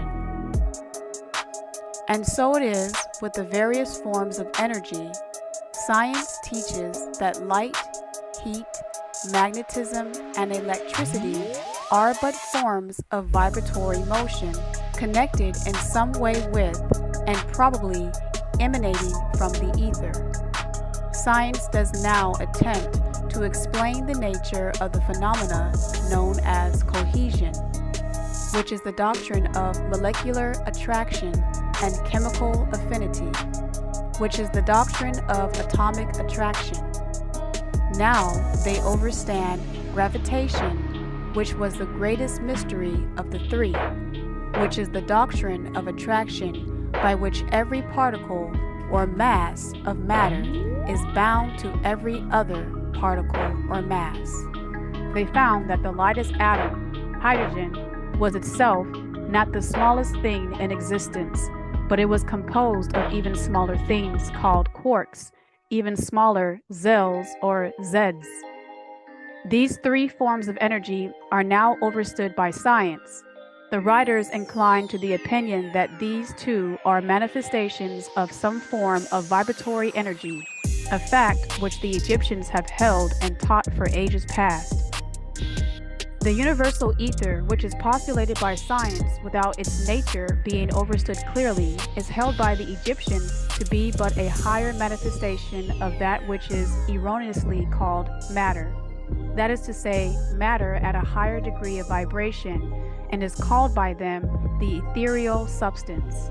The Egyptians teach that this ethereal substance is of extreme tenuity and elasticity, and pervades universal space, serving as a medium of transmission of waves of vibratory energy, such as heat, light, electricity, magnets, etc.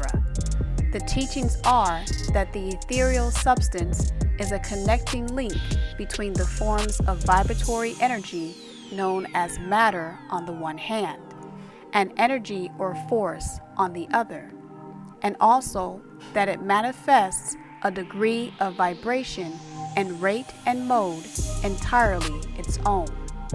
Scientists have offered the illustration of a rapidly moving wheel, top or cylinder, to show the effects of increasing rates of vibration. The illustration supposes a wheel, top, or revolving cylinder running at a low rate of speed.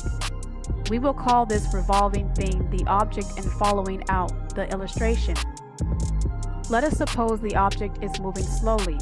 It may be seen readily, but no sound of its movement reaches the ear.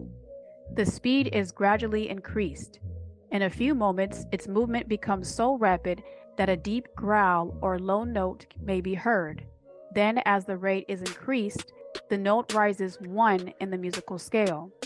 Then, the motion being still further increased, the next highest note is distinguished. Then, one after another, all the notes of the musical scale appear, rising higher and higher as the motion is increased.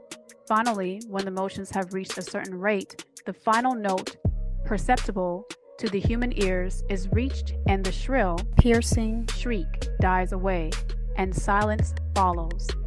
No sound is heard from the revolving object, the rate of motion being so high that the human ear cannot register the vibrations. Then comes the perception of raising degrees of heat. Then, after quite a time, the eye catches a glimpse of the object becoming a dull, dark reddish color. As the rate increases, the red becomes brighter.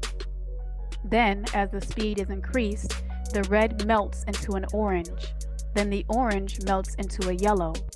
Then follow, successfully, the shades of green, blue, indigo, and finally violet. As the rate of speed increases, then the violet shades away and all color disappear, the human eye not being able to register them.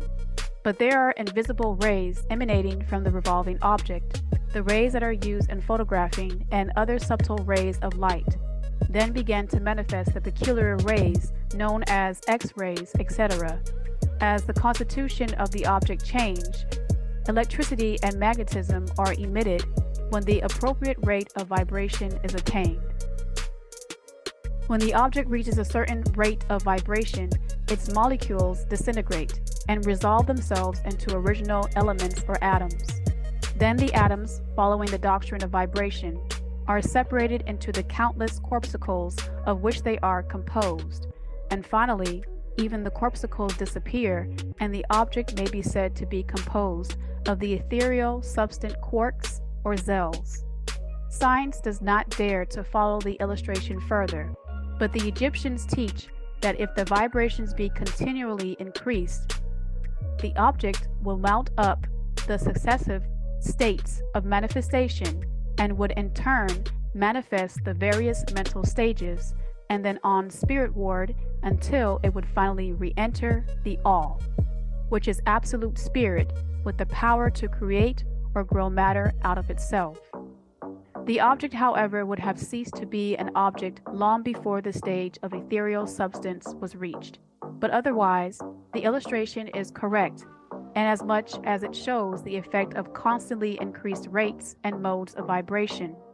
It must be remembered in the above illustration that at the stages at which the object throws off vibrations of light, heat, etc., it is not actually resolved into these forms of energy, which are much higher in the scale, but simply that it reaches a degree of vibration in which these forms of energy are liberated in a degree from the confining influences of its molecules, atoms, and corpuscles, as the case may be, just as heat escapes the flames.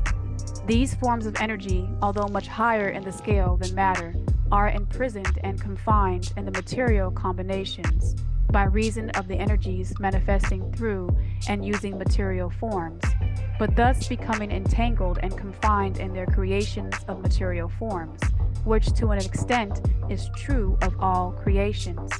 The creating force becomes involved in its creation, fire to heat, water to wet, ice to cold. But the Egyptian teachings go much further than do those of modern science. They teach that all manifestation of thought, emotion, reason, will, or desire, or any mental state of condition are accompanied by vibrations, a portion of which are thrown off and which tend to affect the minds of other persons by induction. This is the doctrine which produces the phenomena of telepathy, mental influence, and other forms of the action and power of mind over matter, with which the general public is rapidly becoming acquainted owing to the wide dissemination of Egyptian mystery knowledge by the ancient Egyptian order and its teachers along these lines at this time. This is the new millennium teaching. Every thought, emotion, or mental state has its corresponding rate and mode of vibration, and by an effort of the will of the person or of other persons, these mental states may be reproduced, just as a musical tone may be reproduced by causing an instrument to vibrate at a certain rate, just as color may be reproduced in the same way. By a knowledge of the doctrine of vibration, as applied to mental phenomena, one may polarize his mind at any degree they wish, thus gaining a perfect control over their mental states, moods, etc.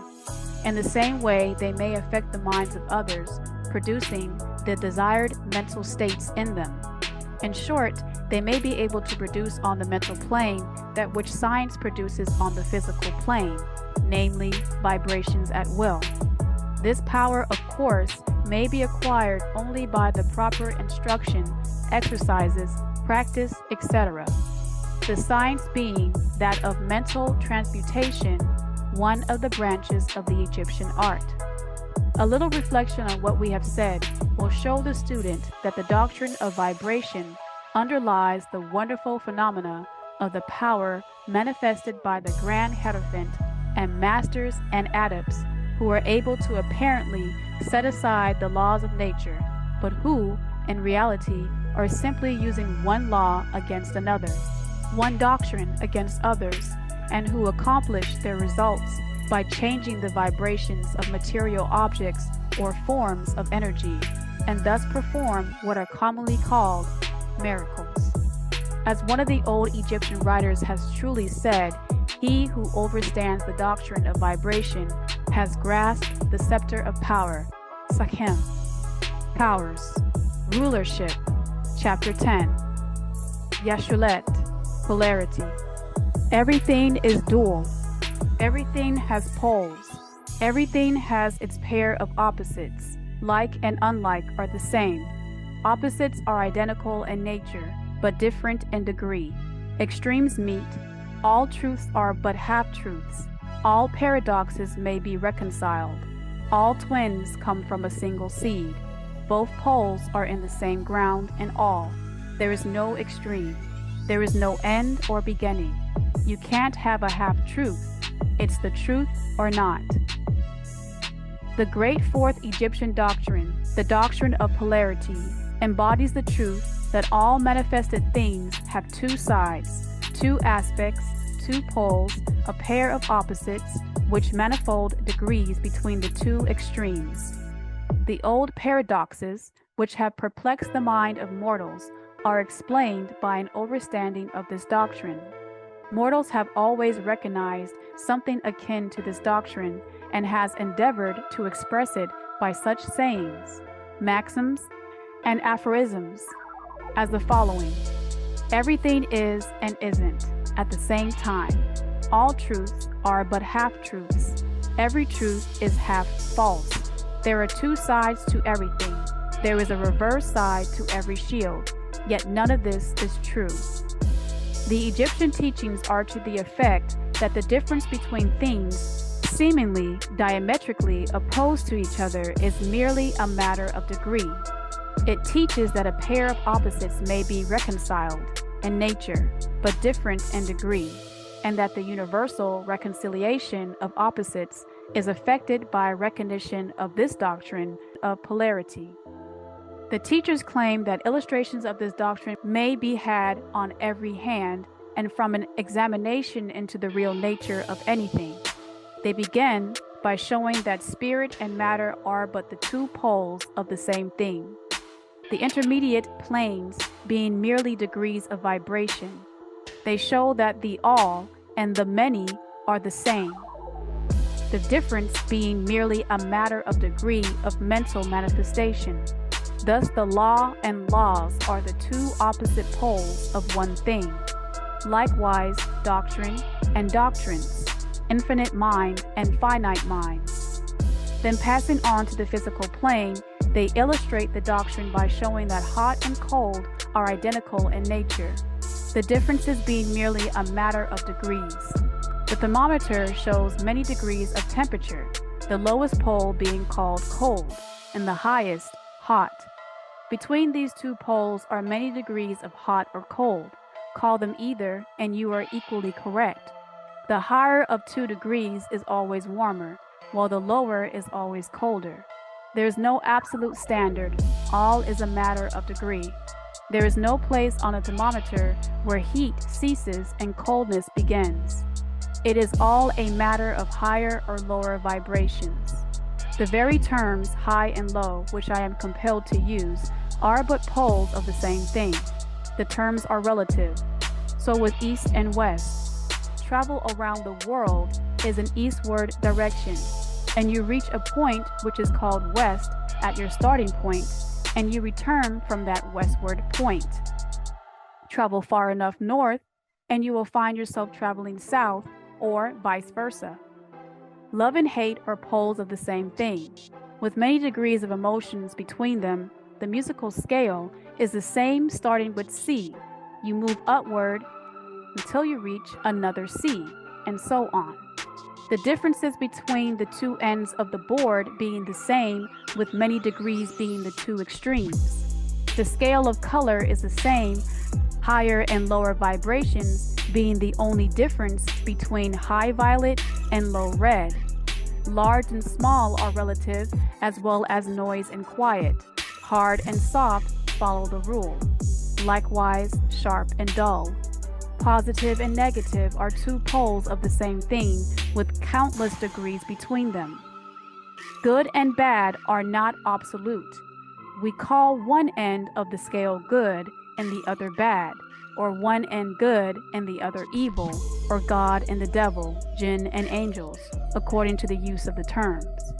A thing is less good than the thing higher in the scale. So you have your God is up in the heaven and the devil is down in hell.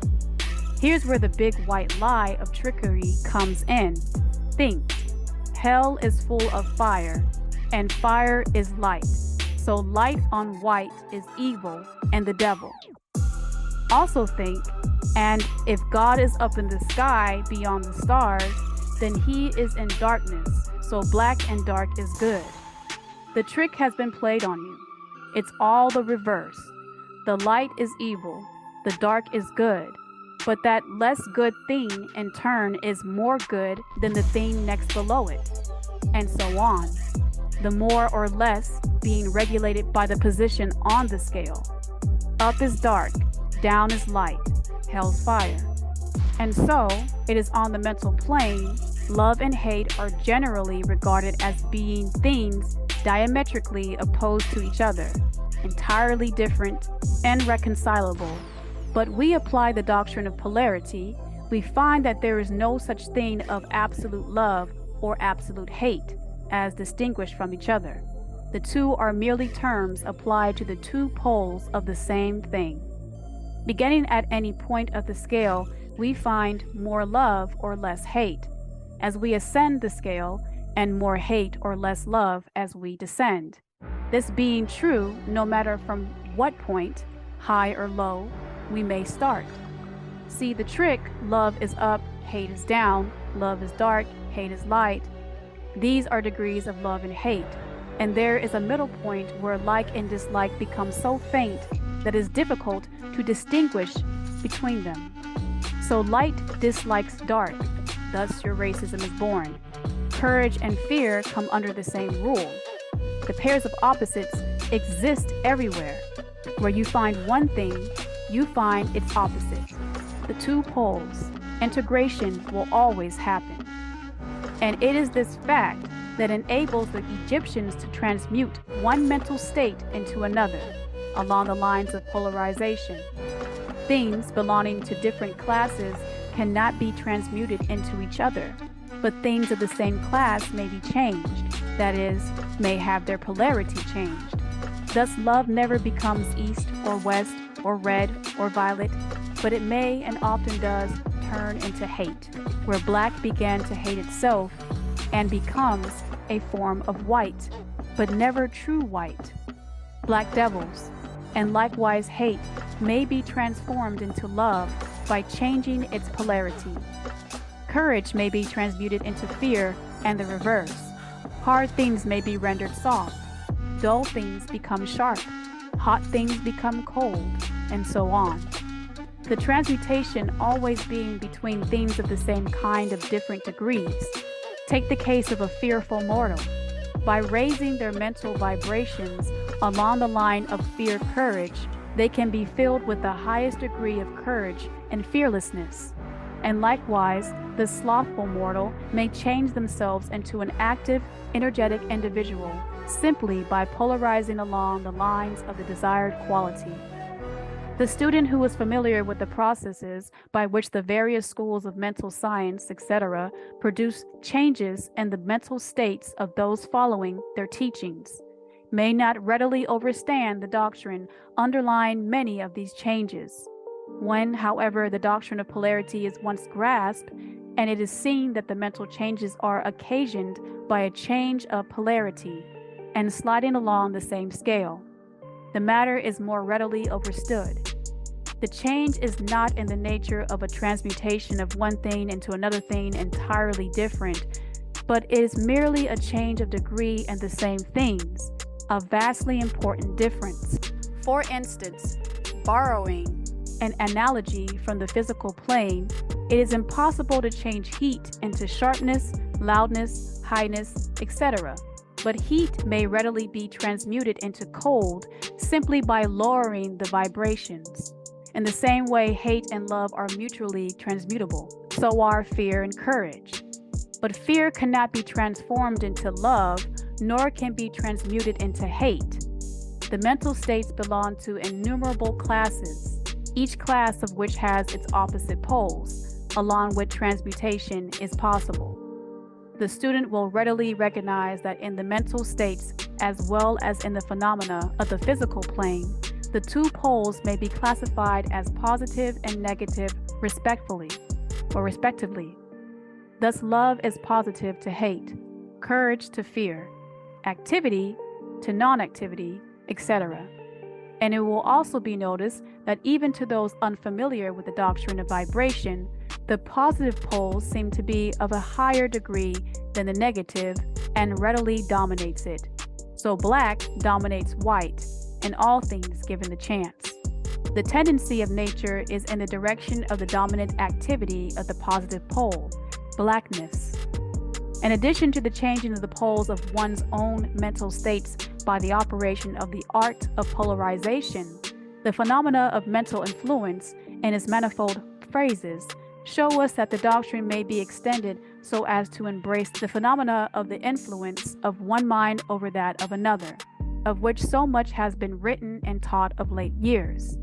When it is understood that mental induction is possible, that is, that mental states may be produced by induction from others, then we can readily see how a certain rate of vibration or polarization of a certain mental state may be communicated to another person, and their polarity in that class of mental states thus changed. It is along this doctrine that results of many of the mental treatments are obtained. For instance, a person is blue. melancholy and full of fear.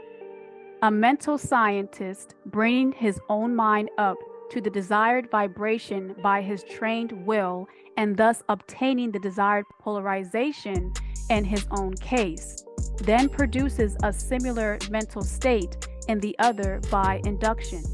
The result being that the vibrations toward the positive end of the scale instead toward the negative, and his fear and other negative emotions are transmuted to courage and similar positive mental states.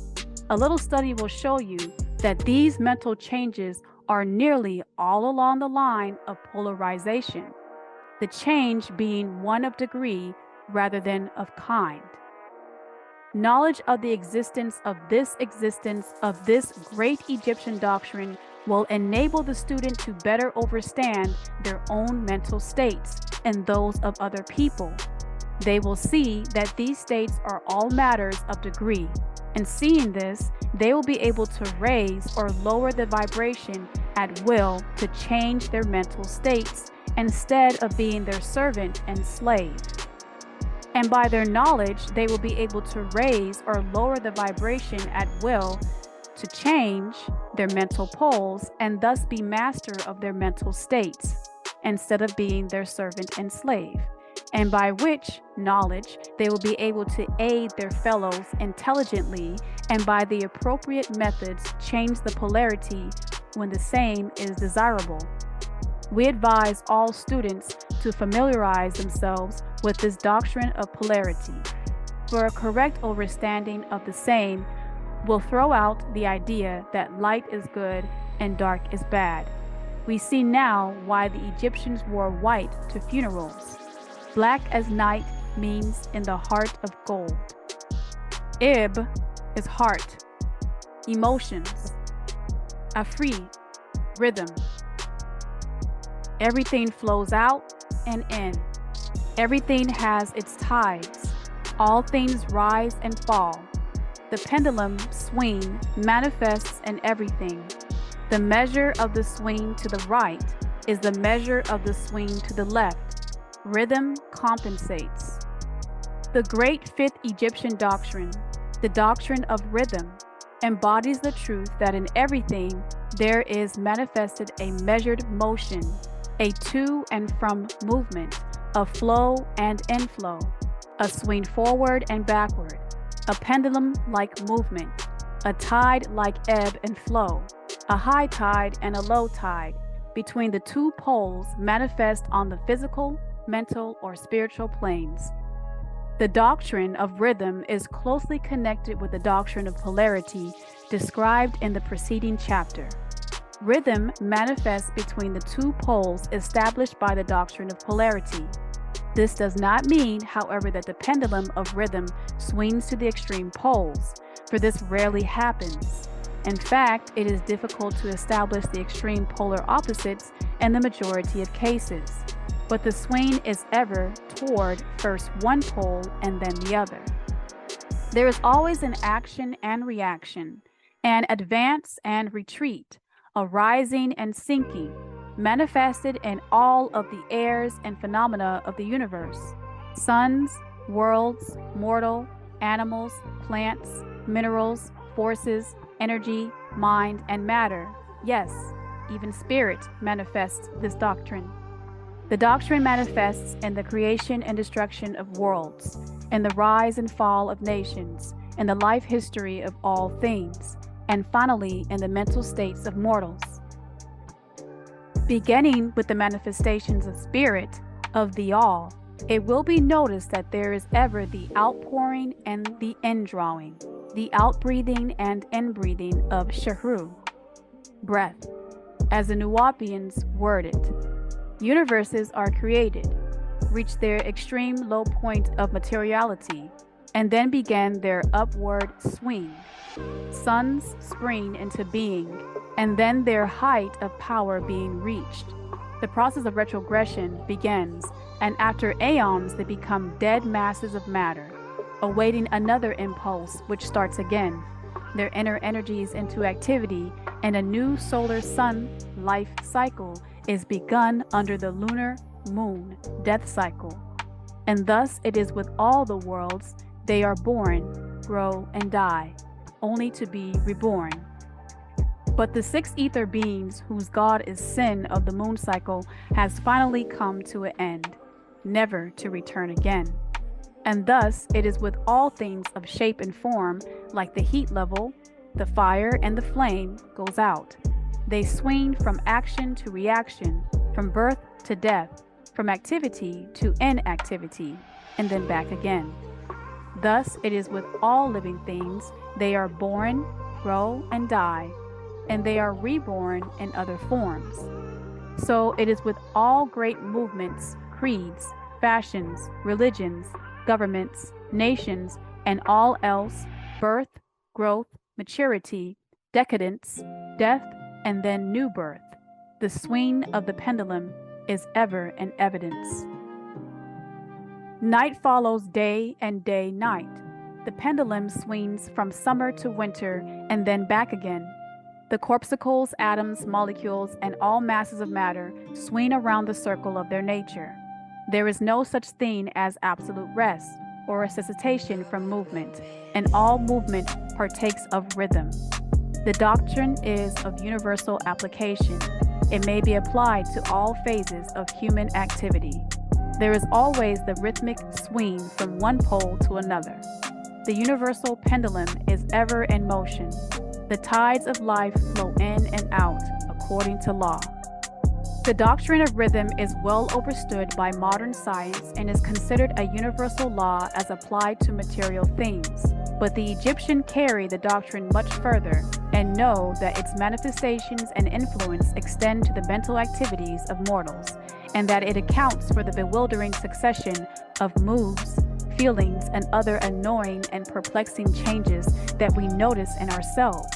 But the Egyptians, by studying the operations of this doctrine, have learned to escape some of its activities by transmutation. The Egyptian hierophants long since discovered that while the doctrine of rhythm was invariable and ever in evidence in mental phenomena, there still were two planes of its manifestations so far as mental phenomena are concerned. They discovered that there were two general planes of consciousness, the lower and the higher, the overstanding of which fact enabled them to rise to the higher plane and thus escape the swing of the rhythmic pendulum, which manifested on the lower plane. In other words, the swing of the pendulum occurred on the unconscious plane, and the consciousness was not affected. This they call the law of neutralization. Its operations consist in the raising of the ego above the vibrations of the unconscious plane of mental activity so that the negative swing of the pendulum is not manifested into consciousness, and therefore they are not affected. It is akin to rise above a thing and let it pass beneath you. The Egyptian hierophant or advanced student polarizes himself as the desired pole, and by a process akin to refusing to participate in the backward swing, or, if you prefer, a denial of its influence over him. He stands firm in his polarized position and allows the mental pendulum to swing back along the unconscious plane.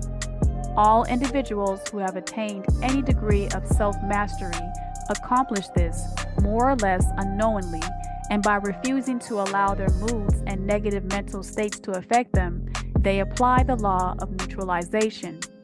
The master, however, carries this to a much higher degree of proficiency, and by the use of his will, he attains a degree of poise and mental firmness almost impossible of belief on the part of those who allow themselves to be swung backward and forward by the mental pendulum of moods and feelings. The importance of this will be appreciated by any thinking person who realizes what creatures of moods, feelings, and emotion the majority of people are, and how little mastery of themselves they manifest. If you will stop and consider a moment, you will realize how much these swings of rhythm have affected you in your life, how a period of enthusiasm has been invariably followed by an opposite feeling and mood of depression, Likewise, your moods and periods of courage have been succeeded by equal moods of fear. And so it has ever been with the majority of persons. Tides of feeling have ever risen and fallen with them, but they have never suspected the cause or reason of the mental phenomena. An understanding of the workings of this doctrine will give one the key to the mastery of these rhythmic swings of feeling and will enable them to know themselves better and to avoid being carried away by these inflows and outflows. The will is superior to the conscious manifestation of this doctrine. Although the doctrine itself can never be destroyed, we may escape its effects, but the doctrine operates nevertheless. The pendulum ever swings, although we may escape being carried along with it. There are other features of the operation of this doctrine of rhythm of which we wish to speak at this point. There comes into its operation that which is known as the law of compensation. One of the definitions or meaning of the word compensate is to counterbalance, which is the sense in which the Egyptians used the term. It is this law of compensation to which the sacred wisdom refers when it says, "The measure of the swing to the right is the measure of the swing to the left. Rhythm compensates." The law of compensation is the swing in one direction determines the swing in the opposite direction, or the opposite pole. The one balances or counterbalances the other. On the physical plane, we see many examples of the law. The pendulum of the clock swings a certain distance to the right, and then an equal distance to the left. The seasons balance each other in the same way. The tides follow the same law, and the same law is manifested in all of the phenomena of rhythm. The pendulum with a short swing in one direction has but a short swing in the other, while the long swing to the right invariably means the long swing to the left. An object hurled upon to a certain height has an equal distance to traverse on its return. The force with which a projectile is sent upward a mile is reproduced when the projectile returns to the earth on its return journey. The law is constant on the physical plane, as reference to the standard authorities will show you. But the Egyptians carry it still further. They teach that a mortal's mental states are subject to the same law. The mortal who enjoys keenly is subject to keen suffering, while they who feel but little pain is capable of feeling but little joy. The pig suffers but little mentally and enjoys but what little he is compensated. And on the other hand, there are other animals who enjoy keenly, but whose nervous organism and temperament cause them to suffer exquisite degrees of pain. And so it is with mortals. There are temperaments which permit of but low degrees of enjoyment and equally low degrees of suffering, while there are others which permit the most intense enjoyment but also the most intense suffering. The rule is that the capacity for pain and pleasure in each individual are balanced. The law of compensation is in full operation here. But the Egyptians go still further in this matter. They teach that before one is able to enjoy a certain degree of pleasure, they must swing as far, proportionately, toward the other pole of feeling. They hold, however, the negative is predestined to the positive in this matter. That is to say that in experiencing a certain degree of pleasure, it does not follow that he will have to pay up for it with a corresponding degree of pain. On the contrary, the pleasure is the rhythmic swing.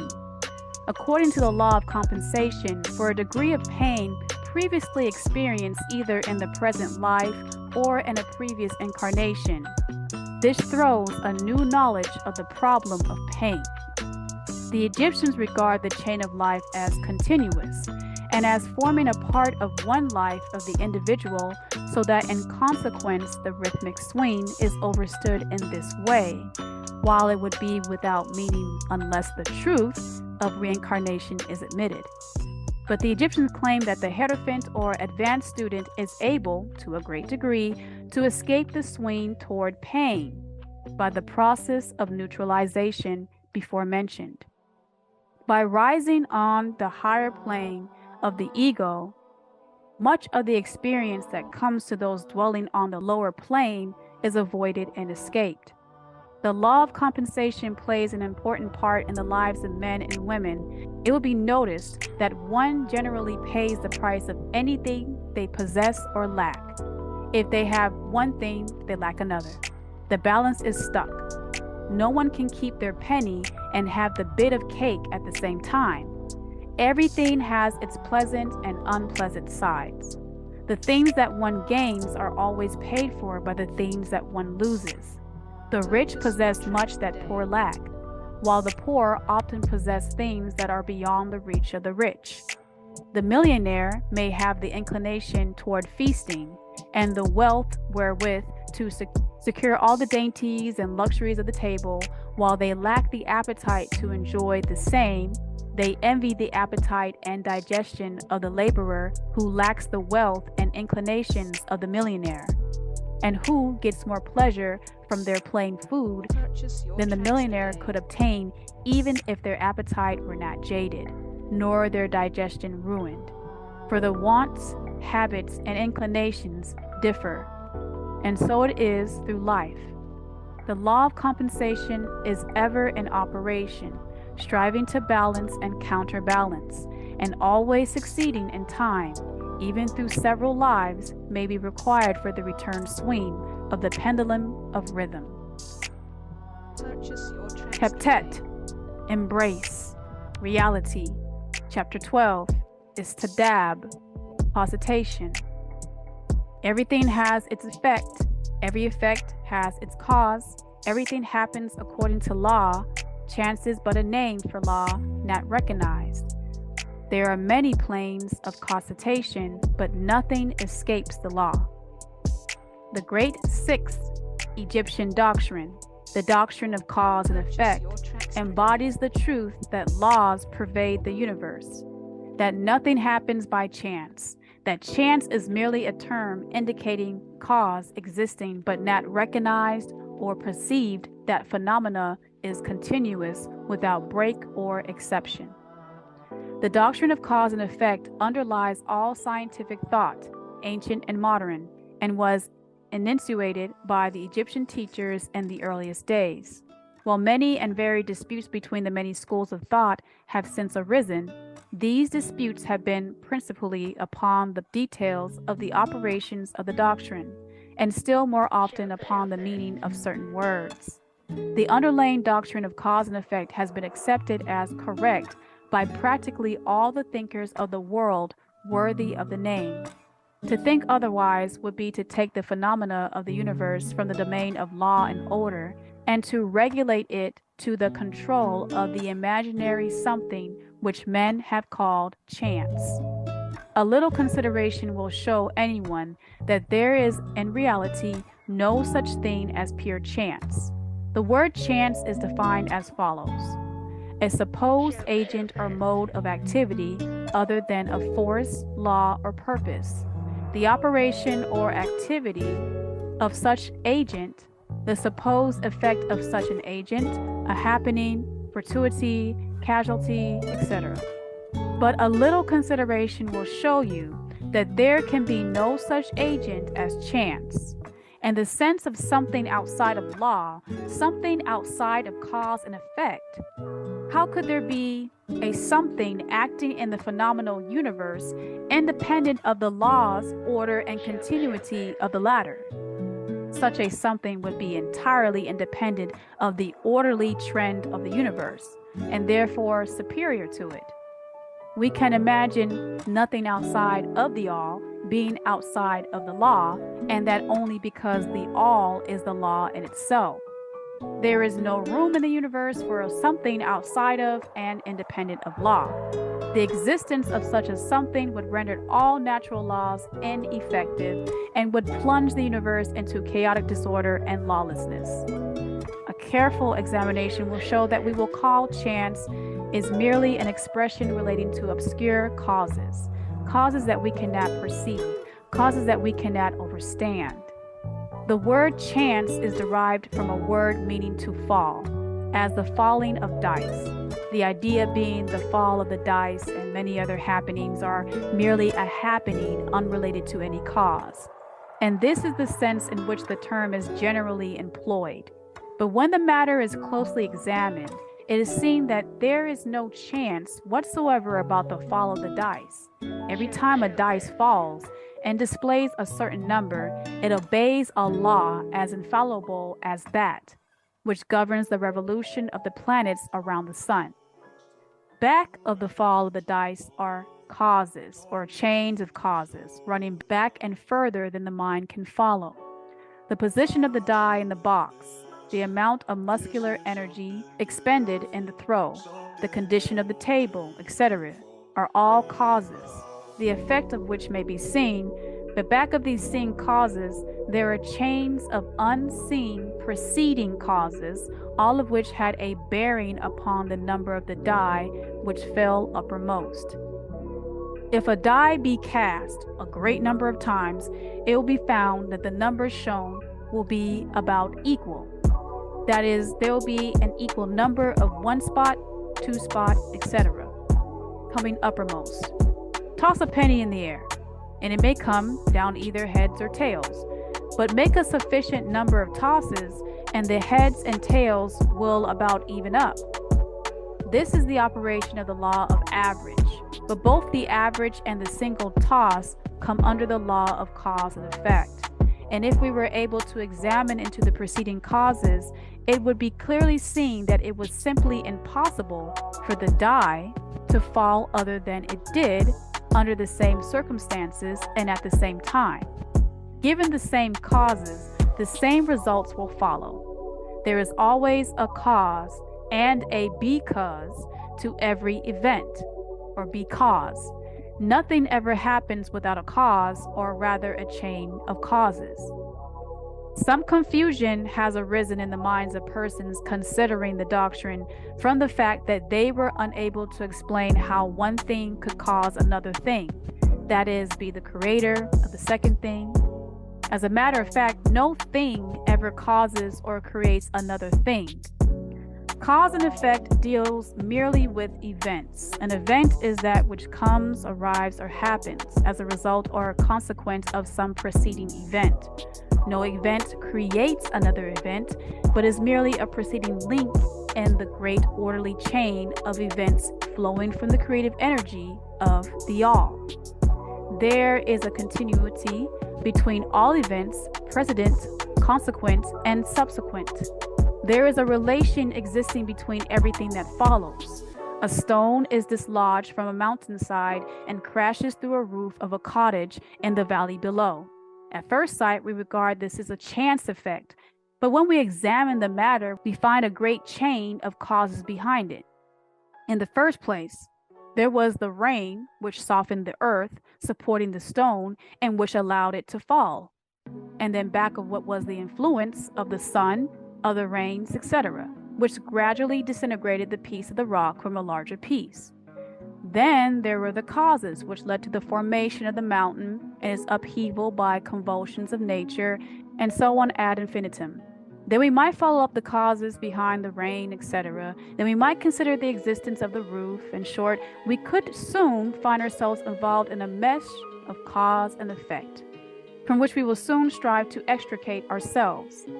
Just as a mortal has 2 parents and 4 grandparents and 8 great-grandparents and 16 great-great-grandparents and so on until then.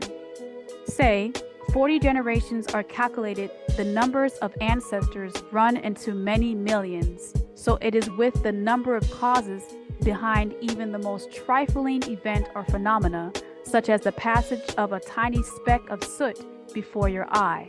It is not an easy matter to trace the bit of soot back to the early period of the world's history when it formed a part of the massive tree trunk, which was afterward converted into a coal and so on, until as a speck of soot, it now passes before your vision onto its way to other adventures.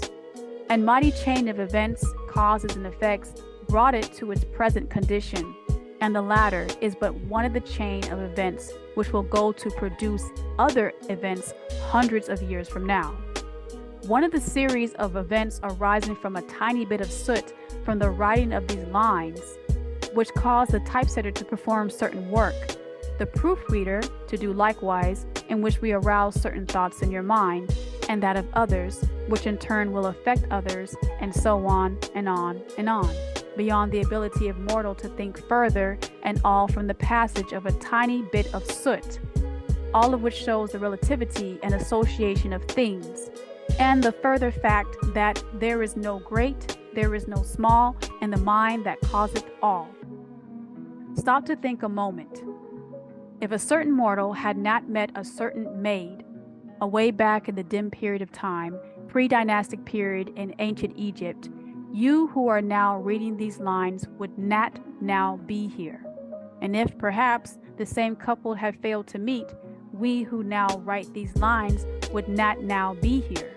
And the very fact of writing on our part and the act of reading on yours will affect not only the respective lives of yourself and ourselves, but will also have a direct or indirect effect upon many other people now living and who will live in the ages to come. Every thought we think, every act we perform has its direct and indirect results, which fit into the great chain of cause and effect. We do not wish to enter into a consideration of free will or determinism in this work for various reasons. Among the many reasons is the doctrine, one that neither side of the controversy is entirely right. In fact, both sides are partially right, according to the Egyptian teachings. The doctrine of polarity shows that both are but half-truths, the opposing poles of truth. The teachings are that a mortal may be both free and yet bound by necessity, depending upon the meaning of the terms, and the height of truth from which the matter is examined. The ancient writers express the matter thus: the further the creation is from the center, the more it is bound. The nearer the center it reaches, the nearer free is it.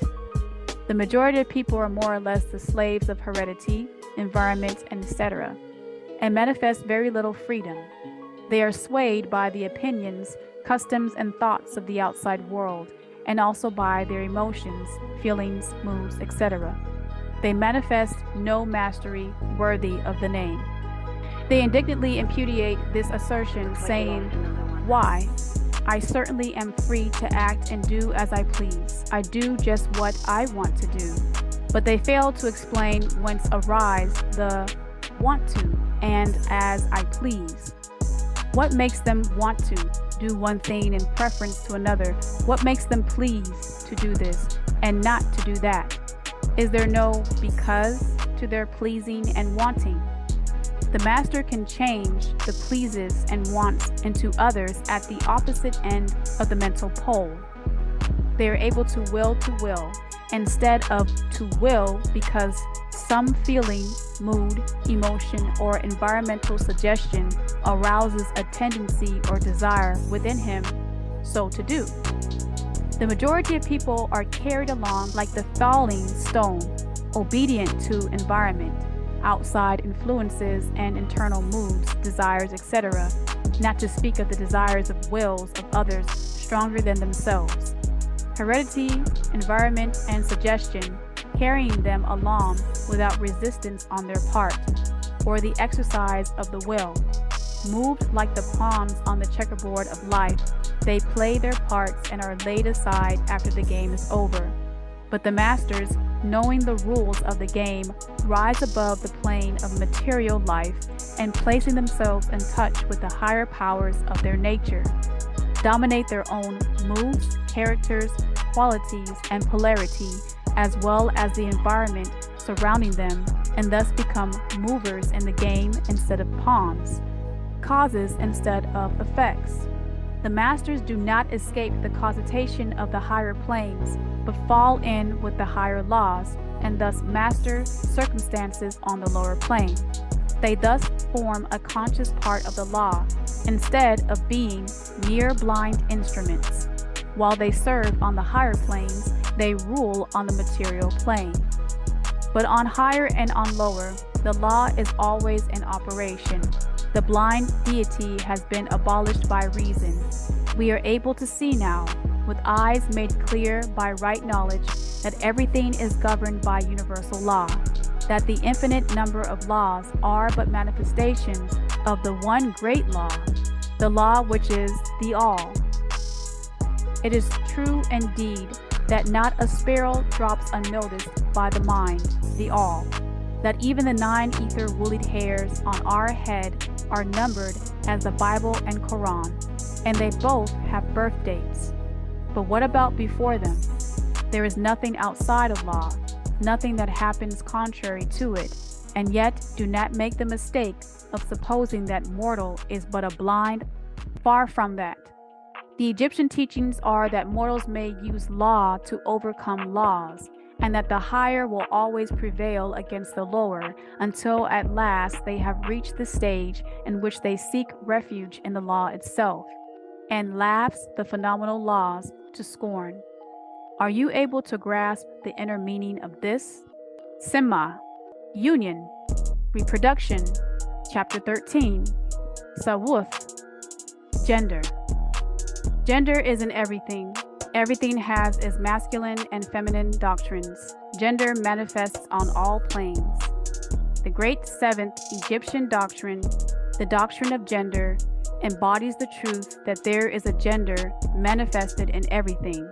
But the masculine and feminine doctrines are ever present and active in all phases of phenomena, on each and every plane of life.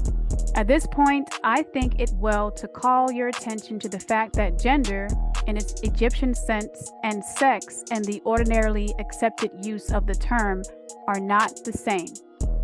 The word gender is derived from the Latin root meaning to beget, to procreate, to generate, to create, to produce. A moment's consideration will show you that the word has a much broader and more meaning than the term sex. The latter referring to the physical distinctions between male and female living things. Sex is merely a manifestation of gender on a certain plane of the great physical plane, the plane of organic life. We wish to impress this distinction upon your minds for the reason that certain writers who have acquired a smattering of the Egyptian teaching have sought to intensify this 7th Egyptian doctrine with wild and fanciful and often reprehensible theories and teachings regarding sex. The office of gender is solely that of creating, producing, generating, etc., and its manifestations are visible on every plane of the phenomena. It is somewhat difficult to produce proofs of this along scientific lines for the reason that science has not as yet recognized this doctrine as of universal application. But still some proofs are forthcoming from scientific sources. In the first place, we find a distinct manifestation of the doctrine of gender among the corpuscles, ions or electrons, the genes, DNAs, which constitute the basis of matter and flesh as science now knows the latter, and which by forming certain combinations form the atom, which until lately was regarded as final and indivisible. The latest word of science is that the atom is composed of a multitude of corpuscles, electrons, or ions, the various names being applied by different authorities, revolving around each other and vibrating at a high degree and intensity, quarks, zeds, or zels. But the accompanying statement is that the formation of the atom is really due to the clustering of negative corpuscles around a positive one, the positive corpuscles seeming to exert a certain influence upon the negative corpuscles, causing the latter to assume certain combinations and thus create or generate an atom or cell. This is in line with the most ancient Greek teachings, which have always identified the masculine doctrine of gender with the positive and the feminine with the negative poles of electricity, so-called. This is not so in Egypt, where both are negative and positive. Now a word at this point regarding this identification. The public mind has formed an entirely erroneous impression regarding the equalities of the so-called negative pole of electrified or magnetized matter. The terms positive and negative are very wrongly applied to this phenomenon by science. The word positive means something real and strong, as compared with a negative unreality or weakness. What do the Greeks say now? That scientists prove that women were first and is the strongest supreme being, and that the rib came from the woman to make the male, not vice versa, as your Bible and Quran misinformed you about. They are wrong. Allah is Alat, a woman. God is Goddess, truth. Nothing is further from the real facts of electrical phenomena. The so-called negative pole of the battery is really the pole in and by which the generation or production of new forms and energies is manifested. There is nothing negative about it. The best scientific authorities now use the word cathode in place of negative. The word cathode, coming from the Greek root meaning descent, the path of generation, etc. From the cathode pole emerged the swarm of electrons or corpuscles. From the same pole emerged those wonderful rays which have revolutionized scientific conceptions during the past decade on up to the year 2000. The cathode pole is the mother of all of the strange phenomena which have rendered useless the old textbooks, Bible and Quran, and which have caused many long-accepted theories to be relegated to the scrap pile of scientific speculation. The cathode or negative pole is the source of doctrine of electrical phenomena and of the finest forms of matter as yet known to science. So you see, we are justified in refusing to use the term negative in our consideration of the subject and insisting upon substituting the word feminine for the old term. The facts of the cause bear us out in this, without taking the Egyptian teachings into consideration, and so we shall use the word feminine in the place of negative in speaking of the pole of activity. The latest scientific teachings are that the creative corpuscles or electrons are feminine. Science says they are composed of negative electricity, yet that's not as bad as religion, which teaches it's good to break the earth in order to grow a tree. We say they are composed of feminine energy. A feminine corpuscle becomes detached from, or rather leaves, a masculine corpuscle and starts on a new career. It actively seeks a union with a masculine corpuscle, being urged thereto by the natural impulse to create new forms of matter or energy. One writer goes so far as to use the term it as one seeks, of his own volition, a union. The male needs the female more than the female needs the male. She is the mother of created things. This attachment and uniting form the basis of the greater part of the activities of the chemical world. When the feminine corpuscle unites with the masculine corpuscle, a certain process is begun. The feminine particles vibrate rapidly under the influence of the masculine energy and circle rapidly around the latter. The result is the birth of a new atom. This new atom is really composed of a union of the masculine and feminine electrons or corpuscles, but when the union is formed, the atom is a separate thing, having certain properties, but no longer manifesting the property of free electricity. The process of detachment or separation of the feminine electrons is called ionization. These electrons or corpuscles are the most active workers in nature's field. Arising from their unions or combination manifest the varied phenomena of light, heat, electricity, magnetism, attraction, repulsion, chemical affinity, and the reverse. And similar phenomena are all called chaos. And all this arises from the operation of the doctrine of gender on the plane of energy. The part of the masculine doctrine seems to be that of directing a certain inherent energy towards the feminine doctrine and thus starting into activity the creative processes which have already started in the female called ovulation. But the feminine doctrine is the one always doing the active creative work, the God being, and this is sun on all planes. And yet each doctrine is incapable of operative energy without the assistance of the other. after their separation in the very beginning, when divided into two daughter cells, not son cells, to become what we all are today. In some of the forms of life, the two doctrines are combined in one organism, and this is how humans are started. For the matter, everything in the organic world manifests both genders. There is always the masculine present in the feminine form. The Egyptian teachings include them regarding the operation of the two doctrines of gender in the production and manifestation of various forms of energy, etc. The female supreme being first is seen in the mitochondria DNA, but the example we have given you of the phenomena of the electrons or corpuscles will show you that science was on the right path and also gives you a general idea of the underlying doctrines. Some leading scientific investigators have announced their beliefs that in the formation of crystals, there was to be found something that corresponded to sex activity, which is another straw showing the direction the scientific winds are blowing. And each year will bring other facts to corroborate the correctness of the Egyptian doctrine of gender.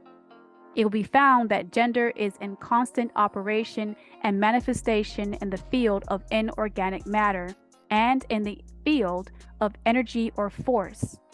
Electricity is now generally regarded as the something into which all other forms of energy seem to melt or dissolve.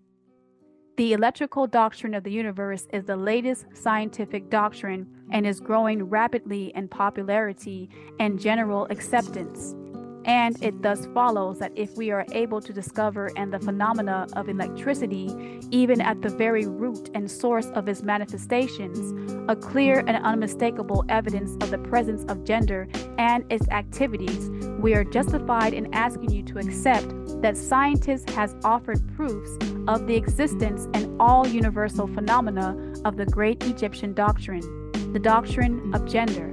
It is not necessary to take up your time with the well-known phenomena of the attraction and repulsion of atoms, chemical affinity, the loves and hates of the atomic particles, the attraction or cohesion between the molecules of matter.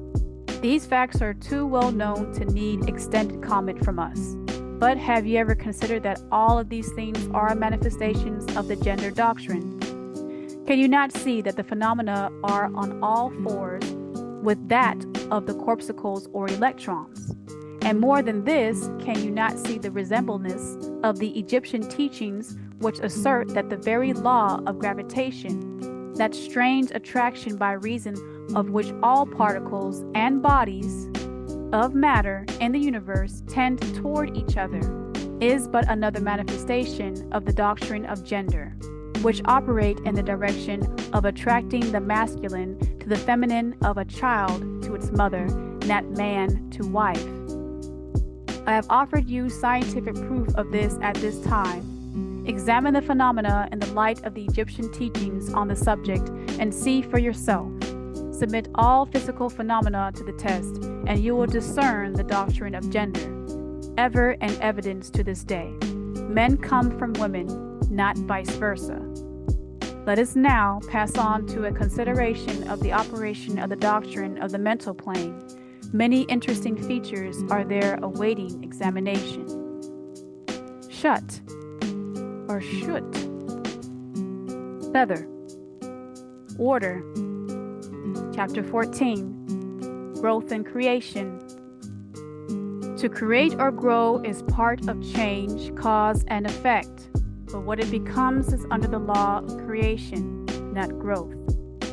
The great eighth doctrine of growth, creation, is the doctrine of growing, birth, made, fashion, by the use of genders, which, as I said, is derived from the Latin root, meaning to beget or begotten, to procreate, to generate or regenerate, to produce. Simple, to grow in the womb of one of the sexes of gender, namely the mother who controlled birth and what is born in her womb. She was first, regardless of what your Bible or Quran says. Women were before man, and the proof is in the mitochondria DNA. She decides the gender, and without her, we would all not be in the flesh. Flesh is not created by saying puff. It is grown as it goes through a 9-month in the womb of 3 stages of growth. The idea of creating does not come into play until reason, opinion, and decision are made. What that which is grown in the womb becomes after birth, when it begins to think for itself, what it likes, who it likes, where will it live, and with whom. What will it become, a bum or a successor? These are personal decisions, which make you an individual. Then and only then is it safe to speak of creation or created. Now it unifies. That means something new happened. But even then, it's in the all, and the all is all. The Jinnah, wings, living. Chapter 15, breathing. Everyone breathes. In fact, everything breathes, inhales and exhales in and out. The key to life and existence is in the word intake. The great 9th Egyptian doctrine, the doctrine of breath, intake and out, embodies the law of life. Is not day and night a form of breathing? And is not this a law on how all things work?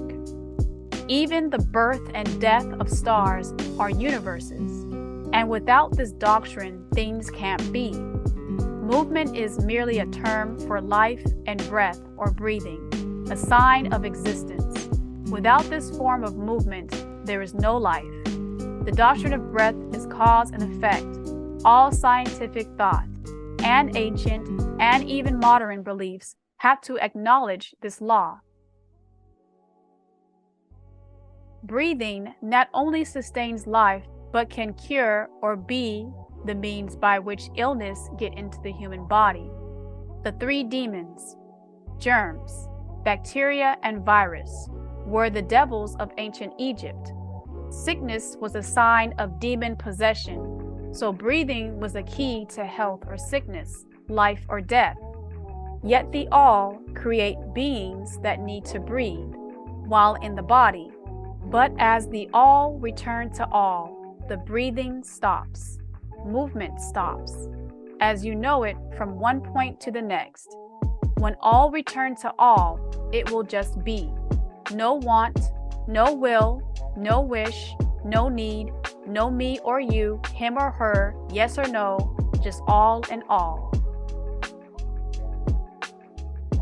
Sistrum, rattle, sounds. Chapter 16, mental gender. Both as one mental gender, male, female, and those caught in between the law of all things.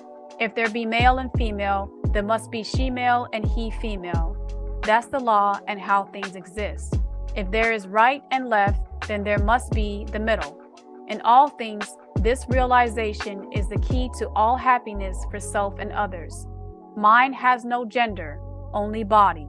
Soul has no gender, only body. Spirit has no gender, only body. Emotions works with the body. Students of psychology and religion who have followed the modern trend of thought along the lines of mental phenomena are struck by the persistence of the dual mind idea, which has manifested itself so strongly during the past years. Evil devil minds, good God minds, and which has given rise to a number of plausible theories regarding the nature and constitution of these 2 minds. The objective and subjective minds, which they hold existed in every individual.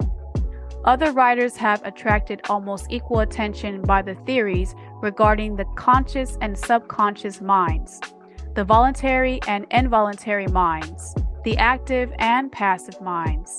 The theories of the various writers differ from each other, but there remains the underlying doctrine and the underlying doctrine of the duality of mind.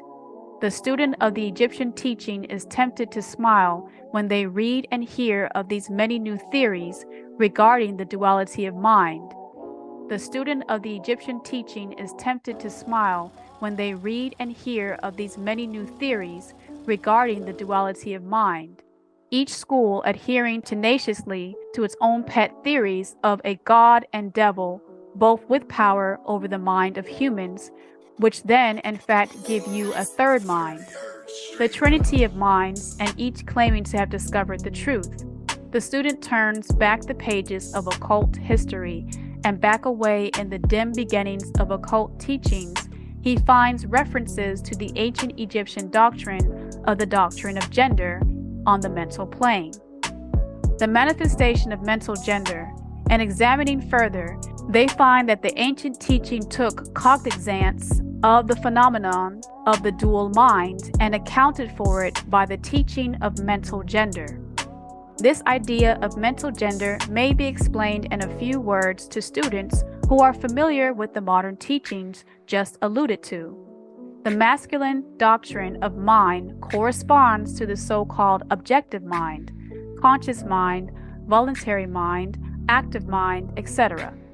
And the feminine doctrine of mind corresponds to the so-called subjective mind, subconscious mind, involuntary mind, passive mind, etc.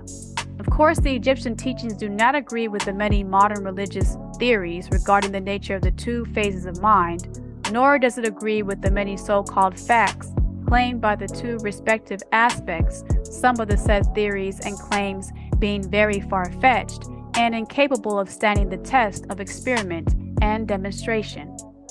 Do we need a God who is all-powerful, yet the devil has some of his power? When things go good, it's God. When things go bad for us, it's the devil.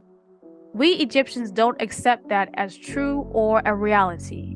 We point to the phrases of agreement merely for the purpose of helping the student to assimilate his previously acquired knowledge with the teachings of the Egyptian masters, the duality of mind. If you had taken the time and trouble to decipher a little of the mystic jargon of the Egyptian teachings, you might have received much right knowledge upon the subject of the dual mind or even the tri-mind. But then perhaps your most interesting work, the Bible, might not have been written. Let us now consider the Egyptian teachings regarding the mental gender. The Egyptian teachers impart their instruction regarding this subject by bidding their students examine the report of their consciousness regarding their self. The students are bidden to turn their attention inward upon the self dwelling within each. Each student is led to see that their consciousness gives them first a report of the existence of themselves. The report is, I am. Step 1. Then me, myself, and I. There is our true tri-mind and one being, you. While at first there seems to be only an I existing, a more careful and closer examination reveals the fact that there exists an I and a me. The me is the responding you, as in who, me? Not me. These mental twins differ in their characteristics and nature, and an examination of their nature and the phenomena arising from the same will throw much right knowledge upon many of the problems of mental influence. Then you have myself and in confirmed, I did it myself, which led to who, me? Yes, I did it myself. And then the third doctrine is I, as in I did it, or I am that I am, or I am who I am. Let's begin with a consideration of the me again, which is usually mistaken for the I by the student, until he presses the inquiry a little further back into the recesses of the consciousness. A mortal thinks of themselves and its aspect of me as being composed of certain feelings, tastes, likes, dislikes, habits, peculiar ties, characteristics, etc., all of which go to make up their personality, or the self, known to themselves and others. They know that these emotions and feelings change, are born and die away, are subject to the doctrine of rhythm and the doctrine of polarity, which take him from one extreme of feeling to another. They also think of the me as being certain knowledge gathered together in their mind, and thus forming a part of themselves. This is the me of a mortal. But we have proceeded too hastily. The me of many humans may be said to consist largely of their consciousness of the body and their physical appetites, etc. Their consciousness being largely bound up with their bodily nature, they practically live there. Some humans even go so far as to regard their personal apparel as a part of their me, and actually seem to consider it a part of themselves. A writer has humorously said that humans consist of three parts: soul, body, and clothes. These clothes, conscious people, would lose their personality if divested of their clothing by savages upon the occasion of a shipwreck. But even many who are not so closely bound up with the idea of raiment stick closely to the consciousness of their bodies being their me and not their I. They cannot conceive a self independent of the body.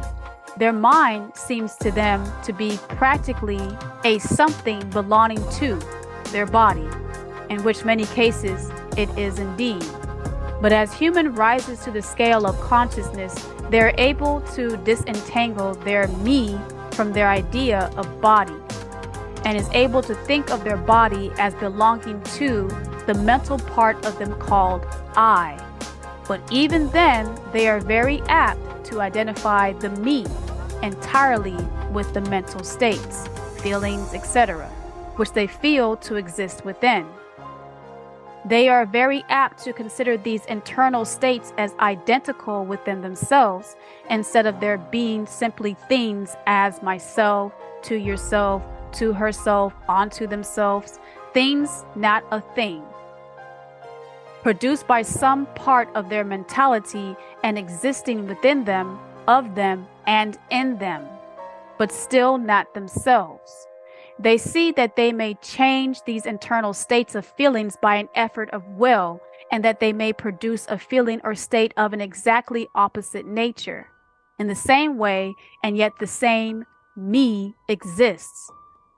And so after a while, they are able to set aside these various mental states, emotions, feelings, habits, qualities, characteristics, and other personal mental belongings.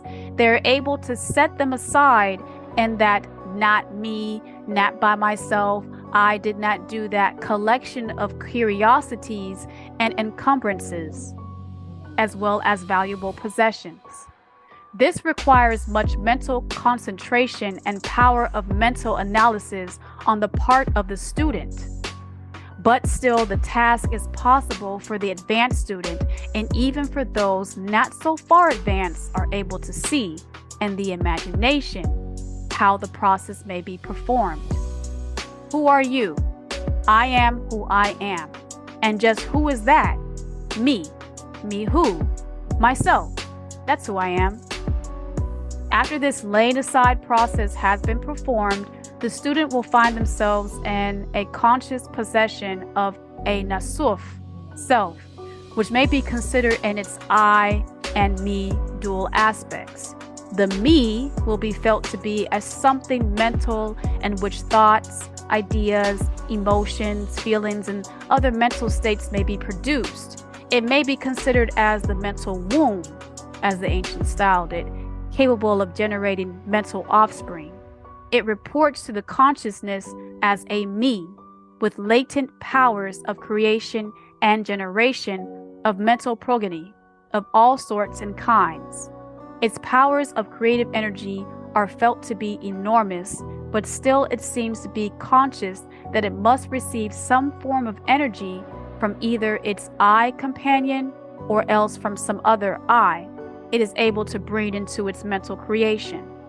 This consciousness brings with it a realization of an enormous capacity for mental work and creative. But the student soon finds that this is not all they find within their inner consciousness.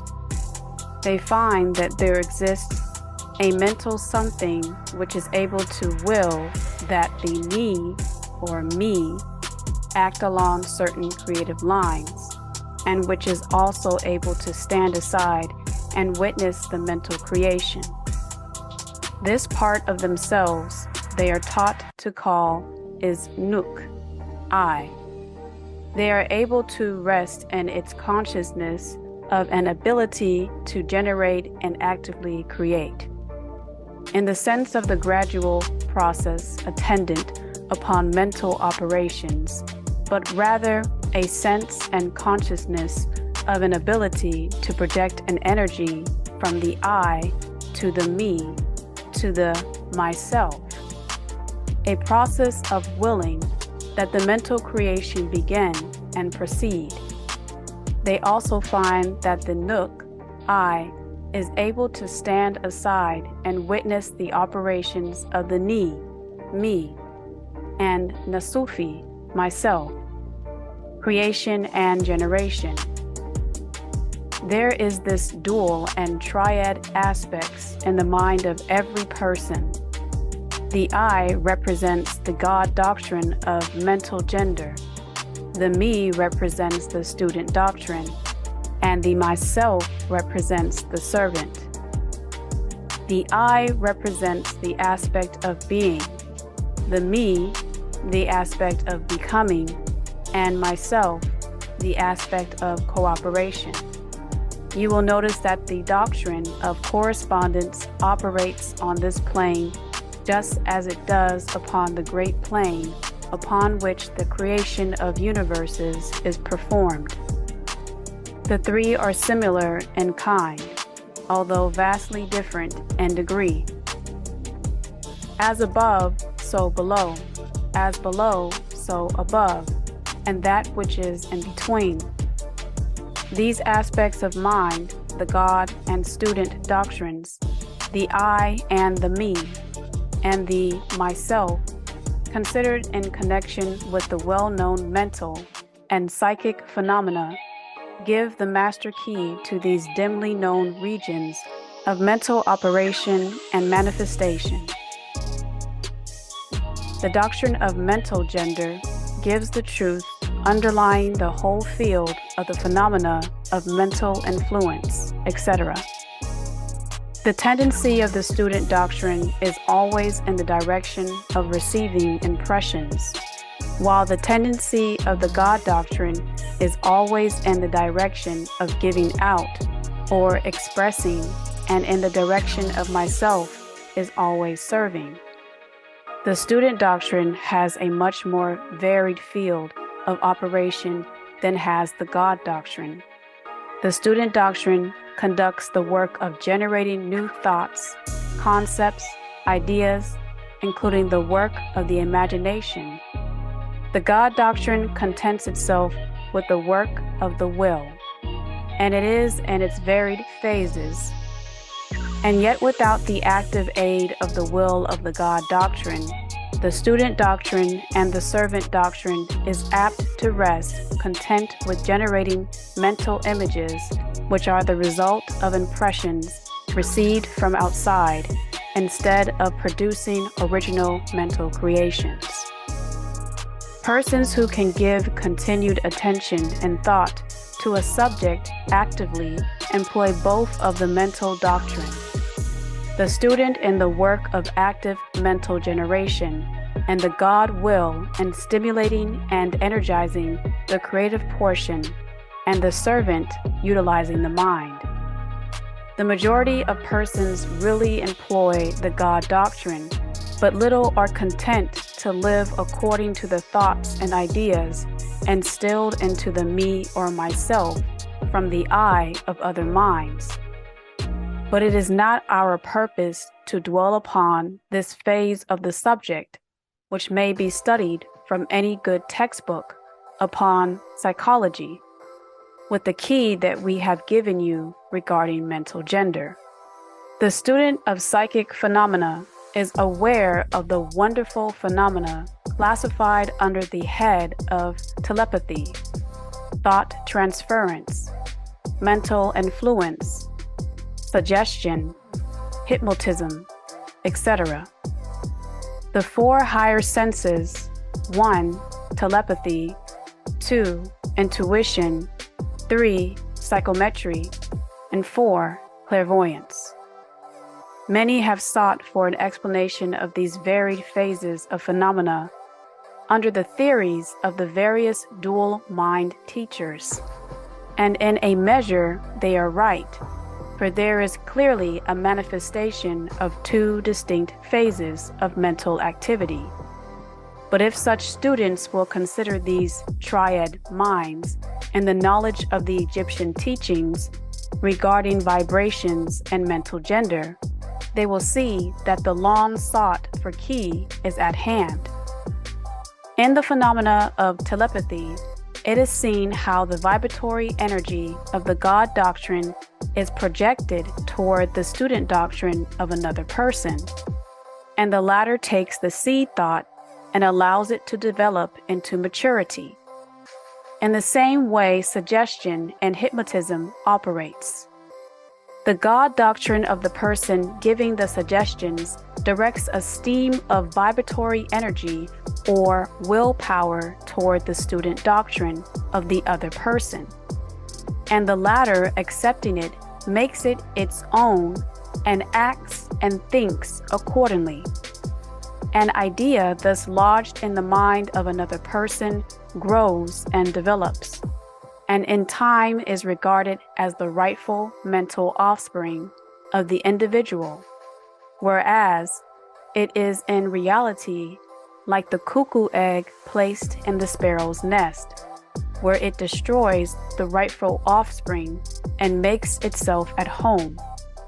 The normal method is for the God and student doctrine in a person's mind to coordinate and act harmoniously in conjunction with each other. But, unfortunately, the God doctrine in the average person is too lazy to act. The display of willpower is too slight, and the consequence is that such persons are ruled almost entirely by the minds and wills of other persons, whom they allow to do their thinking and willing for them. How few original thoughts or original actions are performed by the average person, which is what makes them a created thing. Are not the majority of persons mere shadows and echoes of others having stronger wills or minds than themselves? The trouble is that the average person dwells almost altogether in their me consciousness and does not realize that they have such a thing as an I. They are polarized in their student doctrine of mind and the God doctrine, and which is lodged, the will, is allowed to remain inactive and not employed. The strong men and women of the world invariably infest the God doctrine of will, and their strength depends materially upon this fact.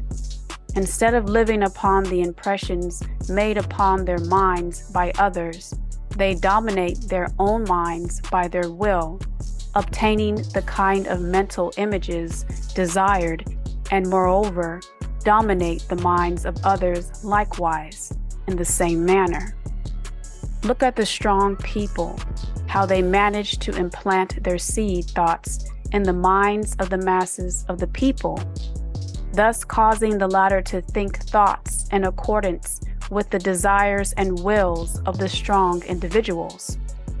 This is why the masses of people are such sheep-like creatures, never originating an idea of their own, nor using their own powers of mental activity. The manifestation of mental gender may be noticed all around us in everyday life. The magnetic persons are those who are able to use the God doctrine in a way of impressing their ideas upon others. The actor who makes people weep or cry as they will is employing this doctrine, and so is the successful orator, statesman, teacher, writer, or other people who are before the public attention. The peculiar influence exerted by some people over others is due to the manifestation of mental gender. along the vibratorial lines above indicated. And this doctrine is the secret of personal magnetism, personal influence, fascination, etc., as well as the phenomena generally grouped under the name of hypnotism.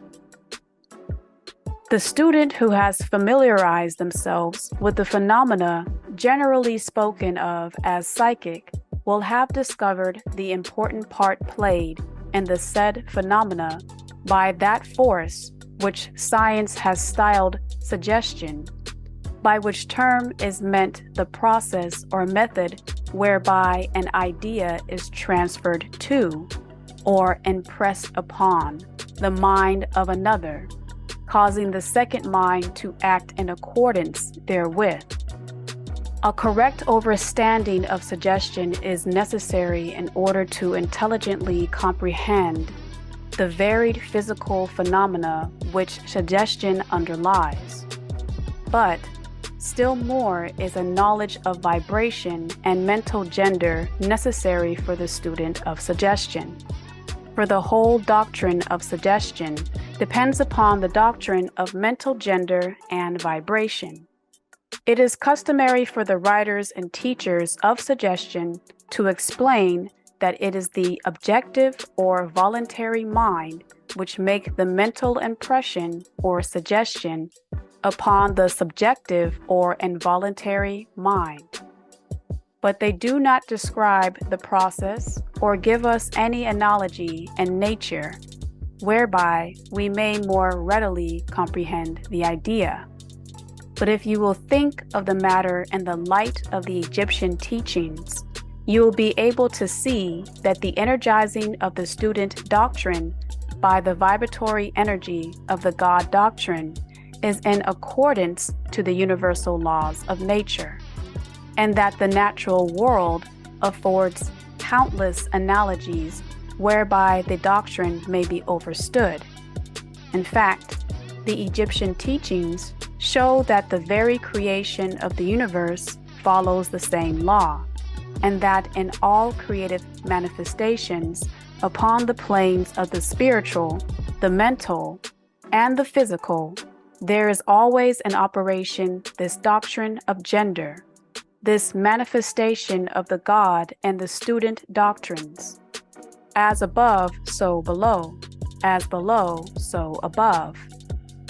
And more than this, when the doctrine of mental gender is once grasped and understood, the varied phenomena of psychology at once becomes capable of intelligent classification and study, instead of being very much in the blinding light of ignorance. The doctrine words out in practice because it is based upon the immutable universal laws of life. The student may acquaint themselves with these matters, and by using the knowledge of mental gender, they will be able to bring order out of the chaos of conflicting knowledge and teachings, and may, moreover, readily make themselves a master of the subject if they be so inclined. The purpose of this work is not to give an extended account of psychic phenomena, but rather to give to the student a master key whereby they may unlock the many doors leading into the parts of the pyramids of right knowledge, which they may wish to explore in the ancient Egyptian order. I feel that in this consideration of the teachings of Tahuti, Thoth, one may find an explanation which will serve to clear away many perplexing difficulties, a key that will unlock many doors. What is the use of going into detail regarding any of the many features of psychic phenomena and mental science, provided we place in the hands of the student the means whereby many acquaint themselves fully regarding any phase of the subject which may interest them? With the aid of the Egyptian order, one may go through an occult library anew, the old blinding light from each religion. That is the purpose of this book, to set the record of Tahuti straight, as it has been tampered with by the Hyksos, Canaanites, when in Egypt. I do not come expounding a new philosophy, but rather furnishing the outlines of a great world-old teaching which will make clear the teaching of others, which will serve as a great reconciler of differing theories and opposing doctrines. Was, or was, crook, guidance, chapter 17, Egyptian axioms. The possession of right knowledge, unless accompanied by a manifestation and expression in action, as right wisdom and right understanding, is like the hoarding of precious metals, a vain and foolish thing. Right knowledge, like wealth, is intended for use. The law of use is universal, and he and or she who violates it suffers by reason of their conflict with natural forces. The Egyptian teachings, while always having been kept securely locked up in the minds of the fortunate possessors thereof, who knew to keep the best, kept secrets, kept sacred, for reasons which we have already stated, were never intended to be merely stored away and secreted, but used and applied. The law of use is dwelt upon in the teachings, as you may see by reference to the above quotation from the Tahuti teachings, which states it forcibly. Right knowledge without use and expression is a vain thing, bringing no good to its possessor, or to the Nuwapian. Beware of mental miserliness, and express into action that which you have learned. Study the axioms and aphorisms, but practice them also. We give below some of the more important Egyptian axioms from the Egyptian teachings, with a few comments added to each. Make these your own and practice and use them, for they are not really your own until you have used them. To change your mood or mental state, change your vibration. One may change their mental vibrations by an effort of will in the direction of deliberately fixing the attention upon a more desirable state. Will directs the attention, and attention changes the vibration. Cultivate the art of attention by means of the will, and you have solved the secret of the mastery of moods and mental states. To destroy an undesirable rate of mental vibration, put into operation the doctrine of polarity, and concentrate upon the opposite pole to which you desire to suppress. Keeping in mind they have the same root, kill out the undesirable by changing its polarity. This is one of the most important of the Egyptian formulas. It is based upon true scientific doctrines. I have shown you that a mental state and its opposite were merely the two poles of one thing, and that by mental transmutation, the polarity might be reversed. This doctrine is known to modern psychologists, who apply it to the breaking up of undesirable habits by bidding their students concentrate upon the opposite quality. If you are possessed by fear, do not waste time trying to kill out fear, but instead cultivate the quality of courage, and the fear will disappear. Some writers have expressed this idea most forcibly by using the illustration of the bright light. You do not have to block out or cover up the brightness, but by merely switching off the light switch and letting your eye adjust to the pure darkness, the evil blinding light has disappeared. To kill out a negative quality, concentrate upon the positive pole of the same quality, and the vibrations will gradually change from negative to positive, until finally you will become polarized on the positive pole instead of the negative. The reverse is also true, as many have found out to their sorrow. when they have allowed themselves to vibrate too constantly on the negative pole of things. By changing your polarity, you may master your moods. Change your mental states, remake your disposition, and build up character. Much of the mental mastery of the advanced Egyptians is due to this application of polarity, which is one of the important aspects of mental transmutation. Remember the Egyptian axiom, quote previously. Mind, as well as metals and elements, may be transmuted from state to state, degree to degree, condition to condition, pole to pole, vibration to vibration. The mastery of polarization as the mastery of the fundamental doctrine of mental transmutation or mental alchemy. For unless one acquires the art of changing his or her own polarity, they will be unable to affect their environment. An overstanding of this doctrine will enable one to change their own polarity as well as that of others, if they will but devote the time, care, study, and practice necessary to master the art. The doctrine is true, but the results obtained depend upon the persistent patience and practice of the student. Rhythm may be neutralized by an application of the art of polarization.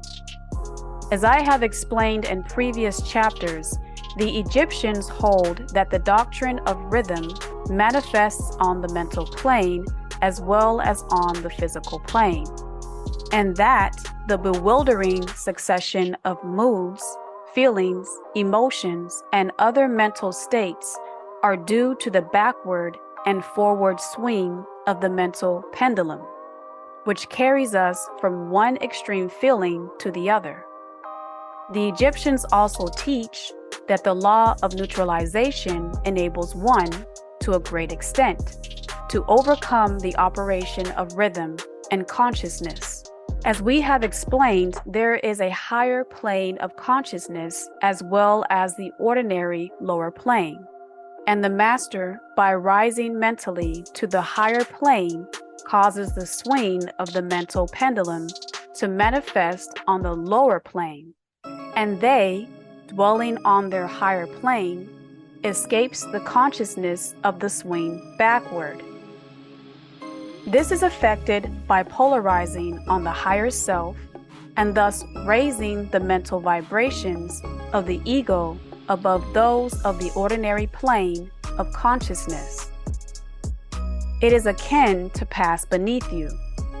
The advanced Egyptians polarizes themselves at the positive pole of their being, the I am pole rather than the pole of personality, and by refusing and denying the operation of rhythm, raises themselves above its plane of consciousness, and standing firm in their statement of being, they allow the pendulum to swing back on the lower plane without changing their polarity. This is accomplished by all individuals who have attained any degree of self-mastery, whether they overstand the law or not.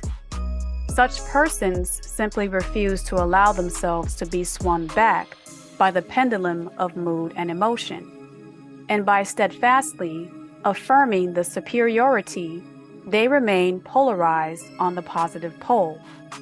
The master, of course, attains a far greater degree of proficiency because they overstand the law which they are overcoming by a higher law. And by the use of their will, they attain a degree of poise and mental steadfastness almost impossible of knowledge on the part of those who allow themselves to be swung backward and forward by the mental pendulum of moods and feelings.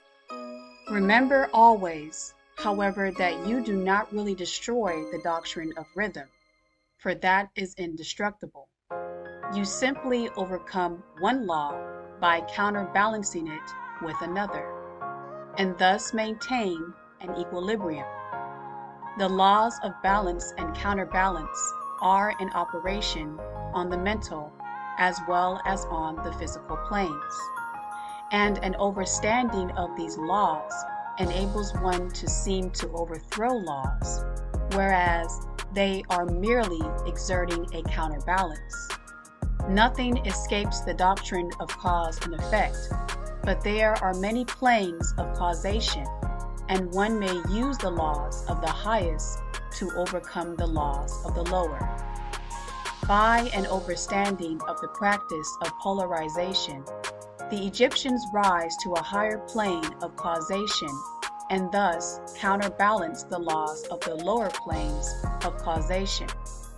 By rising above the plane of ordinary causes, they become themselves, in a degree, causes instead of being merely caused. By being able to master their own moods and feelings, and by being able to neutralize rhythm, as we have already explained, they are able to escape a great part of the operations of cause and effect on the ordinary plane. The masses of people are carried along, obedient to their environment, the wills and desires of others stronger than themselves, the effects of inherited tendencies, the suggestions of those about them, and other outward causes which tend to move them about on the chessboard of life like mere pawns.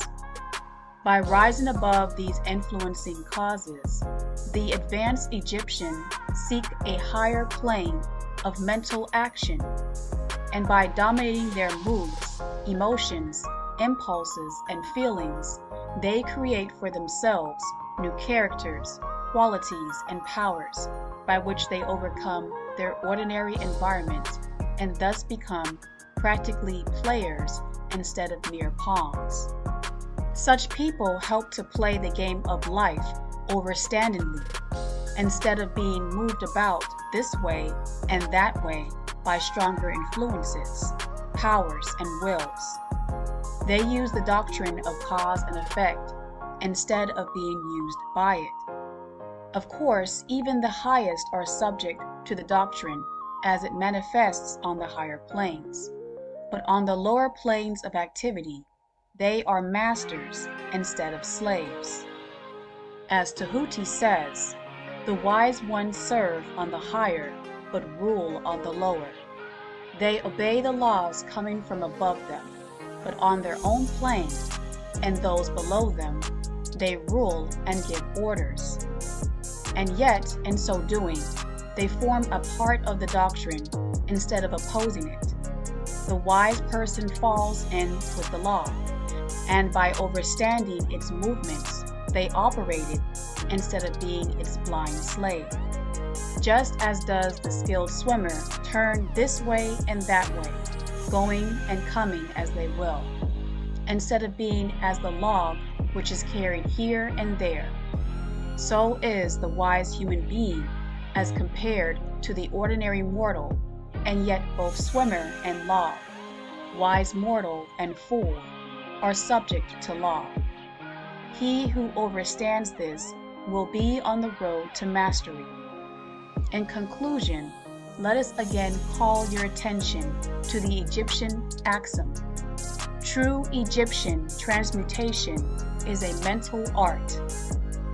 In the above axiom, the Egyptians teach that the great work of influencing one's environment is accomplished by mental power. The universe being wholly mental, it follows that it may be ruled only by mentality. And in this truth, it is to be found an explanation of all the phenomena and manifestations of the various mental powers, which are attracting so much attention and study in these earlier years of the 21st century. Back of and over the teachings of the various cults and schools remains ever constant the doctrine of the mental substance of the universe. If the universe be mental in its substantial nature, then it follows that mental transmutation must change the conditions and phenomena of the universe.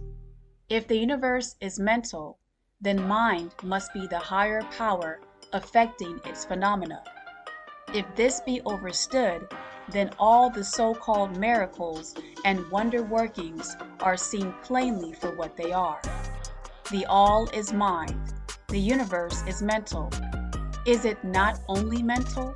Then what is it? And that is the big question with a small answer. It's not merely mental, it's all.